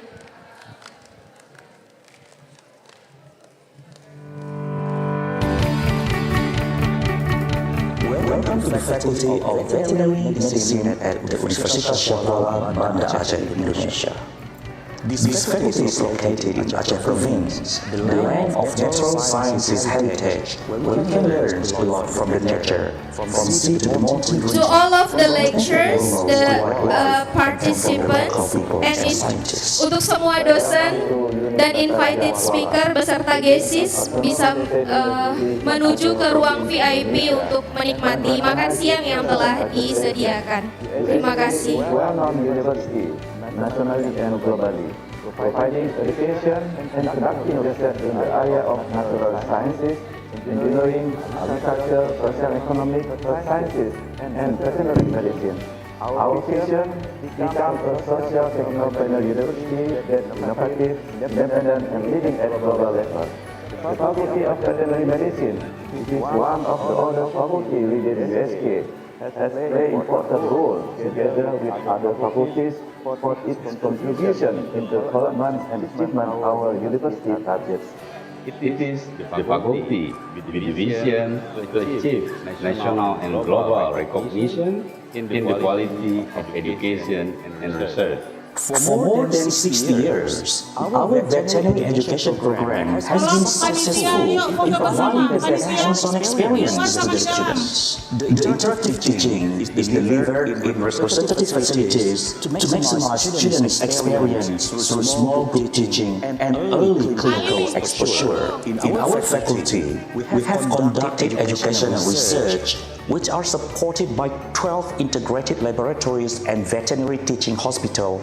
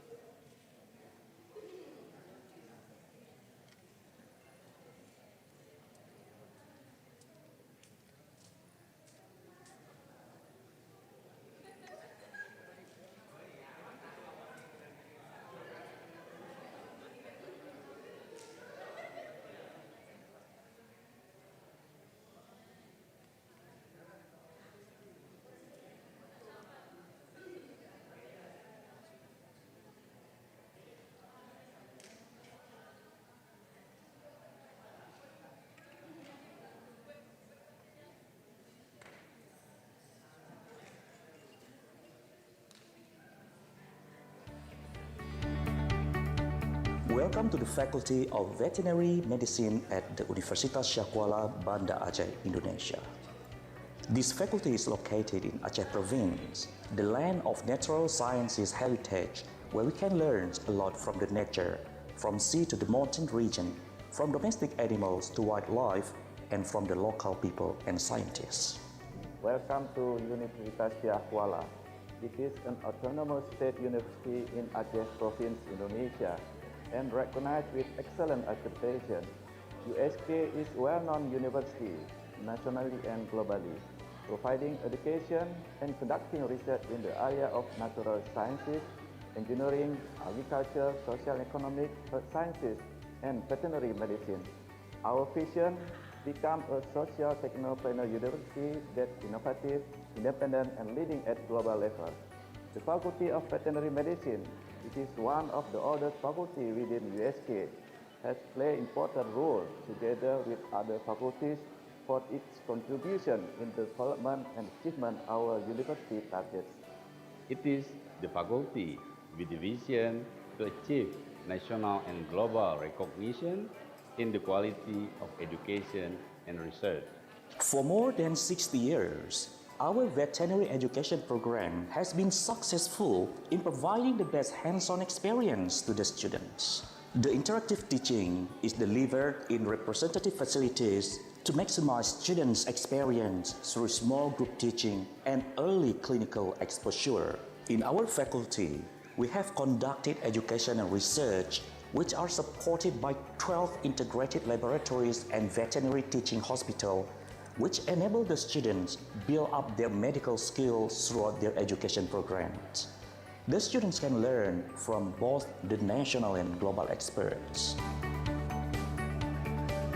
As a student, joining the international class of Bachelor in Veterinary Medicine, I am very happy to be part of this faculty because the academic staffs are very supportive and they always encourage us to be more independent and become more creative. And the environment also is very diverse and inclusive since I met my peers from different cultures and backgrounds. I have been very happy and excited as one of the fast-track students in this faculty. I'm doing my clinical residence and at the same time taking my master degree.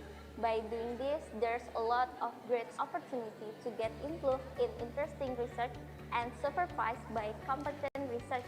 In Aceh, we have found several of medicinal plants for both human and pet or even farm and animals.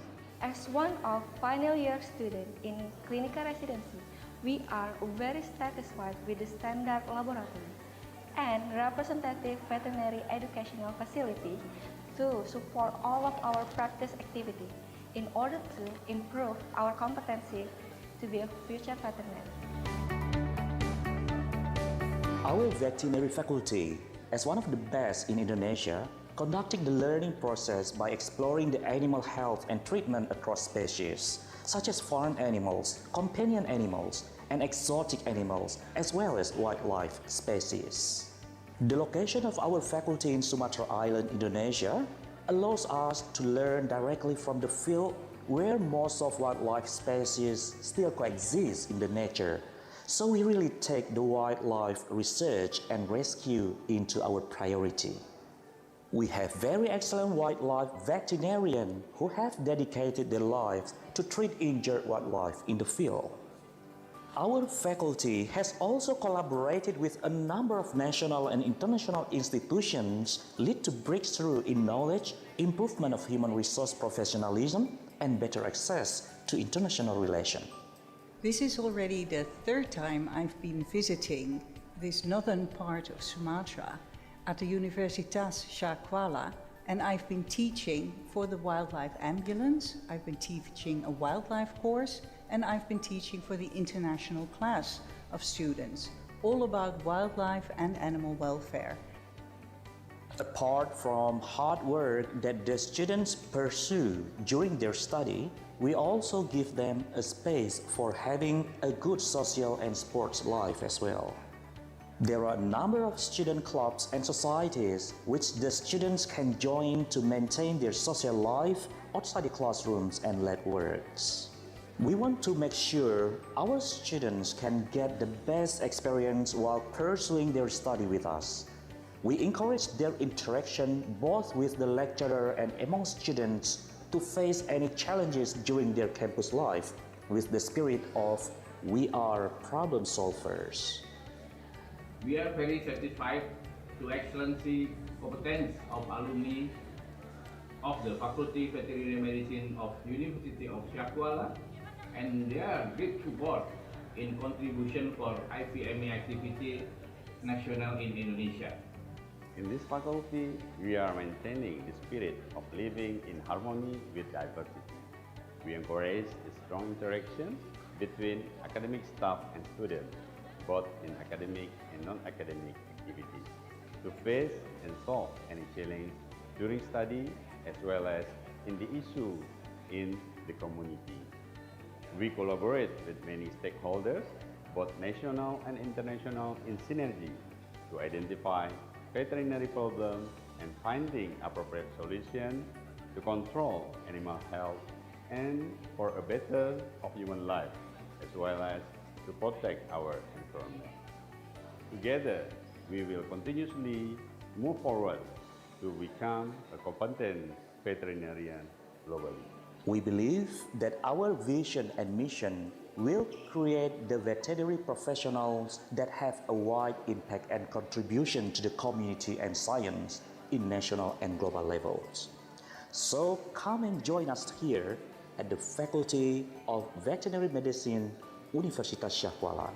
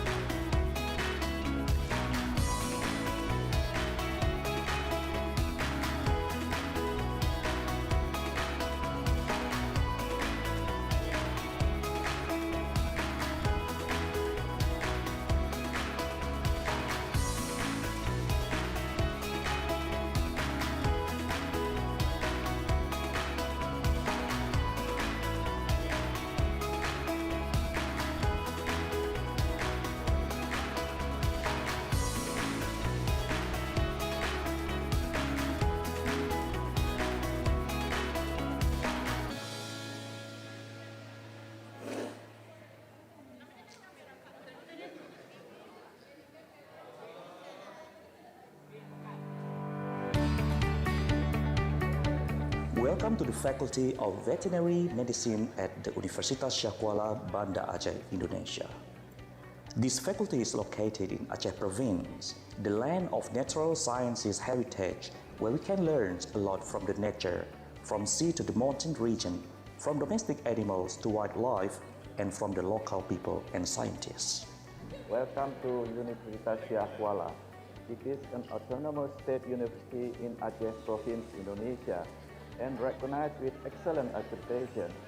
USK is a well-known university nationally and globally, providing education and conducting research in the area of natural sciences, engineering, agriculture, social and economic, health sciences, and veterinary medicine. Our vision: become a social technopreneur university that's innovative, independent, and leading at global level.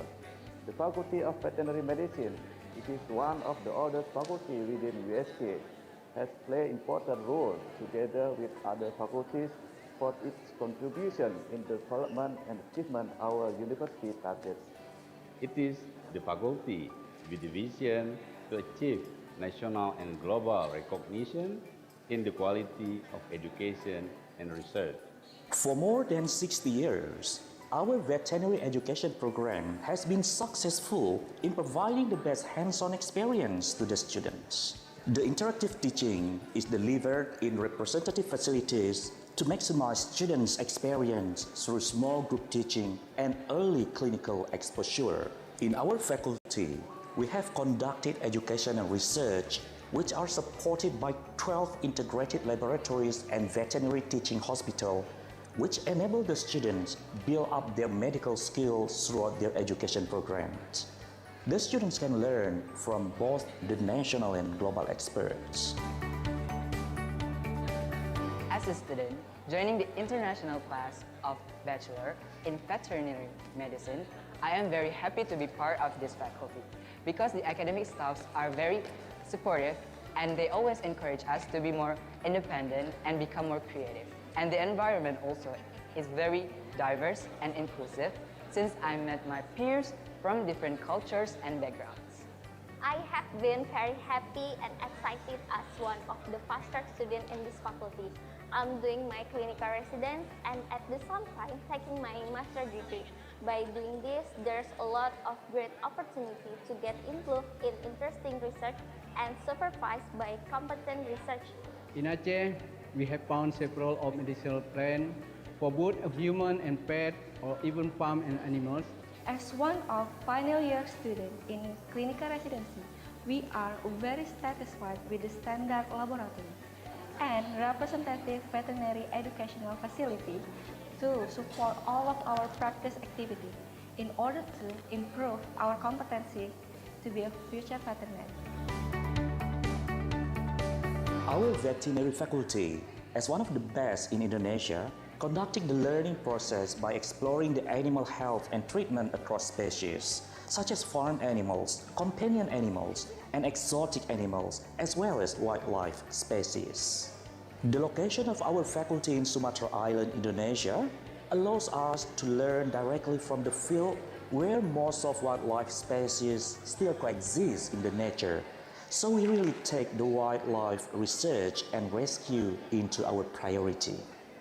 We have very excellent wildlife veterinarians who have dedicated their lives to treat injured wildlife in the field. Our faculty has also collaborated with a number of national and international institutions lead to breakthrough in knowledge, improvement of human resource professionalism, and better access to international relations. This is already the third time I've been visiting this northern part of Sumatra at the Universitas Syakuala, and I've been teaching for the wildlife ambulance, I've been teaching a wildlife course, and I've been teaching for the international class of students, all about wildlife and animal welfare. Apart from hard work that the students pursue during their study, we also give them a space for having a good social and sports life as well. There are a number of student clubs and societies which the students can join to maintain their social life outside the classrooms and lab works. We want to make sure our students can get the best experience while pursuing their study with us. We encourage their interaction both with the lecturer and among students to face any challenges during their campus life with the spirit of we are problem solvers. We are very satisfied to excellency competence of alumni of the Faculty Veterinary Medicine of University of Syakuala and their great support in contribution for IVME activity national in Indonesia. In this faculty, we are maintaining the spirit of living in harmony with diversity. We encourage a strong interaction between academic staff and students, both in academic and non-academic activities, to face and solve.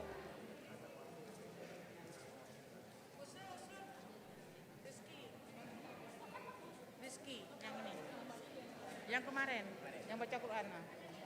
Ada, tuh udah Bu Ina telepon. Oke.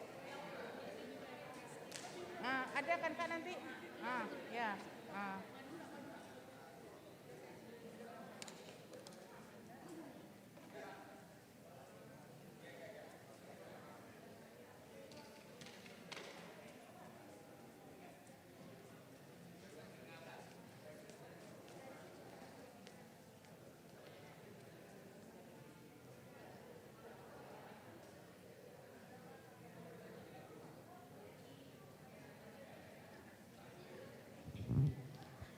All of the participants who stay outside of the auditorium, please come inside to the room because the keynote speaker session will be begin as soon as possible.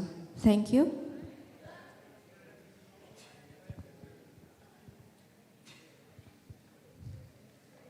All of the attendants and participants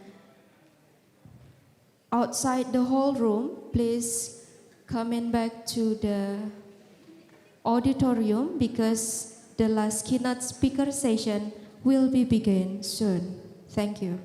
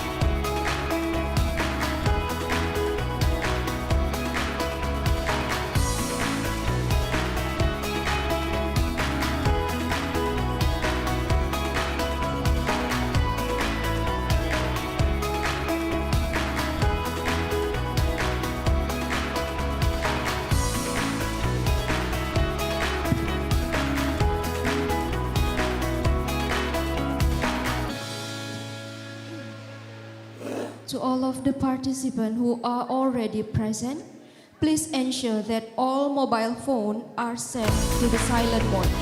Thank you.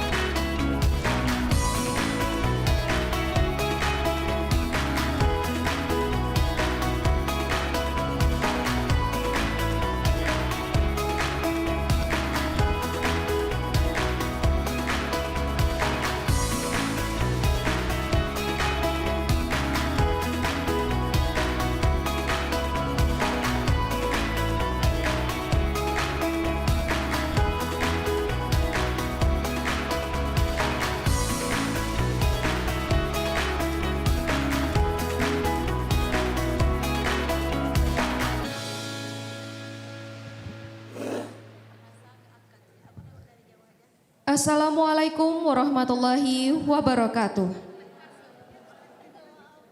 Good afternoon, everyone.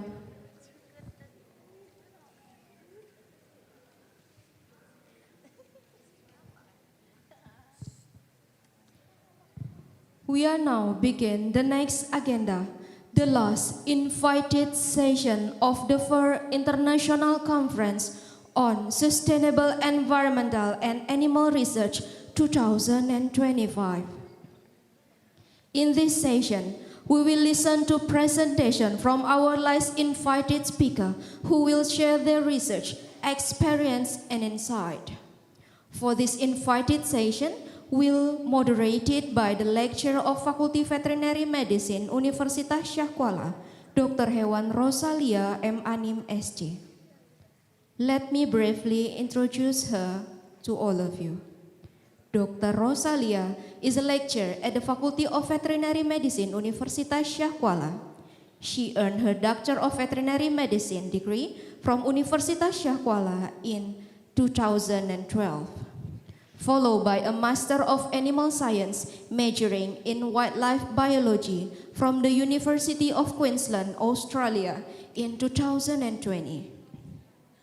In 2025, she participated in ASEAN Australia One Health Fellowship Program at Murdoch University, Australia. Since 2020, she has been serving as a small animal practitioner at Koala Pet Care, Banda Aceh. And in addition, she has been a staff member at the Center for Tropical Veterinary Studies, One Health Collaboration Center, Centrovet OHCC USK, since 2022. Her academic and professional interests focus on wildlife health, One Health collaboration, and small animal medicine.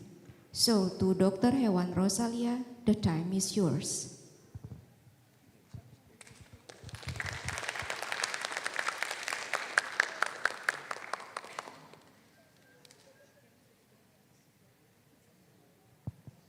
Bismillahirrahmanirrahim. Assalamualaikum warahmatullahi wabarakatuh. Good afternoon, ladies and gentlemen, dear guests and participants of Icsear Conference in 2025. Thank you very much for still staying with us until the very end of the session of invited speaker throughout the all agendas of Icsear. Without further ado, I would like to invite our wonderful speakers to the stage. They are a very well-known small animal practitioners in Indonesia. The first speaker is Dr. Hewan Afif Yuda Kesuma. Please come to the stage, Doctor.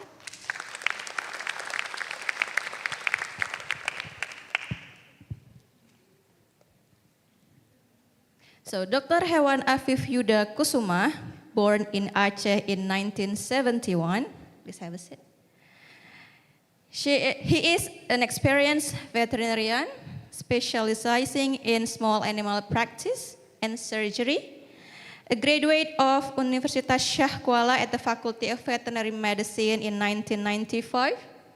He has been the CEO and practitioner at Klinik Hewan Anugrah Satwa BSD and Cat Care Center since 1999, with previous roles in veterinary technical services and as a marketing executive.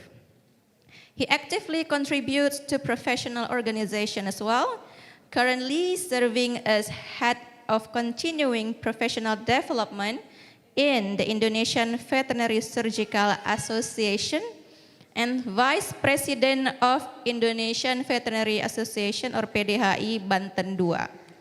His expertise includes orthopedic and soft tissue surgery, anesthesia management, and feline medicine, with extensive experience as a trainer, seminar speaker, and mentor for veterinary interns.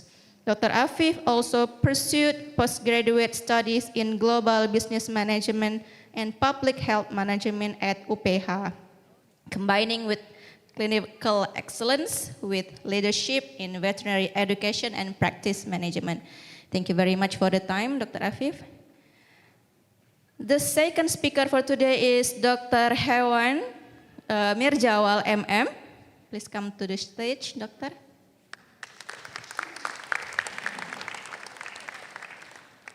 So Dr. Hewan Mirjawal is an accomplished veterinarian and entrepreneur from Indonesia, currently pursuing a doctorate degree in management science at the National University Jakarta, with over 15 years of professional experience.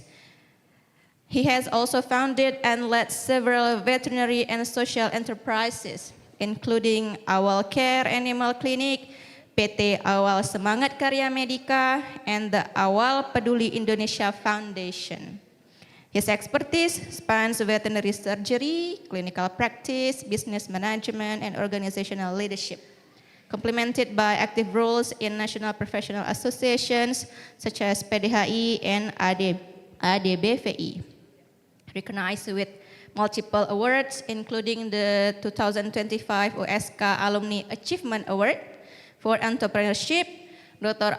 Mirjawal is widely regarded as the visionary leader dedicated to advancing veterinary medicine, entrepreneurship, and community welfare in Indonesia. So both Dr. Afif and Dr. Awal are alumni of Faculty of Veterinary Medicine at Universitas Syah Kuala. And the last speaker for this session is Dr. Hewan Vici Eko Handayani, SS. Please come to the stage, Doctor.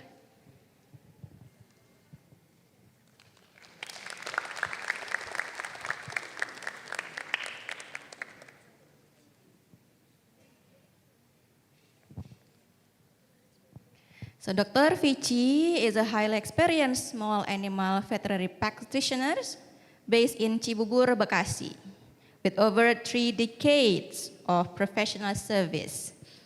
She graduated from Faculty of Vet Medicine at IPB University in 1990.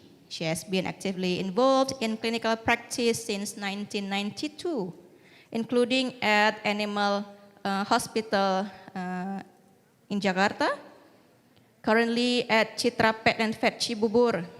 And Dr. Vici is a long-standing member of various professional organizations such as PDHI, ADHPHKI, ISFM, and Mesafa, where she has also served in leadership roles. She continuously advanced her clinical expertise through international workshops and congresses in Malaysia, Thailand, Singapore, and Indonesia, focusing on feline medicine, surgery, cardiology, dentistry, and emergency care. So without further ado, I would like to invite Dr. Afif to deliver the presentation at the first place. You will have about 15 minutes maximum for the presentation. Thank you very much.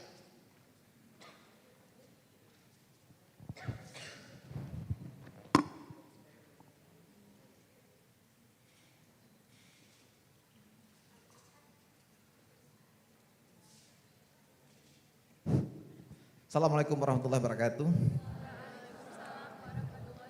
Thank you everybody. Good afternoon. Should I speak English or in Bahasa? Which one you like? You prefer English or Bahasa? Bahasa. Okay, I can speak in English or in Bahasa. That's both the same. Okay, we talk about the advanced veterinary orthopedic. That are very interesting topics that we talk about the comparative. That we discuss about what the difference between the modern orthopedic and the old patients, or can say the conservative orthopedic. So we can compare by the technology, by the material, by the technique. So there's a lot of difference. Which one you like, Bahasa or English? In Bahasa. Raise your hand, which one you choose? The one you like Bahasa, raise your hand.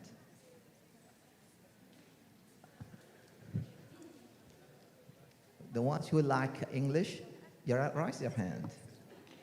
Okay, most of you like English. Okay, you can speak in English. So next slide, please. Next, okay, I write my presentation in Bahasa because I have miscommunication with the Dr. Dahlia. I think I present in Bahasa.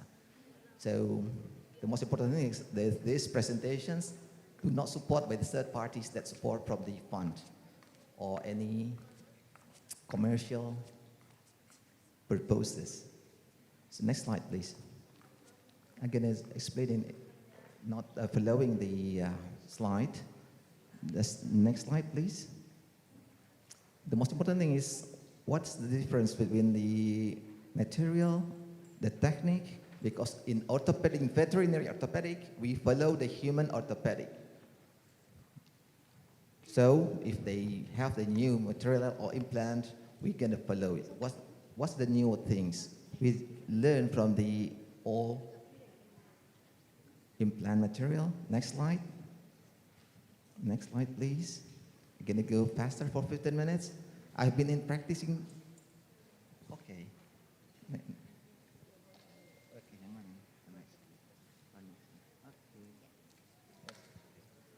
I have only 15 minutes to express all my experience for 27 years. I've been practicing in my clinic only 15 minutes. I have to speak so fast until you don't understand what I'm talking about. So what's the difference? The modern things in orthopedic, let's see this one. Reduction, we do the reduction in the old patient one, in the conventional. In the conservative, we do the reduction. We do the stability of mechanical. What in conservative technique, we don't put the vascularizations to be reserved. Do not break a lot of muscle during the surgery. That's the modern era. We have to protect the soft tissue around the bone. So we have to be careful. Must be very, very careful, because during the trauma, a lot of blood loss, a lot of the blood loss, and the broken of the muscle. So that in modern technique, we have to keep it in the right way. Don't use your blade so wild. Just must be careful. Protect the vascular, protect the nerve. That's the most important things. And do you remember that the conservative way in orthopedic, after we do the surgery, the surgeon will tell the owner in human medicine just to keep in bed, don't move a lot. That's the conservative way. But in the new era, in the modern way, they do the physiotherapy as early as possible. There's a lot of difference. Why? If we practice as early as possible in physiotherapy, we avoid for the stricture, we avoid for the atrophy. Recording stopped. Yeah, I know. That's okay, that's a joke. Next. This is the combinations material design and technique. We talk about LCP, DCP, LPS, ESF, MIPO, interlocking nail, TPLO, THR, TKIR. Locking compression plate, DCP, LPS, we talk about the implant plate. What the difference, conservative and the modern way? In the conservative, the surface of the bottom of the plate is smooth, just plate. But in the modern era, they change it. Why? The less contact, the plate to the bone, the less stress of the bone. Remember this word. You have to remember this word. Less contact of the plate to the bone, the less stress of the bone. Remember? What happened? They have to keep the periosteal of the bone to regrowth of the bones for the recovery. So easy. That's the concept of the modern. Okay? So in the new era, they create DCP, LCP, LPS. Some producer, they changed the name, the same concept. And the ESF, external skeletal fixations, that's an old way, but they have the new design of clamps. The same method, but new design of the clamp. MIPO is the equipment for the retractor to easier our reductions of the bone. Can you imagine if you find the case after 3 days, 5 days after the accident, hit by the car or something else that broke the bone? You have to work hard, especially for the women that can you do the reduction for that case? It's hard, extremely hard. So we need the equipment for the reductions and for the alignment of the bone. I think you do understand about it. You keep calm. You keep calm. Do you understand or you don't understand? That's okay. Do I speak so fast or not? No? Still understand, right? Thank you. Thanks a lot. And the interlocking nail, there's a adaptation for the human orthopedic. We put inside the medullary pin and we have put the lock.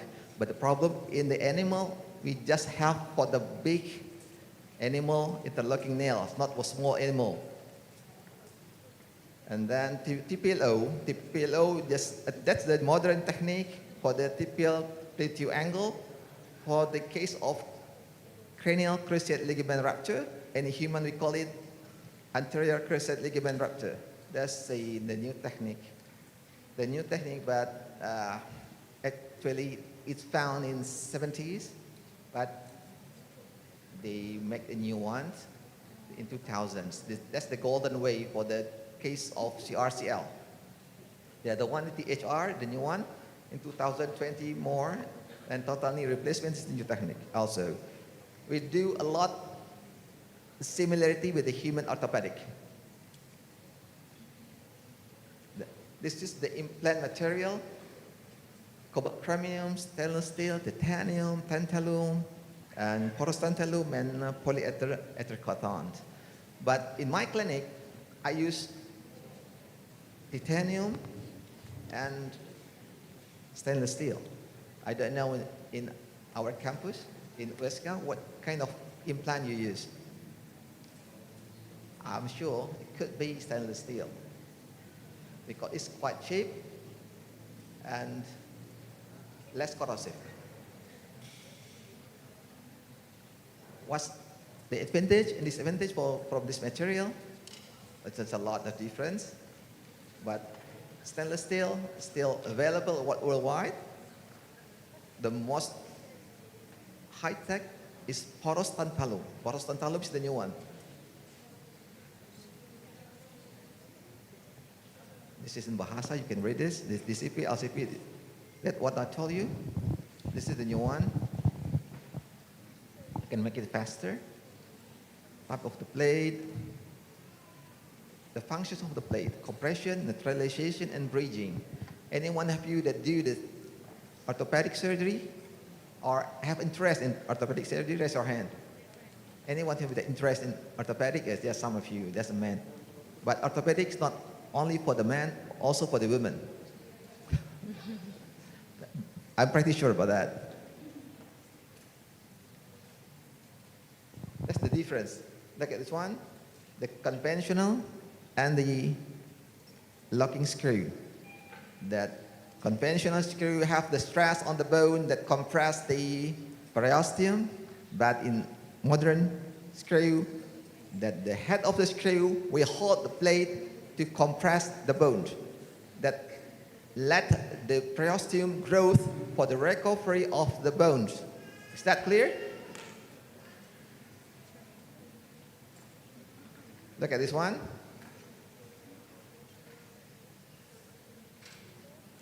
Oops. I push him. Sorry. Okay. Like this one, I have to. Which one is the pointer? I don't know.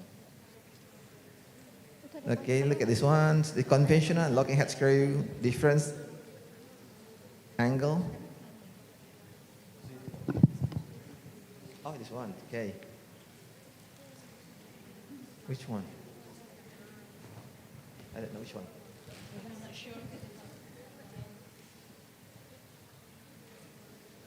Which one? Okay, thank you. Something? I hold that one. That's a work. Yeah.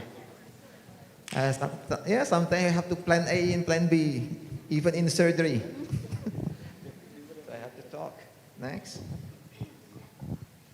Okay, before I do it, again, what's the disadvantage of the conventional plate? Bone necrosis, bone resorptions, delay bone healing, and the worst thing is infections.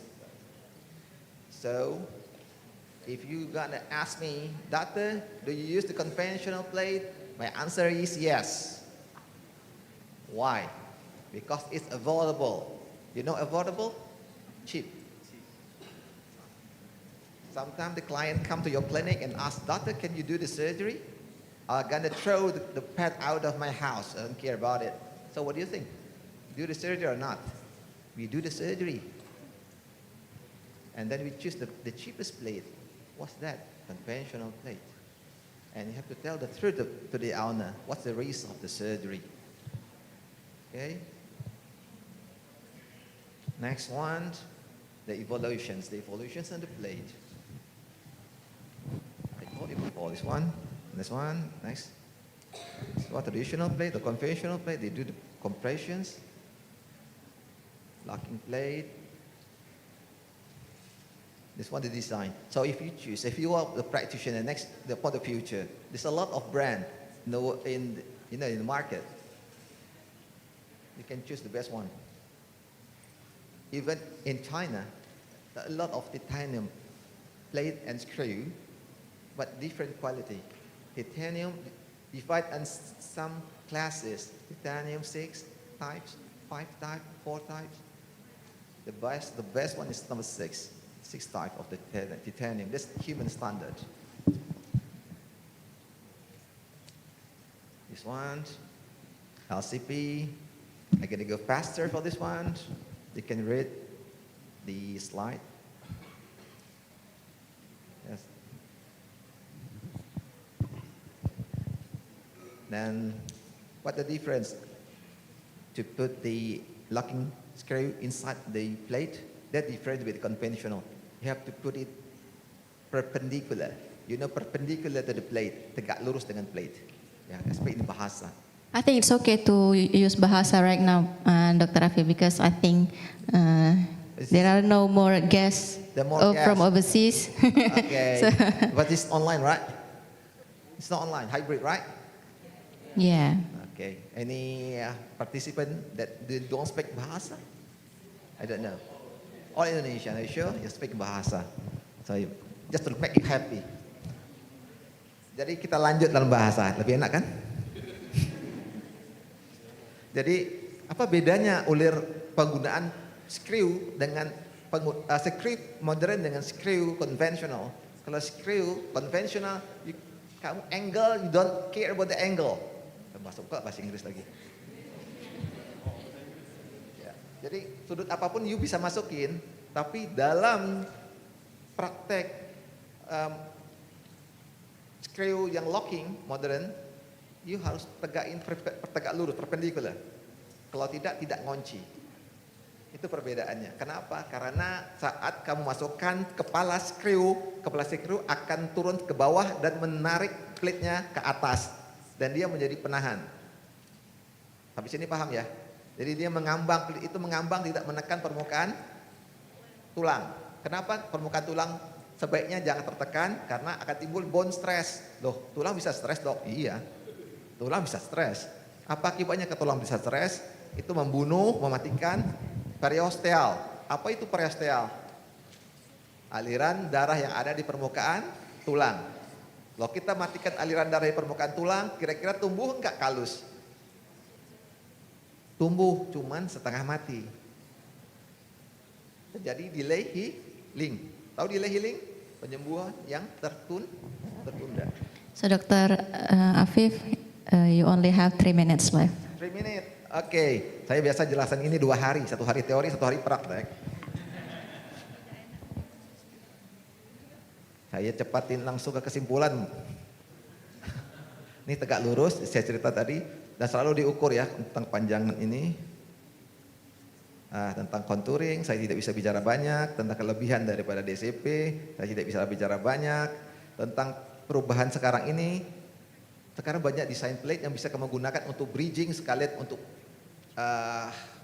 fungsi-fungsi kompresi, netralisasi dalam satu plate. Dalam satu plate ya, itu namanya reconstructions plate yang diikuti dengan yang berbentuk ALPS. Itu ada teknologi yang baru. Tapi saya nggak bisa menjelaskan lebih panjang. Kelemahan, kegagalannya apa saja bisa dibaca. Kegagalan screw locking ada gagalnya? Oh ada. Kegagalan bila digunakan berlebihan, patah dengan tulangnya. Beda ya. Kalau konvensional yang patah adalah plate-nya, yang tercabut adalah screw-nya. Kalau locking modern, plate dan screw yang patah adalah tulangnya. Jelas? Jelas sekali. Ada Pak Reza langsung diam. Nah, ini ALPS. Saya penggemar ALPS. Advanced Locking Plate System. Jadi klinik saya kebanyakan menggunakan LPS. Saya juga menggunakan recon plate. Kenapa saya gunakan ini? Satu, dia lock, fast recovery, gampang dilakukan bending dan torsion. Ingat ya, kalau kita melakukan pemasangan plate, kita akan melakukan bending dan torsion. ALPS bisa memediasi ini. Ya, itu kelebihannya. Sorry Pak Reza, I speak in bahasa. Next. Ya ini tindakan-tindakan ini bisa dilakukan dengan LPS. Saya kejar waktunya 2 menit lagi.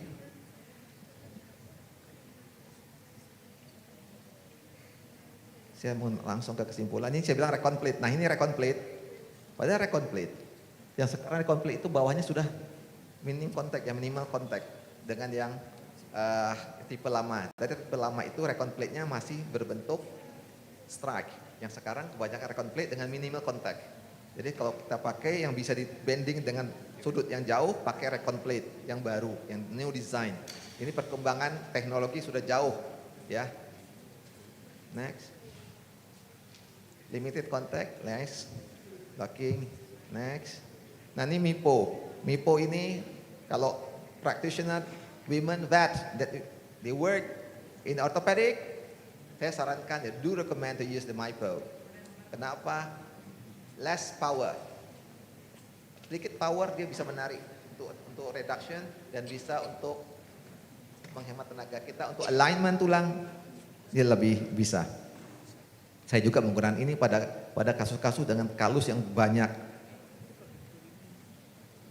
Ini penggunaannya MIPO. Ini ya ESF hanya klaimnya yang baru, tekniknya lama, indikasi. Ini interlocking nail. Nah ini yang TPLO. TPLO ini teknik baru pada kasus CRCL, kemudian cranial cruciate ligament rupture. Ini yang teknik baru. THR ini kita di Indonesia hanya 1 atau 2 dokter aja yang mengerjakan ini karena quite expensive. Alat ini sangat mahal karena dia ada PEK. Ini bahan PEK yang di ujungnya itu bahan plastik polimer yang tadi di bahan disebutkan. Ini gambar pada manusia ada ekornya, bukan gambar hewan bukan pada manusia karena ada ekornya ya. Kemudian ini kita lakukan untuk yang knee replacement. Kita lakukan pada kasus-kasus OA berat ya, osteoarthritis, kita lakukan ini. Diganti dengan yang implan sulcus. Ini kan sulcusnya diganti ya. Kesimpulan, jadi teknologi ortopedik advance itu meningkatkan kesembuhan ya, prognosa pada pasien. Pertimbangkan, ini sekali lagi, pada modern era, faktor biologi, biomekanik, dan kondisi klinis itu pertimbangan utama. Jadi jangan sembarangan buka, tetap menjaga vaskularisasi dan neuro pada kasus itu. Kemudian pada open fracture, yang lama kita buka, kita lakukan ORIF, Open Reduction Internal Fixations. Pada konsep yang baru, pada konsep baru ya, disarankan ESF, apa itu external skeletal fixasi atau pakai pin dari luar. Kalau kita buka pun lakukan reduksi, konsep yang dipakai di dunia modern dalam ortopedik, veteriner, dan human disebut dengan OBDNT. Apa itu? Open but do not touch. Ya, ingat tulang yang dalam kasus comminuted fracture itu hancur berkeping-keping. Jangan membuat tulang itu disusun seperti Lego. Tahu puzzle Lego? Itu tidak diperbolehkan. You boleh open but don't touch it. Ya, kita boleh bridging tapi tanpa menyentuhnya. Ya, akan timbul kalus di situ dan akan sembuh. Butuh waktu nanti berbentuk remodeling. Berapa lama remodeling pada hewan? 6 bulan hingga 8 bulan dia akan berbentuk tulang normal. So don't touch it. You can open it but don't touch it. Lebih baik pakai external skeletal fixations kalau kita menghindarin terjadinya infeksi. Kemudian berapa titik lemah pada konvensional dibanding dengan screw modern, ya jelas itu. Next, gunakan MIPO tractor, kemudian, nah ini yang bisa Anda baca bahwa biologi dan biomekanik fraktur menggunakan poros tantalum, titanium, polimer, dan komposit lebih baik dibanding dengan penggunaan stainless steel. Ya lebih baik, tapi kekuatan atau rigiditas tidak begitu jauh berbeda. Tapi dari segi harga jauh berbeda. Ingat saya melihat dari sudut pandang sebagai seorang praktisi. Kalau saya memandang dari sudut pandang praktisi artinya price does matter. Harga menjadi suatu pertimbangan. Ingat ya baik-baik. Dah demikian presentasi hanya 15 menit, saya biasa. Terima kasih banyak Dokter. Give applause once again to Dr. Hewan Afif Yudhakasuma. Next, we're going to the second speaker, Dr. Hewan Mirjawal MM. Time is yours.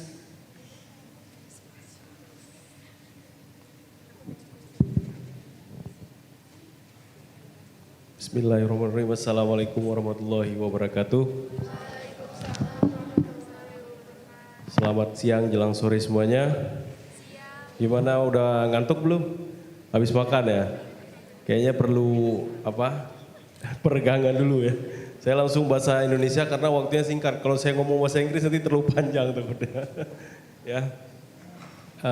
Pada hari ini saya akan membawa presentasi tentang teknologi yang biasa digunakan di dunia kedokteran hewan yang masih in lah ya sekarang. Ya mungkin juga di kampus sudah banyak alat-alatnya. Jadi dengan judulnya peran perkembangan teknologi diagnostik dan terapi untuk pengobatan hewan yang memenuhi standar kesejahteraan hewan. Jadi era baru kedokteran hewan itu telah dimulai dengan kemajuan teknologi diagnostik dan terapi yang revolusioner. Yang tadinya kita sebagai praktisi menggunakan stetoskop, termometer saja, saat ini sudah ada banyak alat yang digunakan oleh seorang praktisi dokter hewan. Ya. Jadi apa itu kesejahteraan hewan? Yang pertama ada 5 ya, biasa disebut dengan 5 freedom. Yang pertama bebas dari rasa lapar dan haus, bebas dari ketidaknyamanan, bebas dari mengekspresikan perilaku normal, bebas dari rasa takut dan stres. Yang kelima adalah bebas dari rasa sakit, cedera dan penyakit. Nah, itu adalah tugas dari dokter hewan untuk membebaskan rasa sakit bagi hewan. Ya, transformasinya dampak teknologi dalam dekade terakhir ya sangat terlihat ya. Mungkin kalau teman-teman praktisi atau dokter hewan baik satwa liar atau ruminansia ataupun yang mahasiswa sudah sering melihat macam-macam teknologi. Teknologi yang memang sangat penting digunakan kalau di dunia praktisi hewan kecil sekarang ini adalah IVD saya pikir ya. Ya mungkin itu bisa dirujuk, ya mungkin lab dari FKH punya yang di Aceh mungkin bisa mengirimkan sampel ke sana untuk melakukan pemeriksaan darah begitu ya. Kemudian tes golongan darah, ya kita mungkin sering melewati ini, tapi nanti Dr. Vici akan mempresentasikan tentang anemia, yang tentu saja kalau ada terjadi anemia berat itu perlu transfusi. Ya jadi sebelum transfusi dilakukan kita harus cross matching dulu sebelum kita lakukan transfusi agar tidak ada reaksi yang timbul setelah transfusi. Kemudian sekarang belakangan ini dokter hewan sudah biasa dengan PCR ya semenjak COVID-19. Jadi rapid test itu kayaknya jadi pilihan ya pertama memang, tapi untuk memastikannya itu sering merujuk sampel darahnya itu ke lab yang ada PCR-nya. Kemudian ada juga sedimen analyzer, urine sedimen analyzer ini dia produk yang mengukur darah dalam urin, kemudian jenis batu apa saja yang ada dalam urin difoto dan hasilnya langsung ketahuan. Dan kita bisa memilih obat yang tepat untuk menghancurkan dari batu tersebut, khususnya batu-batu yang kecil ya. Kalau memang batu yang oksalat tidak bisa dihancurkan, bisa dengan tindakan operasi. Kemudian ultrasonografi, ya mungkin ini sudah bukan hal baru ya, tapi ada teknologi baru sekarang, teknologinya sudah banyak, yang biasanya mungkin dokter hewan ternak itu melakukan palpasi rektal dengan tangan, kemudian melanjutkan USG dengan rektal juga, tapi sekarang sudah ada teknologi yang tidak perlu lewat rektal, tinggal tempel. Kemudian CT dan MRI, ya ini di Indonesia belum banyak yang menggunakan, hanya beberapa rumah sakit hewan, hanya CT ya, MRI ini belum ada yang melakukan. Jadi dia kerja dari CT ini dia per slice, jadi tubuh itu dipotong-potong sama mesin ini, potongnya maksudnya gambarnya ya, hasil gambarnya terpotong, berlapis-lapis, jadi kita bisa lihat secara lebih detail apa yang terjadi. Kemudian endoskopi, ya mungkin endoskopi menjadi hal baru di kedokteran hewan juga, baru 2 tahun terakhir di praktisi hewan kecil khususnya. Jadi tindakan istilahnya seperti kita lihat langsung ya, tapi menggunakan bantuan kamera untuk melihat lebih detail apa yang terjadi di dalam organ target. Dan bisa juga digunakan untuk melakukan operasi besar dengan minimal invasif. Jadi hewannya tidak terlalu sakit gitu. Ini contoh di klinik kami. Bisa kita lihat di sini. Gimana di start ini? Videonya. Operator bisa bantu untuk start videonya.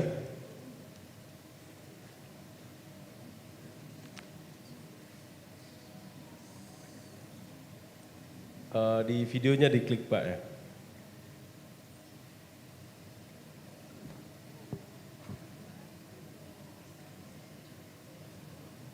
Di PowerPoint, ya di bagian bawah yang sebelahnya. Nah ini hasil dari evakuasi di lambung ya, anjing yang memakan sampah. Kenapa anjing itu memakan sampah? Ya mungkin ada masalah lain sehingga dia harus memakan sampah. Ini di klinik kami, di awal care. proses evakuasi sampah di gastro anjing golden.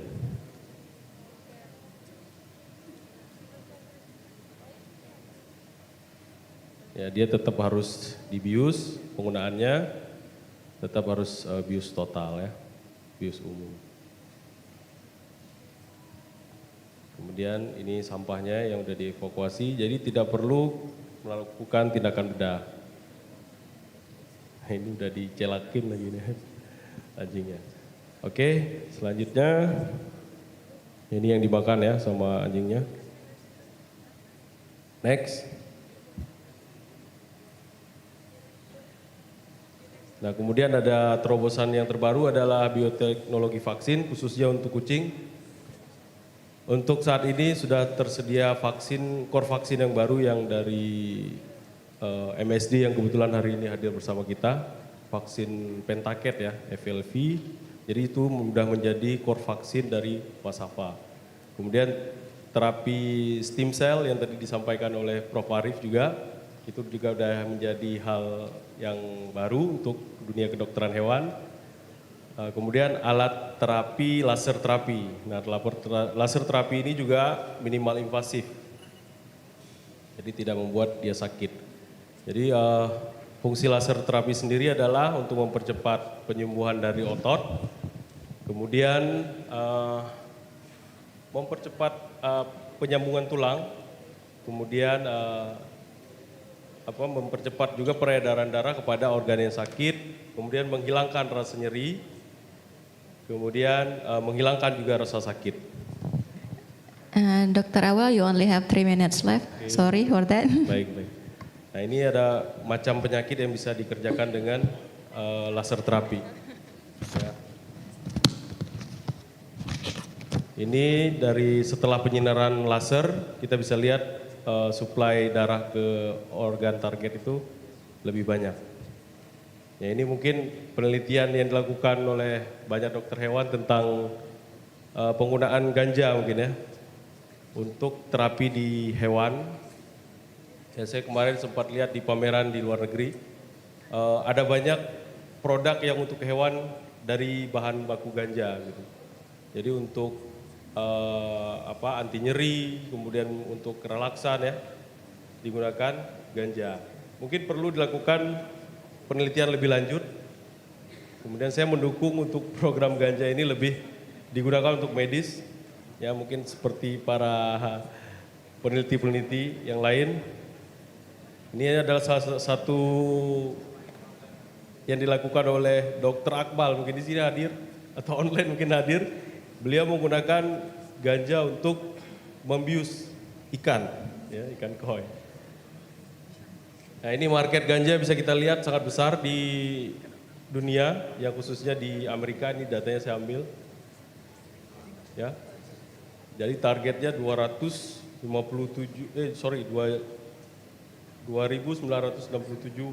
miliar dolar pada tahun 2030. Dan pemainnya nggak ada yang dari Asia, semuanya di Eropa dan Amerika. Jadi market share-nya masih mereka yang pegang karena memang berkendala dengan aturan. Nah, kemudian ya menyambung dari ganja tadi, ini obat yang biasa kita pakai isofluran, gas untuk pembiusan hewan. Jadi kalau kita ingin melakukan tindakan medis yang lebih panjang agar hewannya tidak sakit, ya kita harus menggunakan mesin anestesi yang bisa kita atur sesuai dengan keinginan kita. Ya, ini adalah tantangannya di lapangan, biaya dan akses, standarisasi dan regulasi seperti yang saya sampaikan tadi. Kemudian SDM dan pendidikan serta validasi ilmiah. Jadi pemilihan alat kesehatan ini seperti kita memilih mobil bagi saya gitu ya. Karena saya pernah tidak jadi membeli mobil itu cuma gara-gara klakson. Karena klaksonnya tidak bisa untuk menyapa teman karena terlalu kencang gitu ya, akhirnya saya batalkan untuk beli. Jadi begitu juga dengan kita beli alat kesehatan. Jadi harus sesuai dengan kebutuhan kita sendiri. Begitu ya. Terima kasih. Ini email saya, nomor HP, silakan jika ada yang ingin ditanyakan nanti atau saat main ke Jakarta boleh menghubungi saya. Assalamualaikum warahmatullahi wabarakatuh. Waalaikumsalam warahmatullahi wabarakatuh. Thank you very much to Dr. Mijawal for for the very informative presentation. Because we will have the sponsorship presentation, so I will give back to Bu Rumi. Thank you, Dr. Rosalia. So we would like to invite Dr. Hewan Muhammad Fikri as a representative of PT Awal Semangat Karya Medika to introduce PT ASK Medika as our sponsorship. To Dr. Fikri. Halo, Assalamualaikum warahmatullahi wabarakatuh. Okay, I'm sorry for the international watchers since it's a sponsorship time and we require fast moving. I'm going to use my native language. Yang saya hormati para dosen tercinta yang banyak kasih ilmu ke saya dan para pemateri, Dok Vici. Izinkan saya dari perwakilan Awal Semangat Karya Medika ingin menyampaikan sedikit company profile dan bonus-bonus lainnya. Oke, PPT.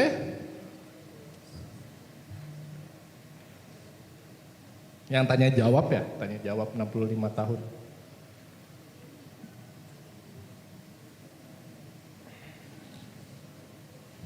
Oke lah, ya udah saya mulai aja sambil nunggu ya.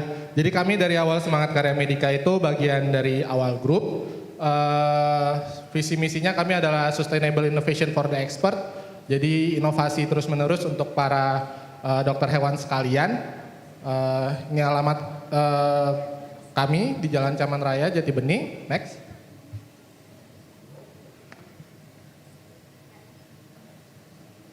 Nah, kami supplier eksklusif ya dok ya, dari barang-barang yang ada di Eropa, Amerika, dan Asia. Yang paling terkenal biasa udah mulai nempel tuh RWD sama Archmed ya untuk anestesinya dan infusion pump. Kemudian ini ada, ketutup. Produk terbaru dari kami, mesin anestesi R660. Sudah ada built-in ventilator untuk memperkecil resiko operasi, terutama kolaps paru-paru ya dok ya. Dan kami juga lagi ada promo, yaitu workshop belajar di Cina. Kami tanggung semua biayanya. Apabila dokter membeli satu set anestesi, mulai dari monitor, anestesi, dan kemudian oksigen konsentrator. Next, nah ini barang-barang lain yang kami distribusikan. Mulai dari scaler, ASU buat counter, kemudian ada juga untuk ortopedi, bone drill, dan kemudian ada juga alat-alat untuk sterilisasi dan laringoskop lengkap lainnya. Yang mana nanti kalau dokter kepo bisa langsung datang aja ya dok ya ke booth kami di paling ujung di situ, yang paling banyak bannernya, silahkan datang. Nah next, kami juga ada mendistribusikan mesin untuk penegak hematologi mulai dari CBC, complete blood count, dan kimia darah. Ini juga lagi ada promo dok untuk apabila dokter ingin melengkapi klinik dan beli bundle, kami kasih harga khusus dan juga free reagen serta PSU, power supply unit. Jadi kalau misalkan jepret-jepret, apalagi kemarin baru 3 hari ya dok ya, di Aceh mati lampu, nah jadi nggak langsung drop kondisi mesinnya karena ada baterai cadangan. Dan kemudian nanti akan juga dijelaskan oleh Dok Vici setelah ini, kami yang pertama secara eksklusif mendistribusikan pentaket, yaitu vaksin leukemia pertama yang ada di Indonesia. Jadi pentaket ada 5, selain yang biasa 3 itu kalisi, rino, kemudian panle, ada 4-5-nya klamidia dan leukemia. Jadi ini sangat membantu untuk kita meningkatkan kesejahteraan pasien kita, karena yang biasanya biaya kontrol apabila udah kena viremia, leukemia itu sangat tinggi, dengan pentaket cukup sepertiganya, itu pun di awal, nggak perlu kontrol lagi. Kalau kontrol kan bisa sampai jutaan ya dok ya untuk antivirusnya. Kemudian yang terbaru dari kami ini ada dari Amerika, Butterfly. Ini adalah USG portable yang sudah bisa melakukan color Doppler dan biplane. Kemudian juga jadi dokter bisa untuk cek jantung, bahkan influx yang ada di perut ya dok. Jadi kita bisa color Doppler bisa lihat arahnya, apakah ada percampuran cairan atau enggak, bisa kelihatan. Dan juga biplane, yang paling ujung itu dok, biplane TM. Jadi karena propnya khusus seperti ini, bukan convex, bukan phase array, bukan linear. Saat dia biplane, dokter gak perlu putar-putar lagi kalau udah ketemu organ tujuan yang mau dicek dok. Kita bisa langsung. Dan kemudian selain hal-hal tadi yang saya sebut, ada juga kami sudah mempatenkan itu needle fish. Jadi dokter apabila mau biopsi, saat nanti dokter masukkan jarum ke dalam jaringan yang mau diambil, akan terbentuk dari AI itu guideline imajiner, sehingga dokter bisa lebih presisi lagi untuk mengambil biopsi. Nah, ini dari kami ada voucher sebesar 500.000 untuk yang bisa ngejawab pertanyaan kami. Ini kalau misalkan datang ke booth kami ditukar koban, gratis ini dok jadinya dok, karena 500.000 koban kami gratis jadinya. Oke. Nanti langsung angkat tangan aja ya. Minta maaf ya buat yang online ya, nggak bisa angkat tangan. Nah, yang pertama, brand apa saja yang didistribusikan ASK Medica? Dari yang banyak tadi, kalau dokter ada perhatian, 3 aja lah, boleh 3. Oh, boleh dok, di belakang. Dok Nuzul. RWD 1, terus dok.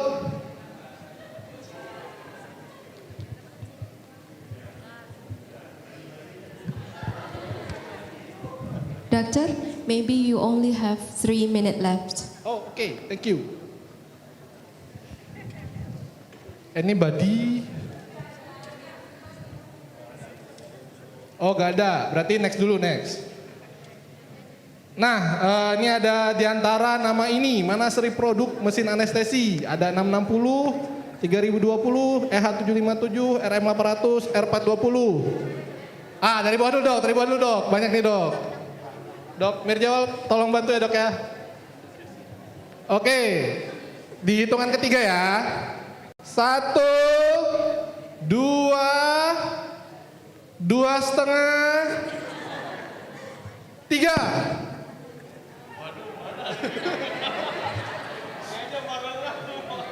Marah gak dok ya? Karena cowoknya 1, silakan yang cowoknya. Ah boleh dok Putih, dok Alif dok ya. Dok Alif. Ya. Boleh dok, berdiri dok. Di kursi aja juga boleh dok, di mic. Itu ada mic di tengah, iya. Oke, ini hadiahnya mesin anestesia. Ya, yang mesin anestesi dok, bukan kelengkapannya. Kalau itu saya juga bukan mau dok. Bukan ventilatornya, bukan monitornya. Oke, boleh. Saya pilih yang paling atas, R660. Oke. Mantap dok, oke boleh dok. Congratulations. Boleh ke depan, dok. Ini harus langsung beli ya dok, berarti dok? Ya dok. Ini beli rapid test tinggal tambah 100.000 dok. Oke. Nah yang selanjutnya, apa saja fitur butterfly IQ Vet yang tadi baru juga saya kenalin. Yang menarik dok, gak perlu sebut mereknya deh dok, fungsinya aja. 3 aja. Satu aja. Oh, 1 aja. Luka dari Kak Daci. Oke, 1, 2, 3. Ah, boleh dok. Ya dok, di mic dok, biar enak dok. Dok Faisal Jasmine. Fungsinya sebagai needle. Ya 1 dok. 2 lagi dok.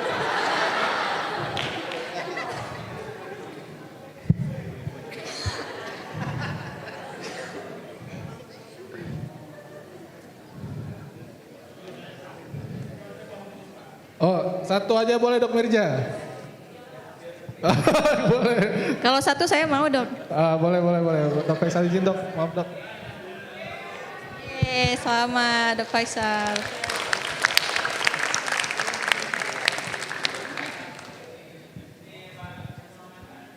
Buat tambah-tambah RS, stok RSH nanti boleh juga dok.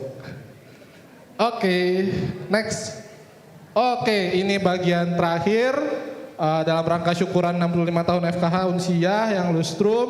Kami juga ada diskon, berbagai macam diskon dari 10% sampai 50%. Nanti dokter tinggal datang aja ke booth kami, tanya mana yang didiskon. Besok juga insya Allah saya keliling-keliling Banda Aceh, nawarin produk kami yang lainnya. Kami ada harga khusus juga buat yang tadi baru kami rilis USG portable-nya dari 135 jadi 95. Kemudian untuk vaksin pentaket juga yang tadi 250 jadi 200. Ada bintangnya sedikit dok, syarat dan ketentuan berlaku. Jadi detailnya datang aja ke booth kami di ASK Medika. Kemudian untuk satu lagi gimana dok Mirja? Kita lanjutin vouchernya. Oh lagi aja. Oke, mungkin untuk pemanasan izin Dok Vici boleh kasih pertanyaan satu dok? Oh ya, nanti dari Dok Vici aja. Oke, end of slideshow. Terima kasih atas kesempatannya. Saya Muhammad Fikri, DVM dari Awal Semangat Karya Medika, izin pamit. Assalamualaikum warahmatullahi wabarakatuh. Terima kasih banyak, thank you very much Dok. Now we come to the last presenter yang sepertinya sangat ditunggu-tunggu oleh teman-teman praktisi sekalian. So please welcome Dr. Vici Eko Handayani SS.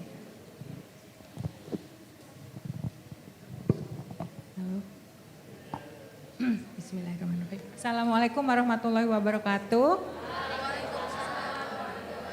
Terima kasih atas kesempatannya dan juga para partisipan yang masih mau mendengarkan hingga saat akhir. Mungkin materi ini yang saya berikan adalah materi dasar banget ya tentang anemia yang nanti hubungannya sama penyakit. Oke. Saya mulai saja buat menghemat waktu karena sama panitia dikasih 15 menit gitu ya.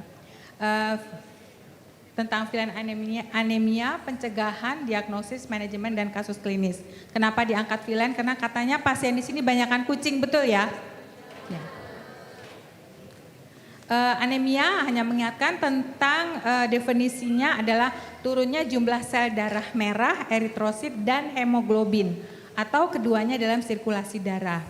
Mengingatkan lagi eritrosit dibuat di sumsum tulang, kemudian tugas utama dari darah ini adalah membawa oksigen ke organ dan ke seluruh jaringan. Juga ada zat besi yang mengandung protein di dalam eritrosit atau hemoglobin. Anemia berarti eritrosit dan atau Hb membuat aliran oksigen turun ke organ sehingga bila terjadi anemia sangat tinggi resiko rusaknya organ seperti jantung, paru, ginjal sampai pada gagal organ. Kemudian apa sih tanda klinis anemia? Saya rasa semua juga masih ingat, ini hanya sekedar mengingatkan bahwa biasanya dia akan pucat, kemudian lemah, jantung dan nafasnya juga akan berubah jadi lebih cepat biasanya, kemudian bisa sampai terjadi jaundice atau kekuningan. Kita bahas dulu satu pucat pada anemia. Anemia itu biasanya gejala klinisnya adalah pucat, tapi tidak semua pucat pasti anemia. Ya, jadi pernyataan bahwa setiap anemia pasti pucat, tapi pucat tidak selalu anemia. Pucat ini kita lihat dari membrana mukosa seperti gusi, kemudian kita bisa lihat juga dari telinga, kemudian kita bisa lihat juga dari sklera mata gitu kan. Berarti pucat di sini artinya kurang oksigen dari dalam darah atau sirkulasinya yang buruk. Jadi bisa juga tanda hewan syok atau dehidrasi. Kemudian kita mesti tahu pucatnya ini anemia atau bukan. Jadi kalau pucat itu anemia berarti yang bermasalah adalah jumlah eritrosit dan atau Hb. Sementara kalau dia tidak anemia, dia pucat, berarti yang terganggu adalah sirkulasi. Karena kan menghirup oksigen, jadi prinsip dasar pucat, gangguan sirkulasi kah dari menghirup oksigen terganggu di paru-parunya, atau sebenarnya menghirup oksigennya tidak terganggu, tapi darah yang membawa oksigennya yang terganggu, yang kita sebut dengan anemia. Kemudian untuk kita tahu bagaimana kita membedakan pucat itu karena anemia atau bukan.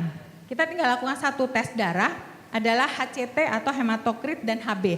Hanya itu saja kok untuk tahu dia anemia atau tidak. Bagaimana kita bisa cek HCT atau Hb? Kalau di pelajaran zaman di kampus biasa dengan sederhana yang pakai mikropipet itu yang kecil sekali ya, mikrokapiler. Tapi itu mungkin tidak semua punya dan sudah sangat ketinggalan gitu ya. Mungkin masa kini sangat banyak sekali yang bisa kita lakukan untuk mengecek HCT ini. Bisa kita lakukan menggunakan alat yang seperti yang saya tunjukkan di dalam gambar ini, HCT meter. Jadi kita cuma pakainya setetes darah kayak kita ngecek glukosa. Kita tinggal beli HCT meter, tinggal kita teteskan. Kondisi ini akan sangat bermanfaat pada saat hewannya dalam kondisi lemah atau sudah pingsan sampai ke klinik kita. Udah dia pingsan, nggak mungkin dong kita ambil darah 0,1 mili, nggak mungkin dong kita ambil darah 0,5 mili. Kita cuma bisa ambil setetes buat lihat ini dia pucet pingsannya anemia atau bukan ya gitu. Karena itu menentukan sekali untuk tahap selanjutnya. Kemudian gejala yang lain adalah lemah. Anemia berat biasanya membuat kucing letargi. Ini hanya contoh kucing letargi seperti apa ya, gitu.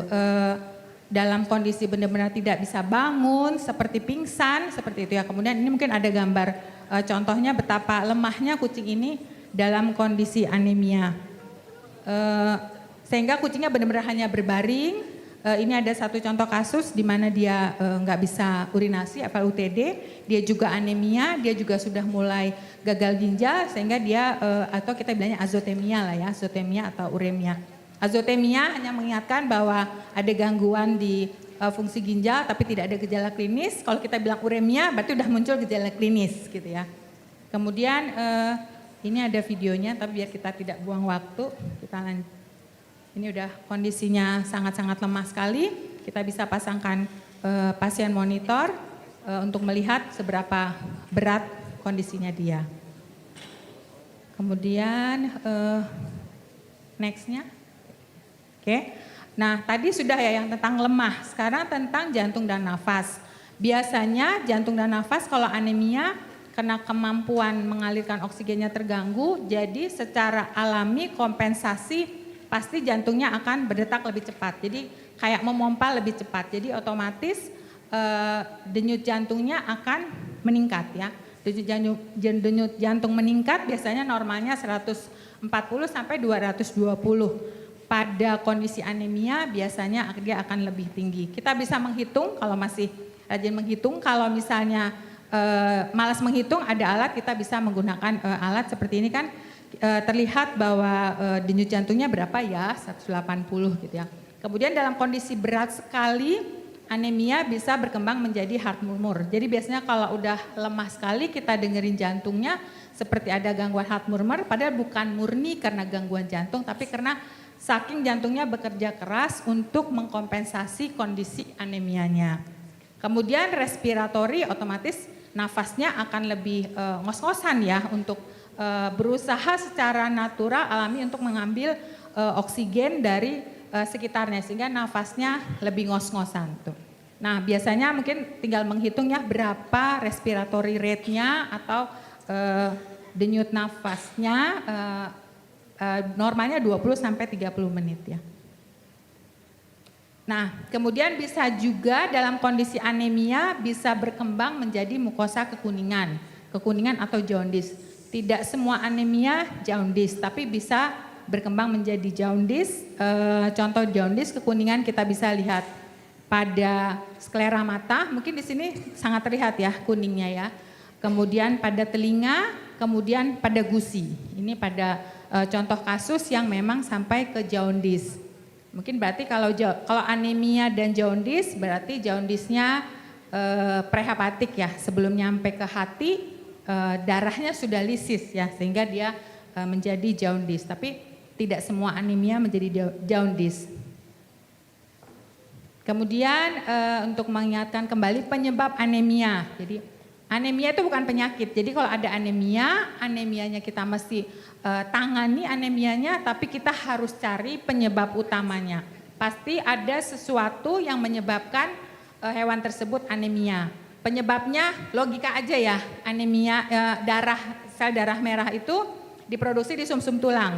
Jadi bisa gagal produksi eritrosit, artinya sumsum tulangnya bermasalah. Atau alirannya bermasalah, jadi artinya darah yang ada di aliran darahnya bermasalah. Bisa karena hemoragi atau perdarahan, apa dia tabrakan atau apa, kemudian ada atau traumatik, bisa juga destruksi eritrosit. Jadi eritrositnya jumlah yang dihasilkan dari sumsum tulangnya normal, tapi eritrositnya rusak. Misalnya pada kasus-kasus infeksi, pada kasus-kasus parasit darah, sehingga eritrositnya rusak. Jadi tugas kita tangani anemianya sambil cari tahu penyebabnya sehingga masalahnya akan bisa terselesaikan. Nah, yang tadi saya bilang 3 itu digolongkan kalau secara teorinya regeneratif dan non-regeneratif. Tapi mungkin buat kita lebih enak mengingat secara logikanya, tempat produksinya kah yang terganggu atau si aliran darahnya yang terganggu. Nah, yang aliran darahnya terganggu atau eritrositnya terganggu kita sebutnya regeneratif. Jadi produksi eritrositnya normal, dari sumsum tulang semuanya normal, tapi jumlah dalam sirkulasinya berkurang. Biasanya bisa karena hemolisis, eritrositnya pecah, bisa juga karena perdarahan hebat. Kemudian kita sebut non-regeneratif kalau pabriknya yang bermasalah, pabrik yang memproduksi sel darah merah. Jadi ada masalah di sumsum tulang sehingga terjadi gangguan produksi di sumsum tulang. Terus kenapa ya? Berarti ada masalah di sumsum tulang yang kita harus cari tahu kenapa ya jadi dia terganggu produksinya di sumsum tulang. Nah, secara teori anemia hemolitik atau eritrositnya rusak, jadi eritrositnya yang rusak sehingga produksi normal tapi eritrosit rusak. Jadi otomatis jumlah eritrositnya berkurang di aliran darah. Ini bisa karena infeksi viren leukemia, kasusnya sudah banyak ya, kalau saya temui di tempat praktek sudah banyak infeksi viren leukemia virus. Kemudian ini yang kita sering juga ketemukan parasit darah pada kucing, contohnya Mycoplasma, disebut juga viren infectious anemia, kemudian Candidatus Mycoplasma hemominutum, Cytoxoon felis dan Babesia. Tapi prinsipnya ini adalah semua parasit darah dan di Indonesia banyak parasit ini gitu. Kemudian imun mediated hemolytic anemia. Jadi sistem imunnya menyerang eritrosit sendiri sehingga eritrositnya rusak. Apa sih yang menyebabkan terjadinya hemolytic anemia? Banyak pencetusnya, bisa obat-obatan, bisa kanker, bisa penyakit infeksi, misalnya leukemia atau FIP. Ternyata masa kini dibilang FIP pun nantinya akan mengakibatkan terjadi imun mediated hemolytic anemia. Kalau dulu kan FIP tidak termasuk, tapi sekarang FIP termasuk menyebabkan juga imun mediated hemolytic anemia. Kemudian yang lain lagi yang membuat eritrosit rusak, toksin seperti bawang-bawangan, paracetamol, zinc dan koper. Bawang-bawangan biasanya klien bisa bilang gini, dok aku kasih bawang putih nih dok supaya kutunya nggak banyak. Itu kan terjadi ya mitos kayak gitu. Ternyata bawang-bawangan mengakibatkan anemia. Kemudian paracetamol, mungkin ini buat edukasi ke klien juga ya bahwa ini demam, kalau demam dikasih penurun panas, dikasih paracetamol. Padahal buat kucing, paracetamol itu dosis kecil saja sudah toksik. Karena ada metabolisme di livernya yang kucing itu sangat berbeda sehingga si eritrositnya tidak berikatan hemoglobin tapi berikatan dengan si paracetamol ini sehingga dia jadi eritrositnya rusak. Kemudian zinc dan koper. Kemudian bisa juga ada gangguan eritrosit yang semakin rapuh seperti pirufat kinase defisiensi.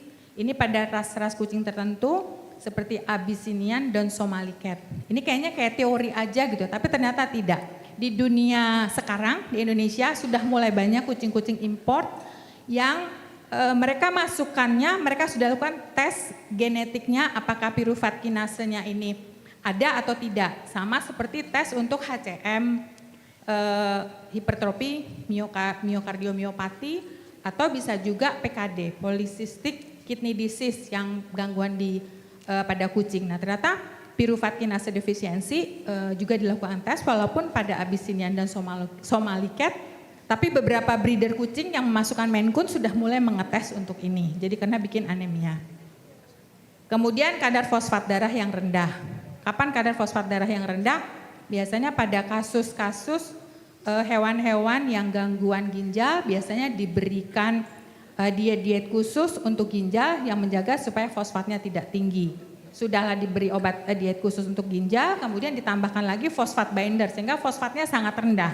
Ternyata pada fosfatnya rendah dia akan membuat lisis eritrosit. Kemudian incompatible transfusi darah. Kayak kucing kan harus A dengan A, B dengan B, AB dengan AB. Tidak disarankan juga AB ambil darah A, AB diambil darah B. Karena AB masa kini itu sebenarnya digolongkannya C, jadi beda sama A, B, dan AB. Kemudian neonatal isoeritrolisis, biasanya ini sering terjadi ras tertentu seperti British Shorthair yang sebagian besar adalah golongan darahnya B. Nah apabila dia golongan darah B, dia kawin sama golongan darah A, anaknya A, begitu anaknya menghisap air susu ibunya, 3 hari pertama biasanya lisis eritrositnya sehingga dia mati.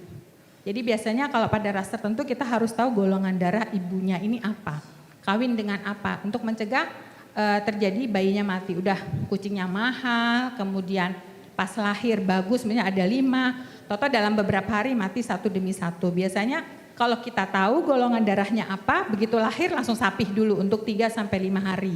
Habis itu boleh disatukan lagi sama ibunya. Kemudian tadi yang hemolisis, sekarang yang hemoragi. Hemoragi bisa berasal dari luar, bisa berasal dari dalam. Dari luar misalnya trauma, ketabrak, jatuh gitu ya. Kemudian kalau dari dalam perdarahan dari masa ulcer atau masa tumor. Kan tumor biasanya berdarah-darah. Kemudian kanker juga. Kemudian bisa juga terjadi perdarahan dari jeleknya pembekuan darah. Gangguan pembekuan darah seperti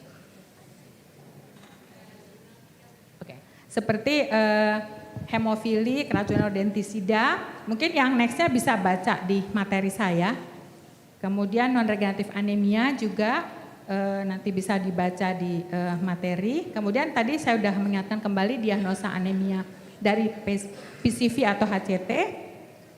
Nah mungkin hanya tambahan buat semua praktisi. Kalau melihat hasil darah dari berbagai mesin itu kan kelihatannya banyak banget ya. Ada presentasi. Nah buat baca singkat kita fokuskan hanya lihat sel darah merah pada dari RBC, HCT dan HGB. Jangan terganggu sama presentase yang kelihatannya sel darahnya panjang dan banyak. Kemudian sel darah putih langsung lihat di WBC, white blood cell, kemudian isinya apa, neutrofil, limfosit, lihat langsung jumlahnya aja. Nggak usah terganggu sama presentase karena itu merusak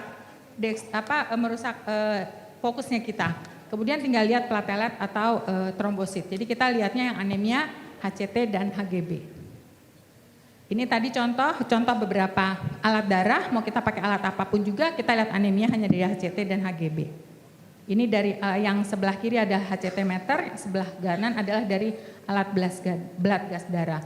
Kemudian ini dari alat hematologi yang berbagai merek yang berbeda-beda, tetap yang kita lihatnya dari HCT dan HGB. Kemudian diagnosa anemia tadi dari pemeriksaan klinis, dari HCT, kemudian pemeriksaan tambahan yang diperlukan untuk tahu penyebabnya apa. Kemudian penanganannya ya kita stabilkan kondisi, cari penyebab utama.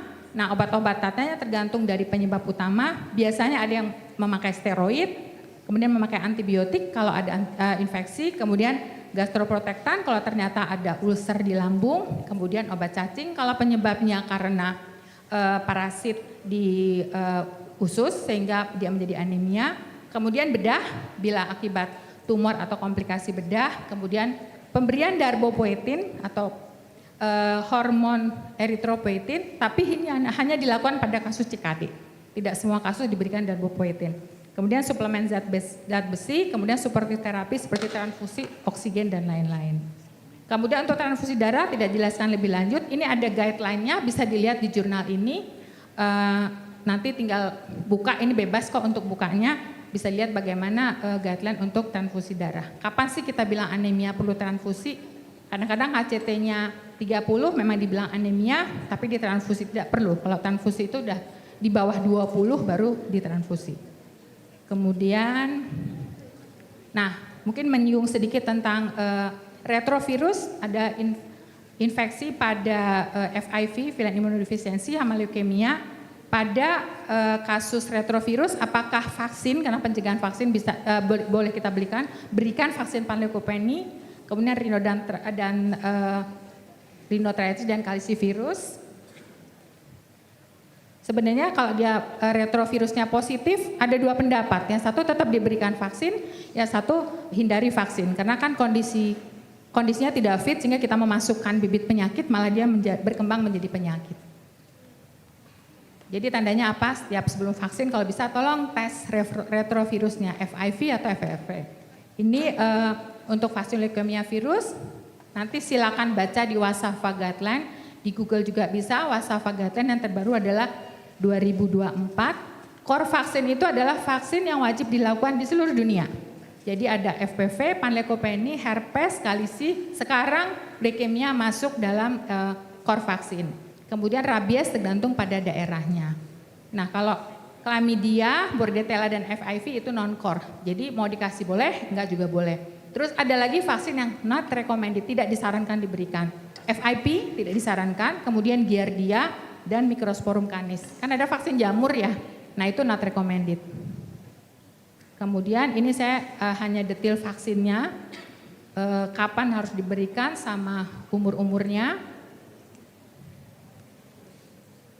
Kemudian ini masih penjelasan dari bagian dari vaksin. Ini sama, cuman bedanya di shelter atau bukan. Apa yang core, ada yang atau yang non-core. Shelter itu misalnya orang yang rescue kucingnya banyak, kita golongkannya kayak shelter. Apa sih yang wajib, apa yang tidak. Kemudian ini umur-umur pemberian vaksinnya. Kemudian bisa juga baca di sini Villain Vaccination Advisory Panel Recommendation untuk villain leukemia vaksinasi. Kemudian ini posisi vaksin ya. Ada beberapa posisi yang disarankan. Nanti mungkin bisa dibaca sendiri lebih lanjut. Contoh kasus, mungkin saya ambil satu kasus ya karena kasusnya banyak banget ini. Contoh kasus yang keempat.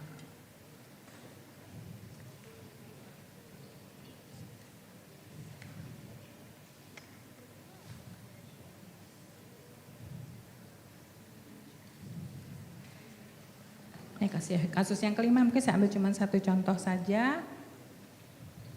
Ini contoh kasus parasit darah. Kalau ini contoh kasus ada satu populasi, kucingnya ada 4, Kimi, Ragdoll, kemudian Remy, Mixed Ragdoll dan Maine Coon. Kimi adalah ibunya, anaknya Remy, Arby dan Lexi. Dengan usia ibunya 3 tahun, yang lain ada 1 tahun dan di bawah 1 tahun. Mereka sudah divaksin lengkap dengan vaksin utamanya sudah 3 kali vaksin, tapi belum vaksin leukemia karena vaksin leukemia baru masuk ya. Kemudian ada satu kasus di mana kucing tersebut lesu, pucat dan tidak mau makan. Ada 2 kucing, dari 3 anak kucing itu 2-nya bergejala. Kemudian dilakukan cek darah untuk hematologi, dia di bawah normal tapi belum kategori harus transfusi segala macam untuk HCT dan HGB-nya. Kemudian dilakukan tes POC tadi point of care untuk retrovirusnya.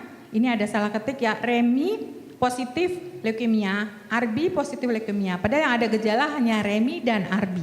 Lexi tidak ada gejala tapi kena satu populasi dicek ternyata juga positif. Kimi ibunya negatif, di sini belum dirubah sama saya FLV-nya, antigennya ditulis positif tapi sebenarnya negatif.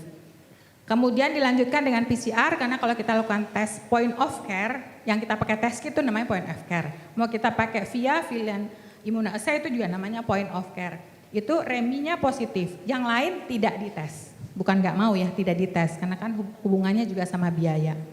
Kemudian yang sudah positif 3-3 ini diberikan, yang 2 bergejala diberikan infus IV, mereka diberikan antibiotik amoxiclav, kemudian vitamin dan suplemen, obat anti kutu tetap diberikan, kemudian zidofudin, karena obat untuk antivirus leukemia dan FIP adalah zidofudin.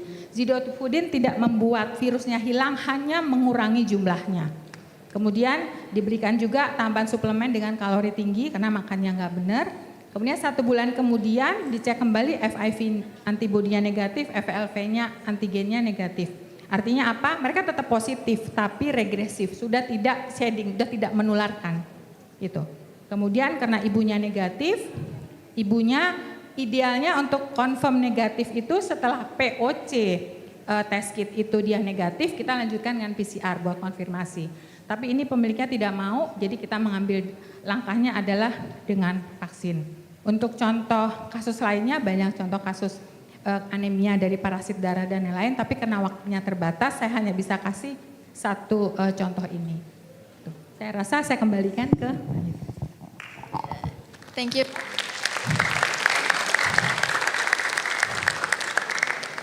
Nah, ini sebentar ada barcode-nya nanti bisa. Oh ini bisa dari barcode ini untuk materi yang Untuk mendapatkan SKPP boleh di-scan ya.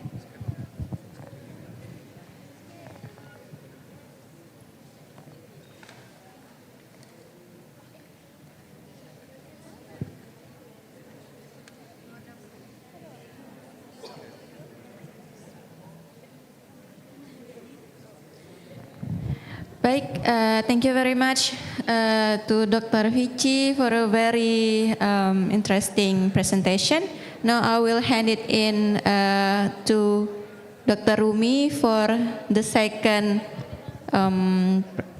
what is it? The sponsorship, sponsorship session. Thank you. Okay, we would like to invite Dr. Hewan Febi Ramadhani from MSD Animal Health to introduce the MSD Animal Health as our sponsorship. You have 5 minutes only to Dr. Febi, please. Baik, Assalamualaikum warahmatullahi wabarakatuh. Selamat sore.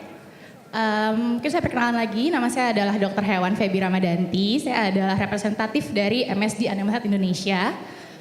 Jadi pada sore hari ini saya mungkin akan refreshment sedikit dan juga pengenalan mengenai portofolio kami dari MSD, yaitu adalah vaksin kami namanya adalah Nobivac dan juga portofolio antiparasit kami yaitu adalah Bravecto. Ini kayaknya slide-nya masih nunggu sebentar ya. Mungkin sudah familiar kah dengan portofolio vaksin dan juga Bravecto kami? Jadi kalau vaksin kami mungkin yang paling banyak dipakai di kucing saat ini namanya adalah Nobivac Tricat Trio. Dan kalau Bravecto itu adalah satu-satunya antiparasit yang bisa memproteksi selama 3 bulan. Jadi saat ini yang ada di market hanya produk kami lah yang bisa memproteksi paling panjang. Bisakah slide-nya? Oke, baik. Kita ada hadiahnya juga ya, mungkin ini ada tim MSD juga, jadi nanti akan ada hadiahnya.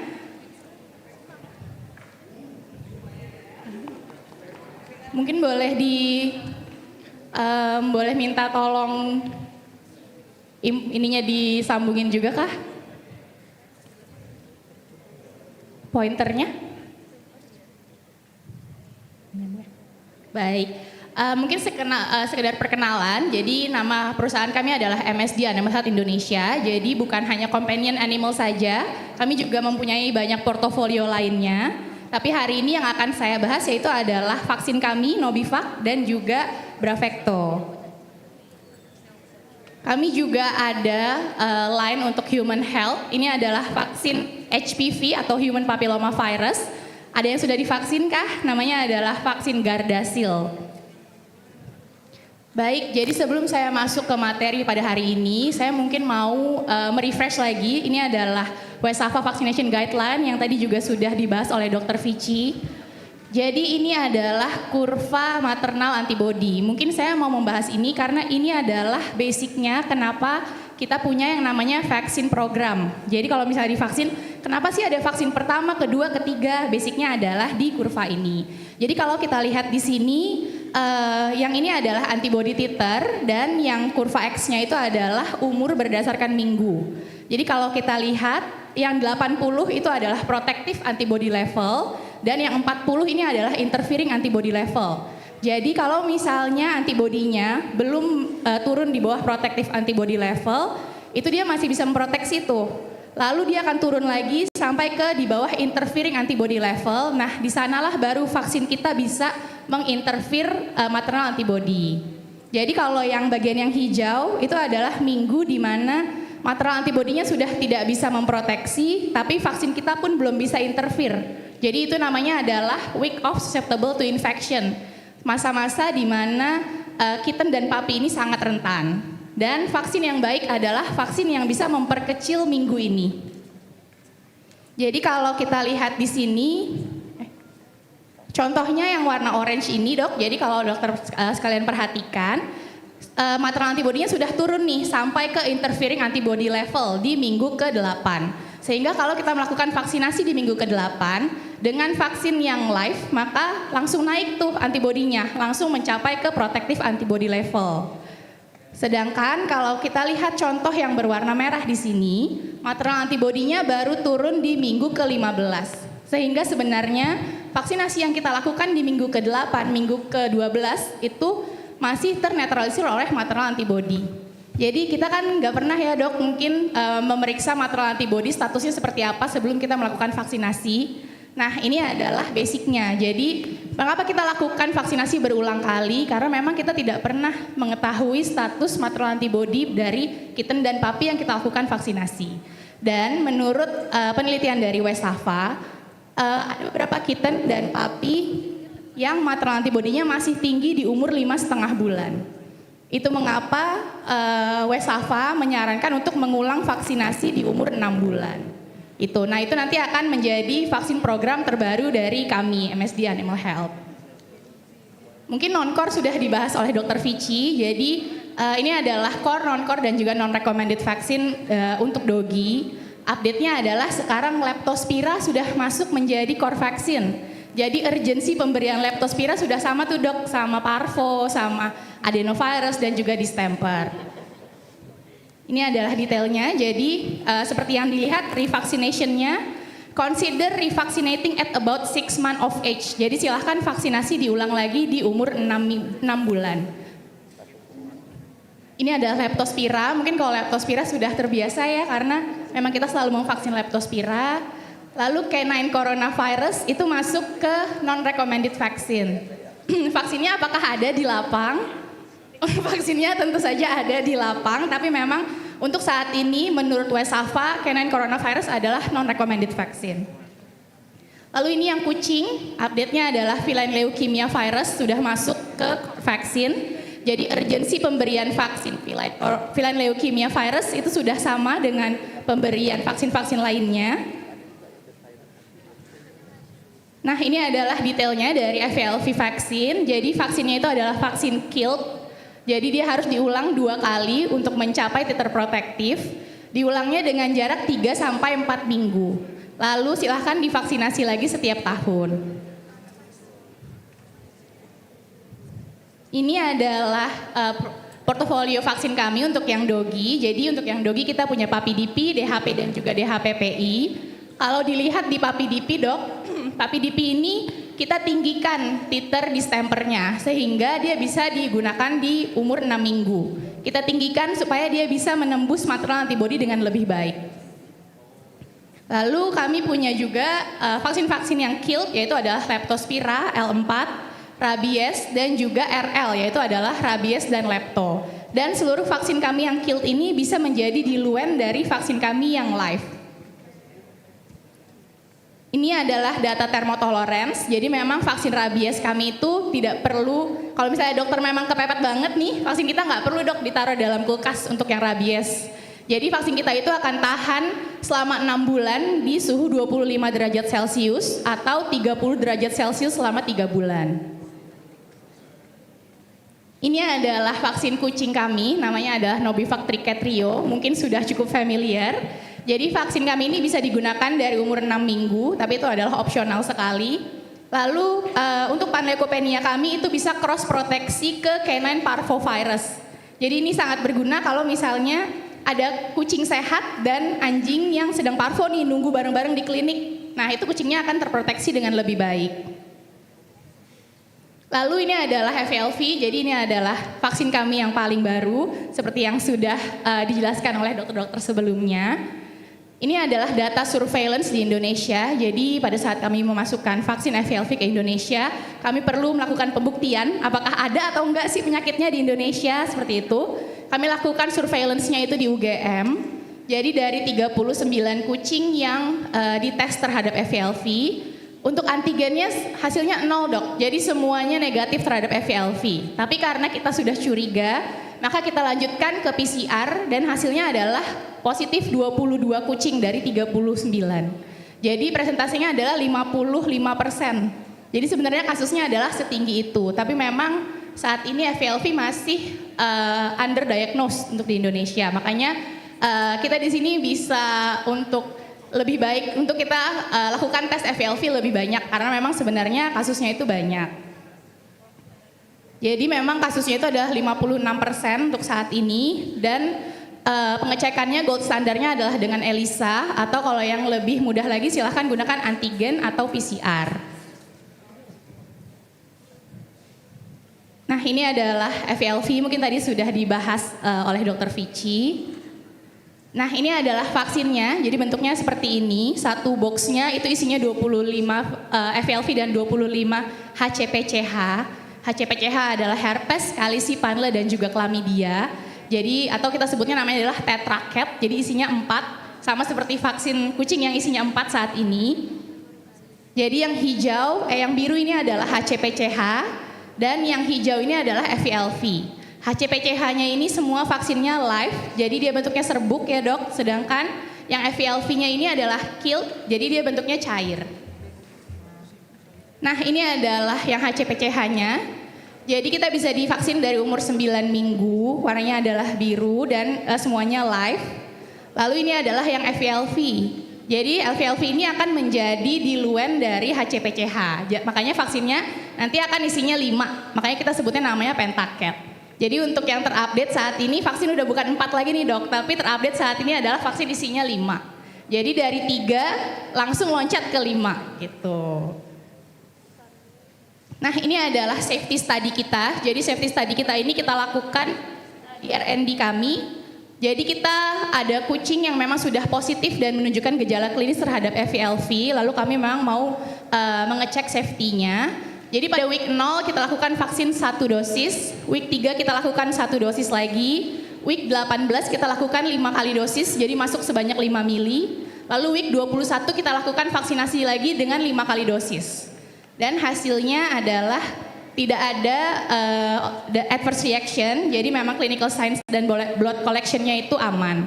Jadi vaksin kami itu memang safety study-nya itu sangat aman, jadi silahkan di treatment seperti vaksin lainnya. Memang vaksinnya ini baru di Indonesia, tapi untuk di Bangkok itu udah 10 tahun yang lalu. Dan vaksinnya ini memang sangat aman. Ini adalah local efficacy and safety study, kami melakukan studinya itu di IPB University. Dan ini adalah hasilnya. Jadi physical exam setelah melakukan vaksinasinya tidak ada sign toxicity, hematologinya no physiological change, blood chemistry-nya juga tidak ada perubahan, dan antibody titernya develop of antibody sampai ke titer protektif. Ini adalah jadwal vaksinasi kami dok. Jadi ini adalah jadwal vaksinasi yang paling terbaru dari MSD. Jadi di umur 9 minggu silahkan gunakan Novivac Triket Trio. Di umur 12 minggu silahkan gunakan pentaket. Umur 16 minggu silahkan gunakan pentaket. Lalu silahkan pentaketnya diulang 1 kali lagi di umur 6 bulan. Kalau memang tidak mau mengulang vaksin di umur 6 bulan, silahkan lakukan pengulangan di umur 1 tahun. Jadi pada saat kucingnya berumur 1 tahun, bukan 1 tahun dari terakhir vaksin. Seperti itu. Dan ini sama untuk yang dogi juga, silahkan mengulang lagi di umur 6 bulan. Baik, mungkin saya masih punya waktu kah? You only have 2 minutes left. Oke. Boleh dirubah ke slide yang berafekto dok? Saya akan share dikit saja mengenai antiparasit kami, yaitu adalah endektosid kami. Namanya adalah Bravecto. Jadi memang kita punya Bravecto untuk anjing dan kucing. Kalau untuk yang anjing saat ini kita punya chewable dan juga spot on. Lalu untuk yang kucing namanya adalah Bravecto Plus. Plusnya itu apa? Plusnya adalah bisa untuk obat cacing juga. Dan bentuknya adalah spot on. Ini ada videonya tapi mungkin aku skip aja. Nah ini adalah Bravecto kami, jadi kalau untuk yang dogi ada yang chew dan juga spot on, tapi kalau untuk kucing, Bravecto Plus itu hanya ada spot on aja. Jadi kenapa kita harus memakai Bravecto? Karena we are fast, easy, and long lasting protection. Jadi kita fast karena dari pemakaian 2 jam itu kita sudah mulai membunuh. Dan di 12 jam 100% dari caplak dan pinjal itu sudah mati yang ada di badan. Karena kita mempunyai speed of kill yang sangat cepat, maka kita bisa punya klaim berikut dok. Jadi kita bisa mencegah babesia, dan kita juga bisa mencegah cacing pita. Karena biasanya cacing pita dan babesia ini akan ditransmisikan di atas 12 jam. Sedangkan dengan penggunaan Bravecto di 12 jam sudah pasti 100% mati. Jadi kita untuk saat ini memang hanya kita saja yang punya speed of kill secepat itu. Dan ini adalah gambaran penggunaan Bravecto. Jadi kalau misalnya kita pakai yang bulanan, memang awalnya akan terlihat turun, tapi setelah itu pasti naik lagi. Karena memang kalau yang bulanan itu tidak bisa memutus siklus hidup dari caplak dan pinjal. Tapi dengan penggunaan Bravecto, 1 kali penggunaan saja itu sudah bisa langsung hilang. Mungkin dokter-dokter di depan juga sudah bisa memberikan reviewnya masing-masing mengenai Bravecto ya. Saat ini pemakaiannya. Lalu ini adalah real world result kami. Jadi untuk yang dogi itu kita sudah aman untuk yang sedang bunting, yang mau dikawinkan maupun yang sedang menyusui. Lalu kita bisa untuk ticks, flea, ear mites, scabies, demodex, apapun yang menggigit kita bisa. Lalu ini adalah Bravecto kami yang kucing, jadi kami punya 3 size saat ini, S, M, dan L. Berikut adalah size-nya dan juga dosisnya dari Bravecto Plus kami. Ini adalah perbandingan Bravecto dengan beberapa jenis obat kutu lain yang saat ini ada di lapak. Jadi memang hanya Bravecto kami lah yang mempunyai kemampuan speed of kill yang paling cepat dengan proteksi yang paling panjang. Ini adalah perbandingan antara pemakaian Bravecto dan juga fipronil. Jadi dalam studi ini selama 12 minggu itu tiap 1 bulan sekali direinvestasi tuh dok pinjalnya. Terus berarti kalau misalnya pemakaian fipronil selama 1 bulan sekali ditetes lagi. Tapi dengan Bravecto hanya 1 kali dosis saja. Lalu hasilnya di minggu ke-12 dengan penggunaan Bravecto 99% pinjal mati. Sedangkan dengan penggunaan fipronil itu hanya 75,4% aja. Bedanya jauh ya, lumayan. Lalu untuk selamektin ini adalah perbandingannya. Hasilnya sama, jadi memang dengan Bravecto 100% hilang di 12 minggu. Sedangkan dengan selamektin hanya 91,3%. Dan biasanya kalau ada pinjal itu akan ada lesi-lesi kulit ya, karena dia akan ada flea allergic dermatitis. Dengan Bravecto sudah ada perbaikan di 30 hari, sedangkan dengan selamektin baru ada perbaikan di 60 hari. Ini adalah testimoni pemakaian Bravecto, jadi ini adalah Dokter Andika. Dokter Andika ini rescue kucing. Ada yang bisa kasih tahu ini kira-kira positif apa nih kucingnya? Nanti dikasih hadiah sama Dokter Inge. Positif apakah ini? Dilihat dari pengambilan sampelnya juga. Angkat tangan dong, ntar bingung dokter yang kasih hadiahnya. Boleh silahkan dok angkat tangan. Mungkin boleh tim MSD dipilih.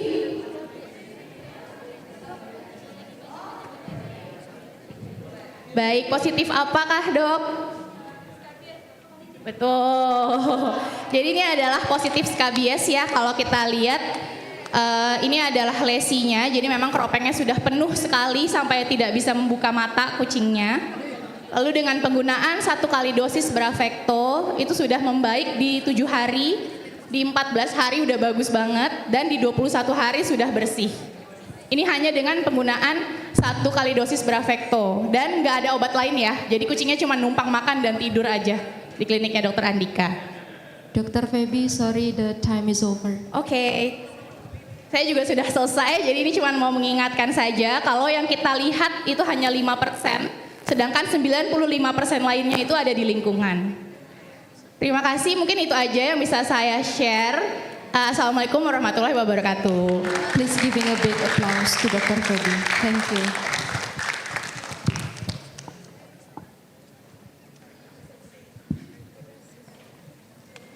Thank you very much, Doctor. Now it's time to discussion. So due to limited time, karena waktunya terbatas, mungkin kita bisa berikan hanya 1 pertanyaan kepada masing-masing pemateri. So, kami persilakan kepada audiens, mungkin ada yang ingin bertanya, boleh langsung maju ke mic yang tersedia. Dari sebelah sini yang pertama, terima kasih.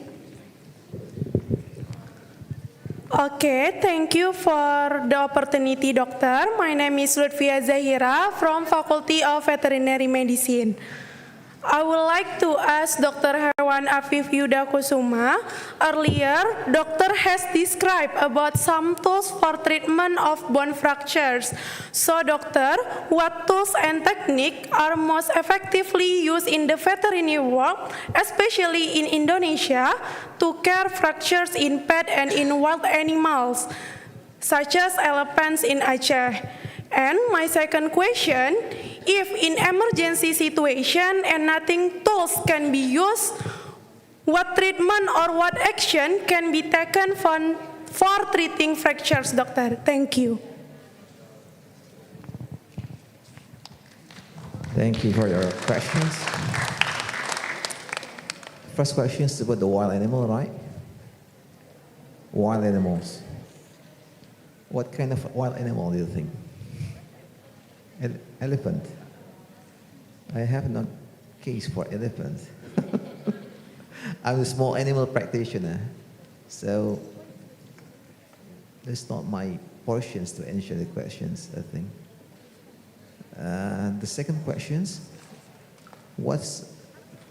I beg your pardon, can you repeat for the second questions, please?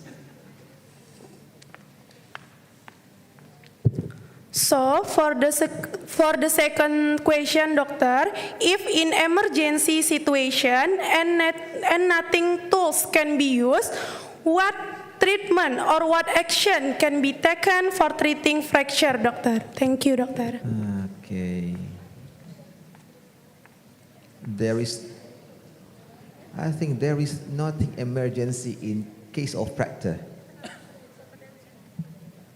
That's the most important things. Don't do any surgery during the emergency case, because surgery for the stable conditions of the animals. Okay? Okay, except the open fracture. Open fracture is the emergency case, not for the fracture, but for the loss of the blood. Make sure the ABC. What is ABC? Airway, breath, circulations. That's the emergency case. Make sure that's safe first. And then, yeah, we have no tools to do the surgery, right, for the bone fracture. I think it's hard to do because many types of fracture. For example, in Aceh, you have a lot of cases in feline, hit by car or car accident for the feline. What is the most cases for the long bone in the feline? 27%. It will affect the femur and the radius ulna. Forget about the ulna, you have to repair for the radius. For the adult animals, for the mature animals, you have to do the surgery to make something inside, like the implants, to make sure it's stay in the position and rigid. But for young animals, what you get to do? Sometimes you just put the casting in on the surface of the skin. It's so many options, many cases, especially for the cat. A lot of cases in trauma affected on the cranial of the cats. So you will find a lot of cases in the symphysis mandibular fracture. It's a very simple one. You can put a wire, the ball lines, you can use it, or kind of glue, you can use it. That's the most case in the cat, right? If you want to start your experience in orthopedic, just prepare for the wire, K-wire, casting. That's I think that's for the simple case, that's okay for the cat. That's my answer. Thank you very much to Dr. Afif. So next question. So you may come to the in front of the mic, doctor. Thank you.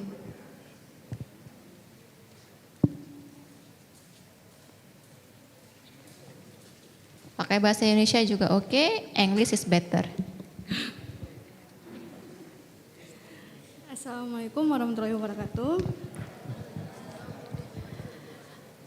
Saya ingin bertanya dengan Dr. Vici mengenai pada contoh kasus dari penyakit leukemia virus tadi, pada penanganannya, untuk remi, arbi dan leksi ada pemberian obat anti kutu, sedangkan pada induknya atau kimi tidak ada pemberian obat anti kutu. Apakah ada hubungannya penyakit leukemia virus ini dengan kutu ini sendiri, makanya dikasih pemberian anti kutu, dan kenapa penanganannya itu berbeda antara si Kimi dengan anaknya? Terus kan kondisi dari anaknya itu bukan kondisi dalam keadaan sehat gitu, tapi ada kayak demam, lemas dan tidak mau makan gitu, Dok. Terima kasih. Terima kasih Dok Nadia, betul ya namanya? Dok Nadia. Pada kasus viral leukemia yang saya tanganin itu memang obatnya berbeda. Ibunya yang namanya Kimi tidak ada gejala dan hasil POC-nya, tes kitnya negatif. Jadi tidak ada treatment apapun sama sekali. Tapi kalau obat anti kutu biasanya saya ngasih per populasi. Maksudnya kalau satu dikasih ya semua dikasih gitu. Karena kan mereka ada flea dirt kayak gitu ya. Jadi lebih aman tetap dikasih. Nah, untuk 3 anaknya itu yang 2 kan bergejala. Yang 2 bergejala memang pakai acara infus intravena segala macam, kemudian antibiotik diberikan, zidofudin diberikan.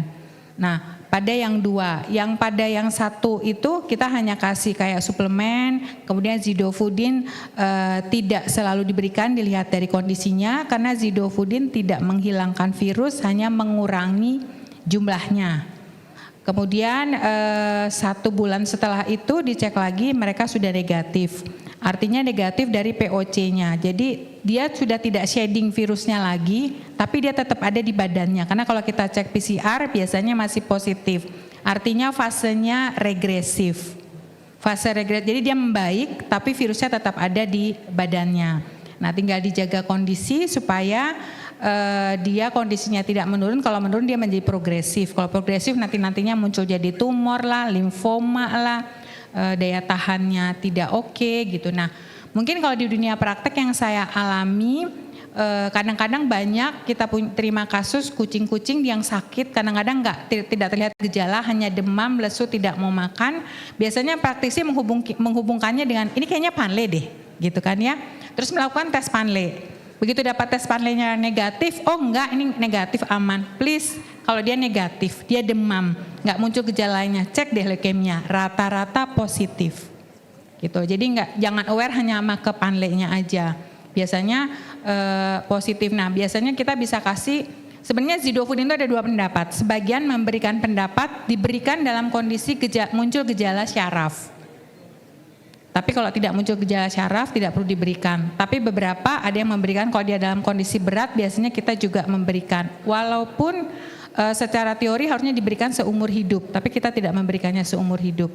Karena jadi menekan jumlah virusnya gitu. Itu yang dilakukan. Jadi treatmentnya adalah buat yang berat-berat ya memang dia perlu sama seperti yang lain, dia perlu intravena, tetap diberikan infus intravena, kemudian tetap diberikan antibiotik. Kenapa? Karena dia kan retrovirus, daya tahan turun, infeksi sekunder akan kena. Biasa diberikan, saya memberikannya startnya dari amoxiclav. Saya nggak pakai yang tinggi-tinggi kayak imipenem apa segala macam, enggak. Start dari awal aja gitu. Kemudian suplemen diberikan. Kalau makannya nggak benar, biasa kita kasih suplemen makanan atau yang kayak semacam, pokoknya tujuannya kalori tinggi. Karena kan kondisinya tidak oke ya, kondisi tidak oke, dia makannya nggak benar, kalau kalorinya kurang badannya akan habis gitu. Itu saja sih dok treatmentnya. Jadi mungkin cukup clear ya. Buat yang berat memang sampai infus intravena, buat yang tidak tergantung kondisinya. Apakah dia memang perlu antibiotik atau tidak gitu. Biasa kalau sampai demam segala macam diberikan dok. Gitu. Kalau ibunya kenapa enggak? Karena ibunya negatif. Ibunya negatif, harusnya idealnya negatif POC itu dikonfirm dengan PCR negatif. Tapi kalau tidak bisa mengkonfirm dengan PCR negatif, bisa kita anggap itu negatif, tapi kita ulang tesnya dok. 1 bulan kemudian kita harus tes lagi dengan POC lagi negatif atau tidak. Kalau negatif berarti confirm negatif. Gitu. Itu dok. Oh, antara kutu pasti ada korelasi. Secara teori tidak disebutkan, tapi kan kutu itu kan menggigit ya, vektor ya. Jadi menggigit, khawatirnya itu juga jadi penular ya. Menggigit biasanya kan yang jelas itu parasit darah ya, parasit darah menular jelas lewat kutu. Tapi karena kondisi populasi ini memang tercemar kutu, jadi kan kenapa saling menular? Jadi itu tetap diberikan, gitu dok. Terima kasih banyak Dr. Vici. Maybe the last question. Ya. Oh, sudah yang duluan. Oke. Terima kasih untuk kesempatannya. Perkenalkan, nama saya Zaina Bilhanun dari Fakultas Kedokteran Hewan Universitas Syah Kuala. Saya di sini izin bertanya kepada Dr. Mirjawal. Nah, jadi berbicara tentang penyembuhan dokter, dari kami sendiri sudah pernah memakai PRP atau platelet rich plasma secara autolog dan heterolog, itu juga untuk penyembuhan luka serta penyembuhan fraktur.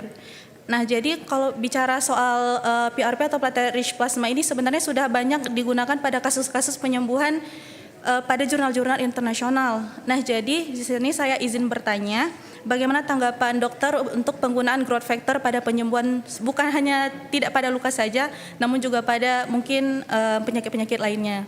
Mungkin untuk fraktur saya minta izin, mungkin Dok Afif bisa juga memberikan tanggapan. Terima kasih. Tanyakan bagaimana efek pemberian growth factor, karena PRP sudah pernah mereka pakai juga untuk penelitian, tapi bagaimana dengan growth factor untuk penyembuhan luka? Baik, terima kasih pertanyaannya. Terus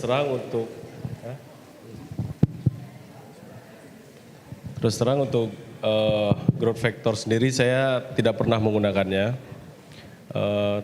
Tapi informasi yang saya dapat sendiri itu penggunaan dari PRP atau growth factor yang tadi akan lebih cepat untuk penyembuhan. Tapi saya sendiri terus terang tidak pernah menggunakannya. Mungkin Dok Afif punya pengalaman, bisa share Dok. Terima kasih Dr. Jawab. Kamu pintar sekali. Saya bilang pintar, jarang ada yang tahu. PRP saya menggunakan, saya membuat itu pada kasus apa? Ingat kasus yang saya tunjukkan tadi menggunakan implan pada kasus osteoarthritis di sendi atau total knee replacement. Apakah itu murah? Jawabannya enggak, itu mahal. Kalau ownernya menolak, apa yang harus dilakukan oleh dokter praktisi? PRP jawabannya. Jadi saya membuat PRP, lalu saya injek intraartikular. Itu sangat efektif. Dalam waktu berapa lama? 3 bulan hingga 6 bulan. Tapi harus tetap diulang. Ya, sangat efektif, itu benar. Yang lainnya, pada kasus-kasus community fracture di mana dibutuhkan pertumbuhan kalus yang cepat. Penambahan PRP pada daerah yang harusnya diberikan apa di situ? Diberikan bone graft, tahu ya bone graft, cangkok tulang. Pada berapa kejadian kita susah mendapatkan bone graft dari hewan itu sendiri. Yang dilakukan adalah lakukan PRP, masukkan di bagian yang terjadi community fracture. Itu mempercepat pembentukan kalus. Itu yang kita lakukan dan itu hasilnya positif sesuai dengan jurnal. Ya, itu yang kamu baca itu sesuai dengan real di dunia praktisi. Jadi ini tambahan buat yang lain. Sebenarnya pertanyaan ini kalau yang bertanya kayaknya udah tahu nih menguji yang di depan gitu loh.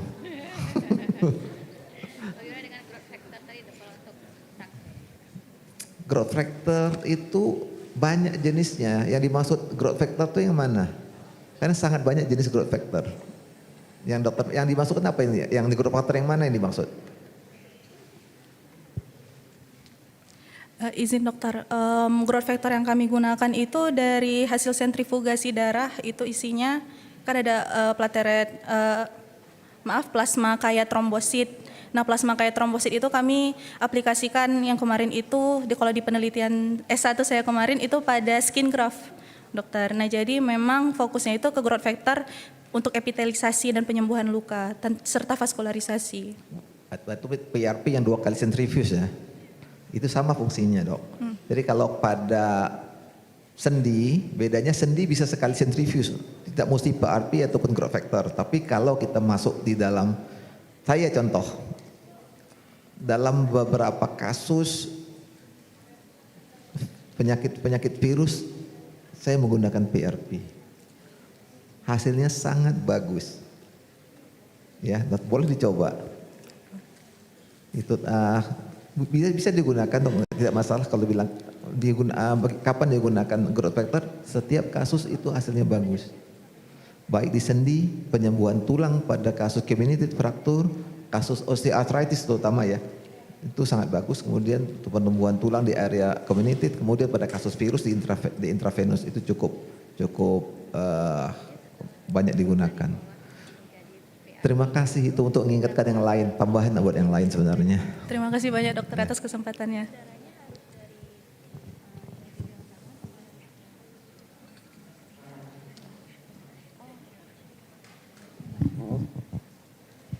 So thank you very much for our speakers and all participants.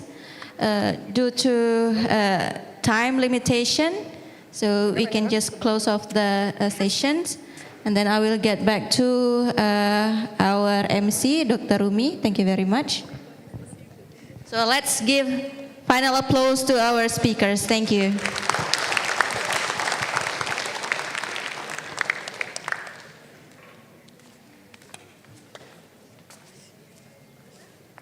For moderator and speakers, please stay on the stage. To honor and appreciate of our speaker, we would like to present a token of appreciation to Dr. Hewan Afif Yuda Kusuma. We kindly invite Professor Dr. Hewan Erwin MSc to present the plaque and certificate.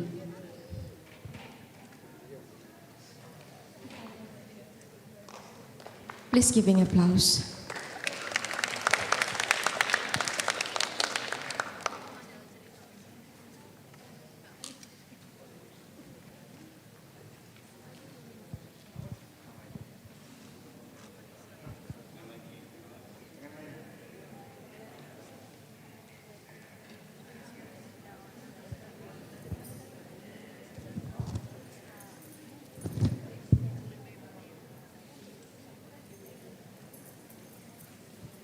Please give your best applause, ladies and gentlemen.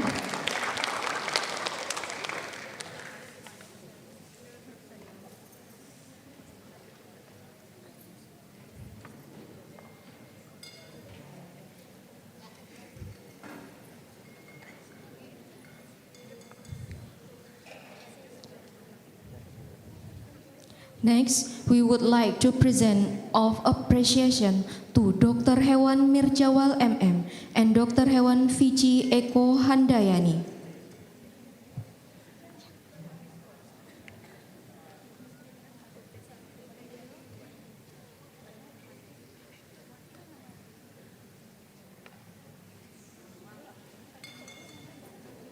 Please once again giving your big applause.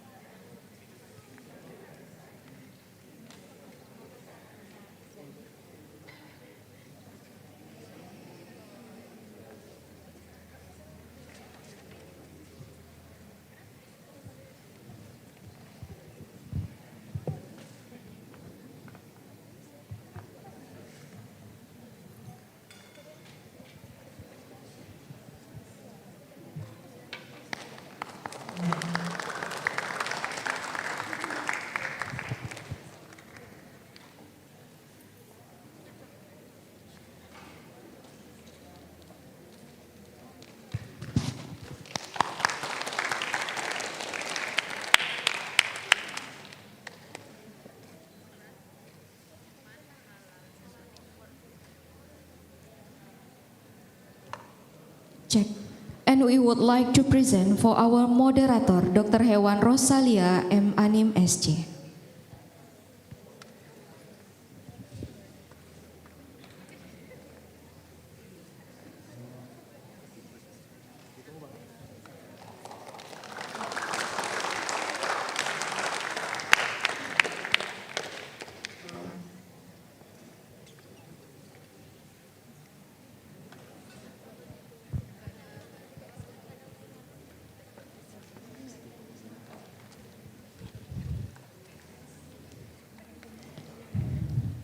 And then we would like to giving our present as appreciation to our sponsorship from MSD Animal Health to Dr. Feby as a representative. Please, the stage is yours.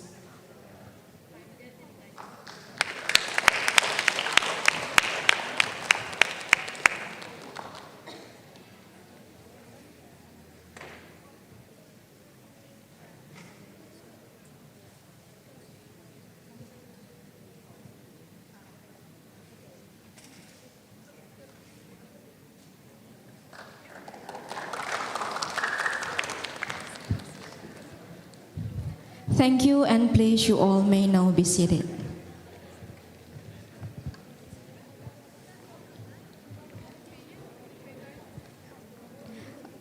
To all of the distinguished guests, please maybe you can invite you to the stage anymore for having some photo session. To Dr. Feby and all of the representative from MSD, please have a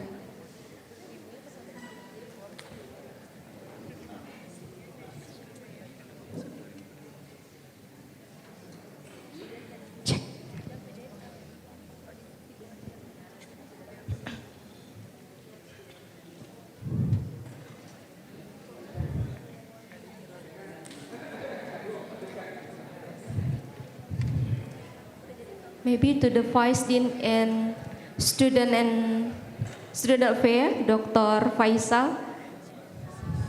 Maybe you can have a stand on the stage.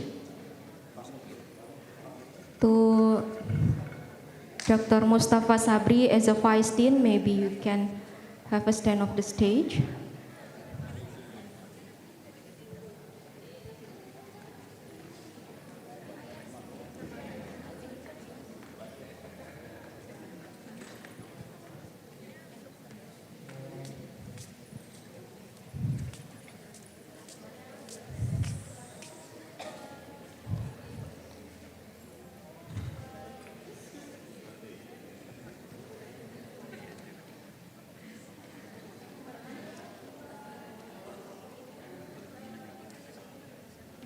Guys, could you please to give our big applause once more time?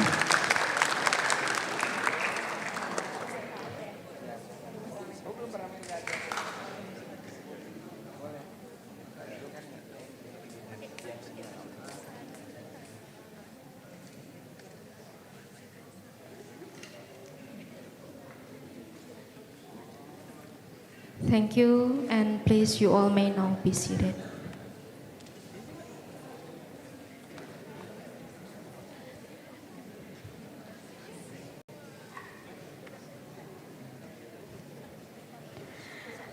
So, ladies and gentlemen, we will now take a short break, and after that, we will continue to the closing ceremony. So, please enjoy the short break. Thank you.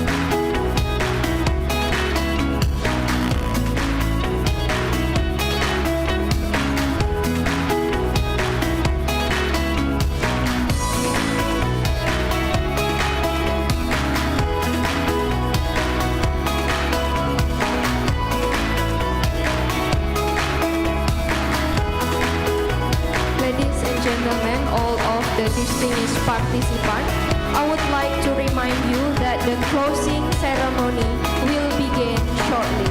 Thank you. Once again, to all of the participants, the closing ceremony will begin shortly. Thank you.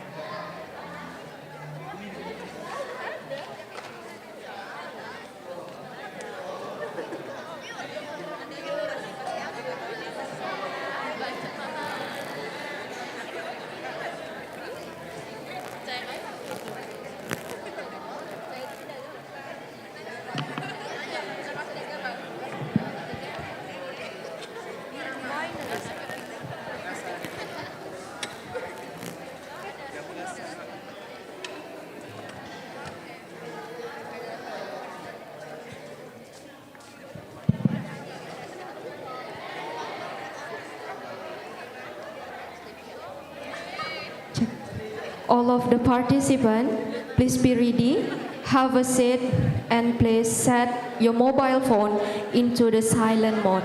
Thank you. Once again, all of the participants, please be ready, have a seat, and please set your mobile phone into silent mode.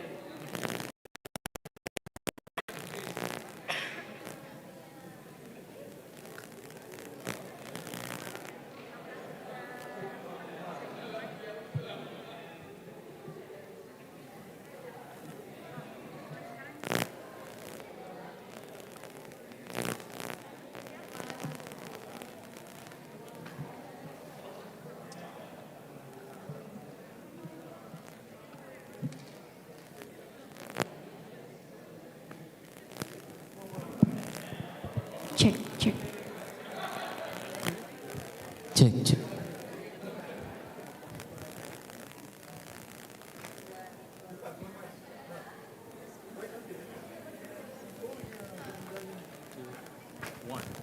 Assalamualaikum warahmatullahi wabarakatuh.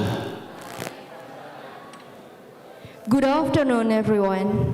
Ladies and gentlemen, we have now reached the final part of the International Conference on Sustainable Environmental and Animal Research, Icsear 2025. Next agenda, we will proceed with the awarding session for the best presenter, best poster in this day.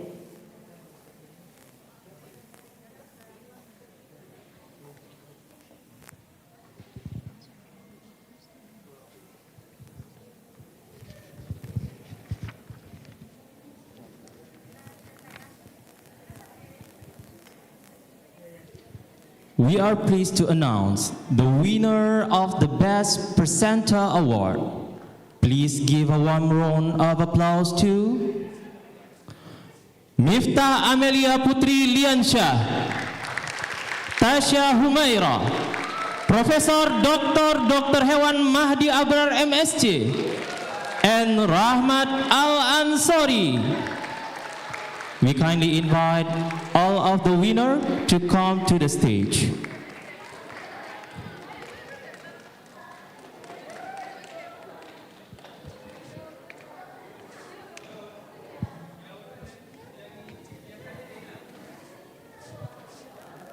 Please, for all of the winners, come to the stage.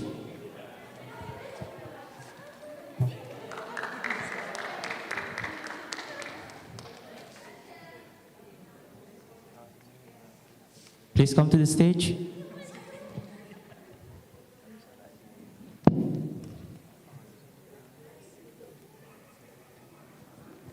Please come to the stage.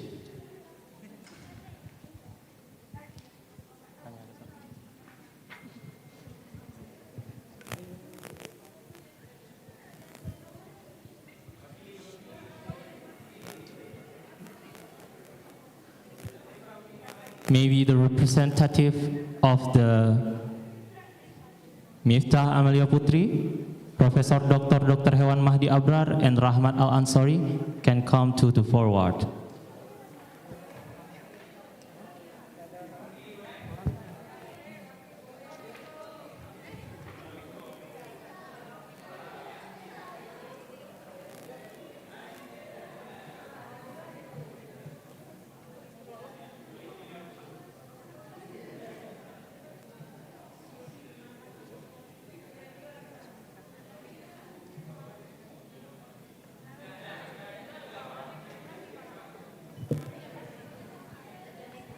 For Ahmad Al-Ansari, representative, as well as for Miftah Amalia Putri Liansyah. Please come to the forward.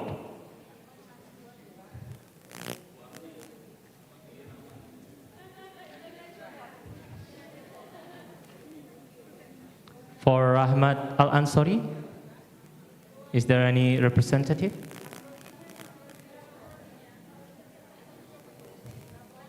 For Rahmat Al-Ansari? Okay.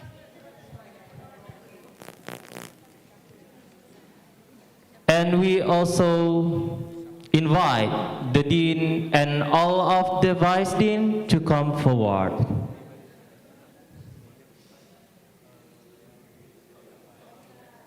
To Mr. Faisal, Dr. Faisal, Dr. Mustafa Sabri, please have a stage in the front. Nah.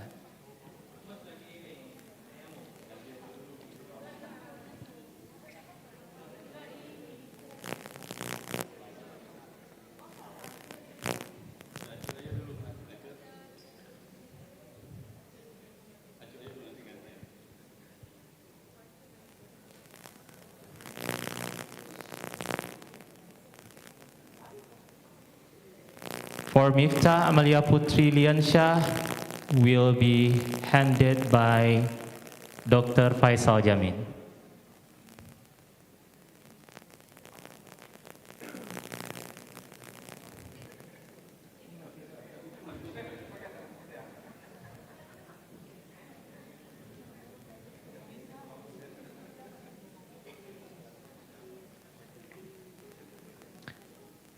For Tasha Humaira will be handed by Miss Dr. For Miftah Amalia Putri Liansyah will be handed by Dr. Faisal Jamil. Please give him applause.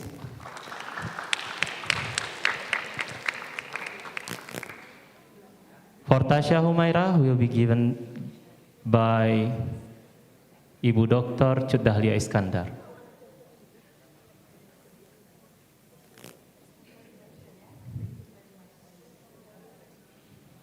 Please give him applause.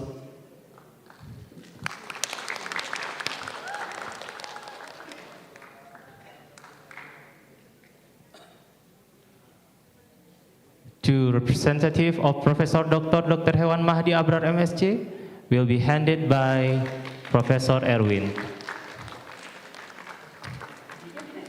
Please give an applause.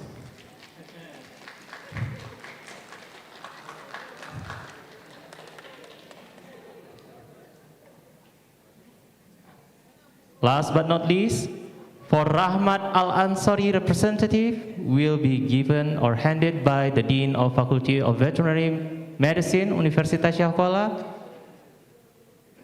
Please give an applause.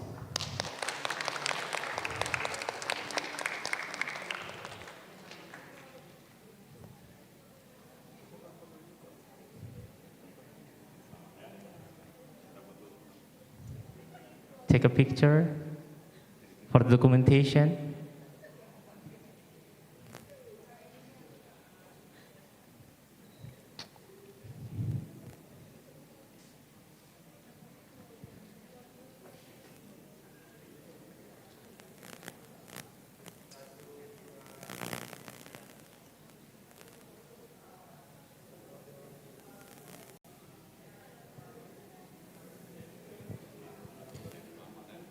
Thank you. You may now be seated.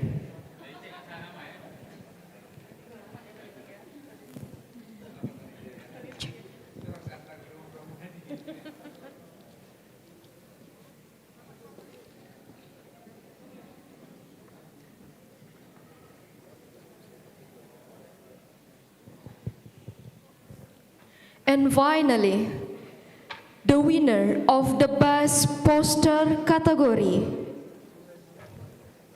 Please give a big applause to Saskia Elvinazwa, Rashida Ulfa, SSI MSI, and Sabrina Shiva Maharani. To all of the winners, we kindly invite you all to the stage to receive the award.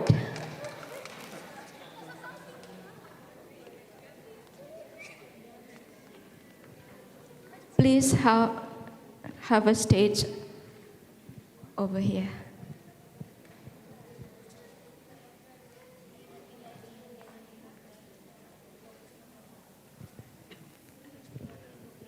Saskia Elvi, there are maybe a person who representative her.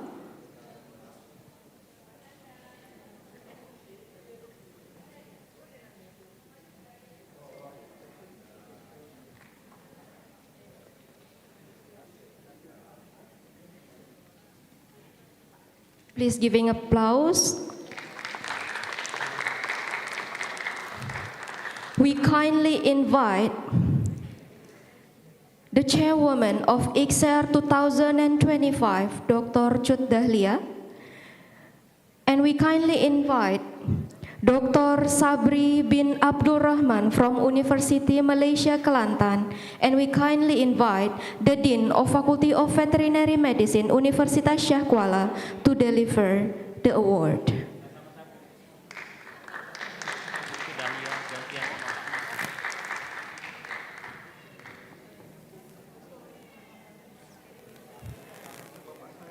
To the representative of Saskia Elvi Nazwa, the winner certificate will deliver by Dr.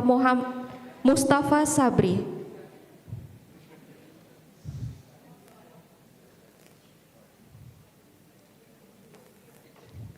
So all of the distinguished guests, please give your best applause.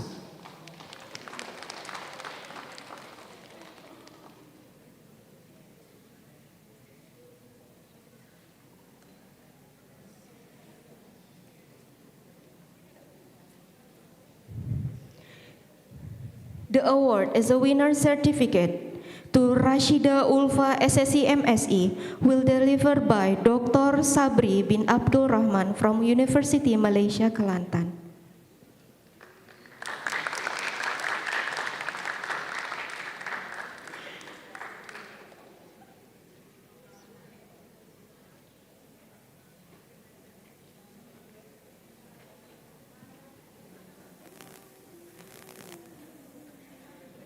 And the award for Sabrina Shiva Maharani will deliver by the Dean of Faculty Veterinary Medicine, Universitas Syah Kuala, to Dr. Reza, please. Please give your best applause.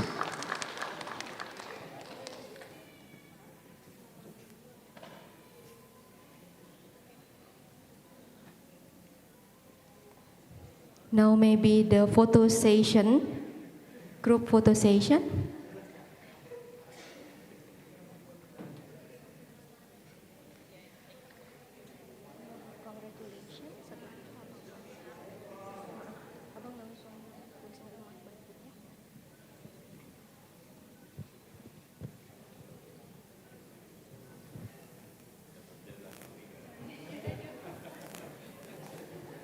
Thank you. Maybe all of you now can be seated.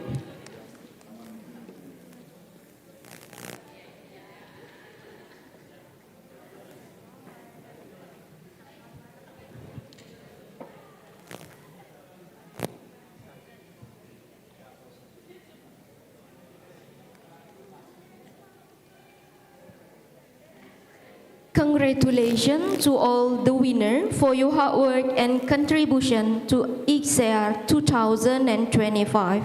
Let's give them one more big round of applause.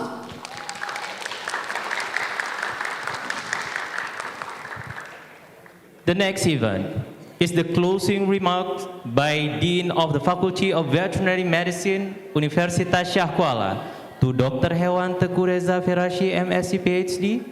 Time is yours.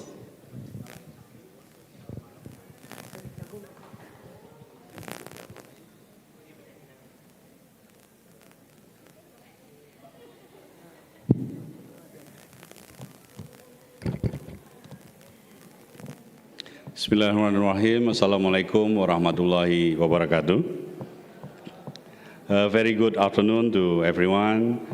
Honorable or keynote speakers, distinguished guests, ladies and gentlemen, our students, all the participants, and also the committee of the Icsear 2025. First of all, on behalf of the Faculty of Veterinary Medicine, Universitas Syah Kuala, it is my honor to deliver the closing remarks of the first International Conference on Sustainable Environmental and Animal Research, or Icsear 2025. Here in USK, Darussalam, Banda Aceh. We are, as the second oldest faculty at USK, this month we will reach, the Faculty of Veterinary Medicine of USK will reach the 65 years, the 13th lustrum for its service since the establishment of this faculty in 1960, 17 October 1960. So the Faculty of Veterinary Medicine very proud to advance education, research, and service across the 5 study programs we have so far. They are diploma, and then a bachelor degree, a master degree, professional, and also doctoral degree. So for these inspiring days, Icsear has shown how collaboration can turn science into action for healthy animals, healthier people, and a more sustainable environment, since the theme of this conference is synergy from science to action. To our esteemed keynote speakers, invited lecturers, and panelists, thank you for accepting our invitation and sharing your expertise. Your insight have energized our students, researchers, and also practitioners. We extend special appreciation to our partners universities whose our collaboration made this event possible. They are Universitas Negeri Padang or UNP, Universitas Riau or UNRI, University Putra Malaysia, UPM, and University Malaysia Kelantan, UMK. Thank you for your trust and commitment, and we're looking ahead. We hope in the future of Icsear, we could also collaborate as partner universities. We add with IPB University, Nanyang Technological University Singapore, and Seoul National University Korea can also be a part of the Icsear collaboration in the future. Our deepest gratitude goes to the Rector of Universitas Syah Kuala and the university leadership for their steadfast support. I also wish to thank the organizing committee, our scientific and steering teams, secretariat, and the dedicated student volunteers, as well as our event organizer, for your extraordinary work for preparation to execution. We are profoundly grateful for the support. We are also profoundly grateful for the support from our government and institutional partners, among of them the Ministry of Creative Economy of Indonesia, the Ministry of Forestry of Indonesia, the Government of Aceh, Paduka Yang Mulia Wali Nanggro, Insinyur HTA Khalid, the members of Commission for Indonesian Parliament, Segi University Malaysia, Feds for Welfare Foundation, the Netherlands, Wildlife Ambulance, Dave Fleming Fund, the country grant to Indonesia, WWF Indonesia, Anugerah Satwa Tangerang, Forum Konservasi Loser, Liberex Zoo, and the Wildlife Conservation Society Indonesia program. Our sincere thanks also go to our sponsors, among of them Korika Indonesia, PT Saraswati Indonesia Genetics, PT ASK Amerika, MSD as well, Indonesia Kid Association Aceh, and PT Romindo. And as the host, we aim to serve you well. But if there were any shortcoming or inconvenience during the program, please accept our sincere apologies. Kami mohon maaf jika ada hal yang kurang berkenan selama kegiatan ini, baik itu untuk pemateri, keynote speakers, juga sponsor dan mitra yang sudah mensupport kegiatan ini dengan sangat baik. Then, finally, we officially close Icsear 2025. Thank you for your active participation and a warm support from everyone. We look forward to welcoming you again at the second Icsear. And for our guests from out of Banda Aceh and also abroad, we hope you will have the safe travels and continue your success, and see you soon again in Banda Aceh next year, insyaAllah. Terima kasih. Thank you very much. Wassalamualaikum warahmatullahi wabarakatuh.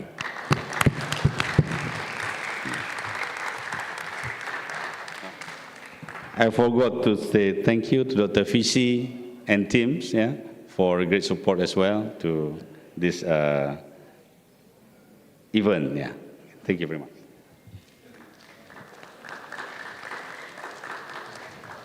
Thank you so much, Mr. Dean.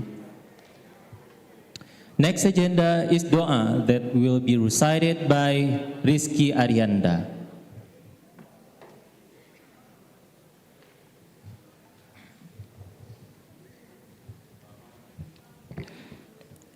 Assalamualaikum warahmatullahi wabarakatuh. Na'udzu billahi minasy syaithanir rajim. Bismillahirrahmanirrahim. Alhamdulillahi rabbil alamin. Hamdan yuwafi ni'amahu wa yukafi'u mazidah. Ya Rabbana lakal hamdu wa lakal syukru kama yanbaghi li jalali wajhikal karim wa 'azimi sultanik. Allahumma salli wa sallim ala Sayyidina Muhammad wa ala alihi wa sahbihi ajma'in.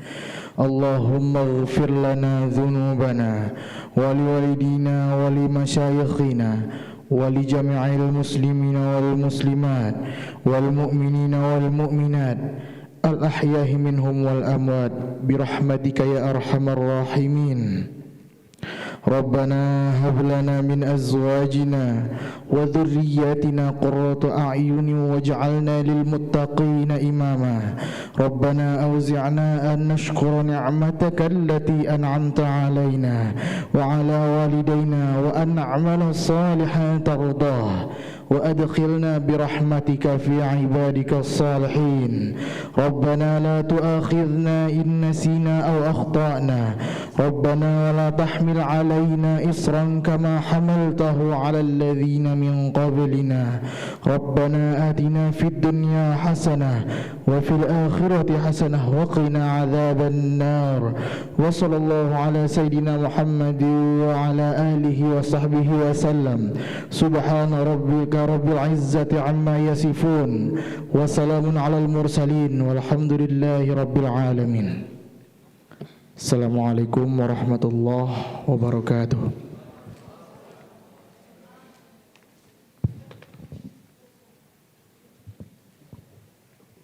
Thank you to Rizky Arianda.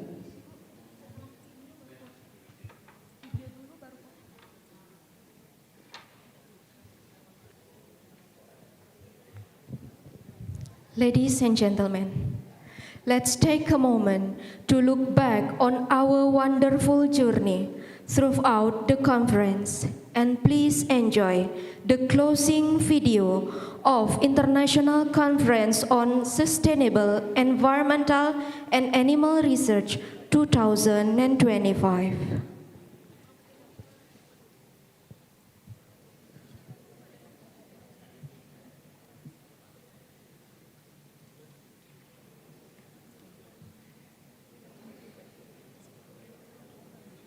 I can feel you over here, I can feel you over here. You take up every corner of my mind. What you gonna do now? Ever since the day you went away, no, I don't know how to erase your body from out my brain. What you gonna do now? Maybe I should just focus on me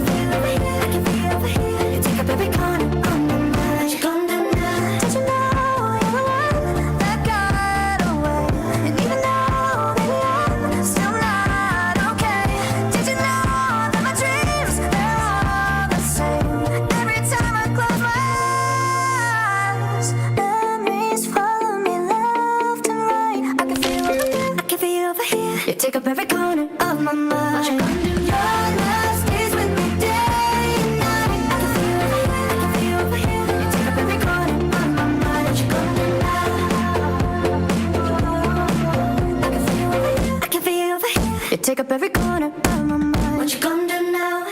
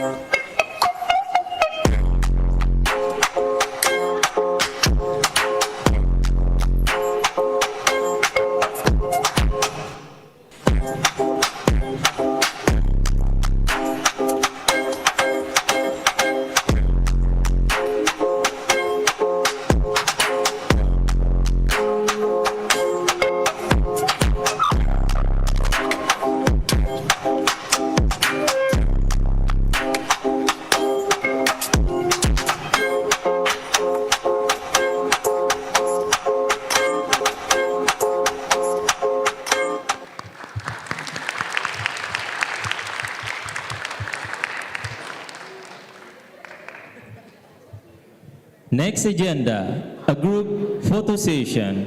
To the documentation team, it's your time. Untuk tim dokumentasi silahkan maju ke depan untuk mengambil foto.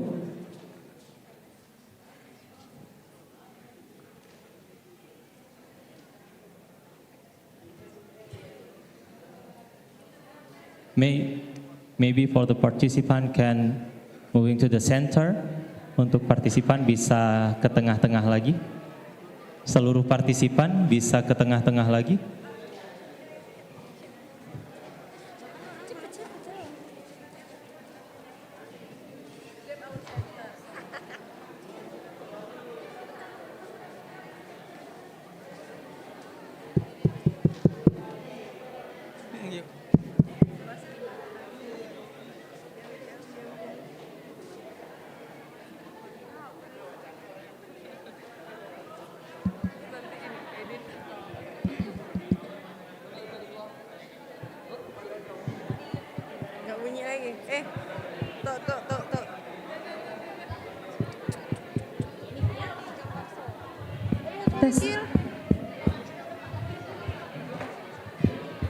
Masa?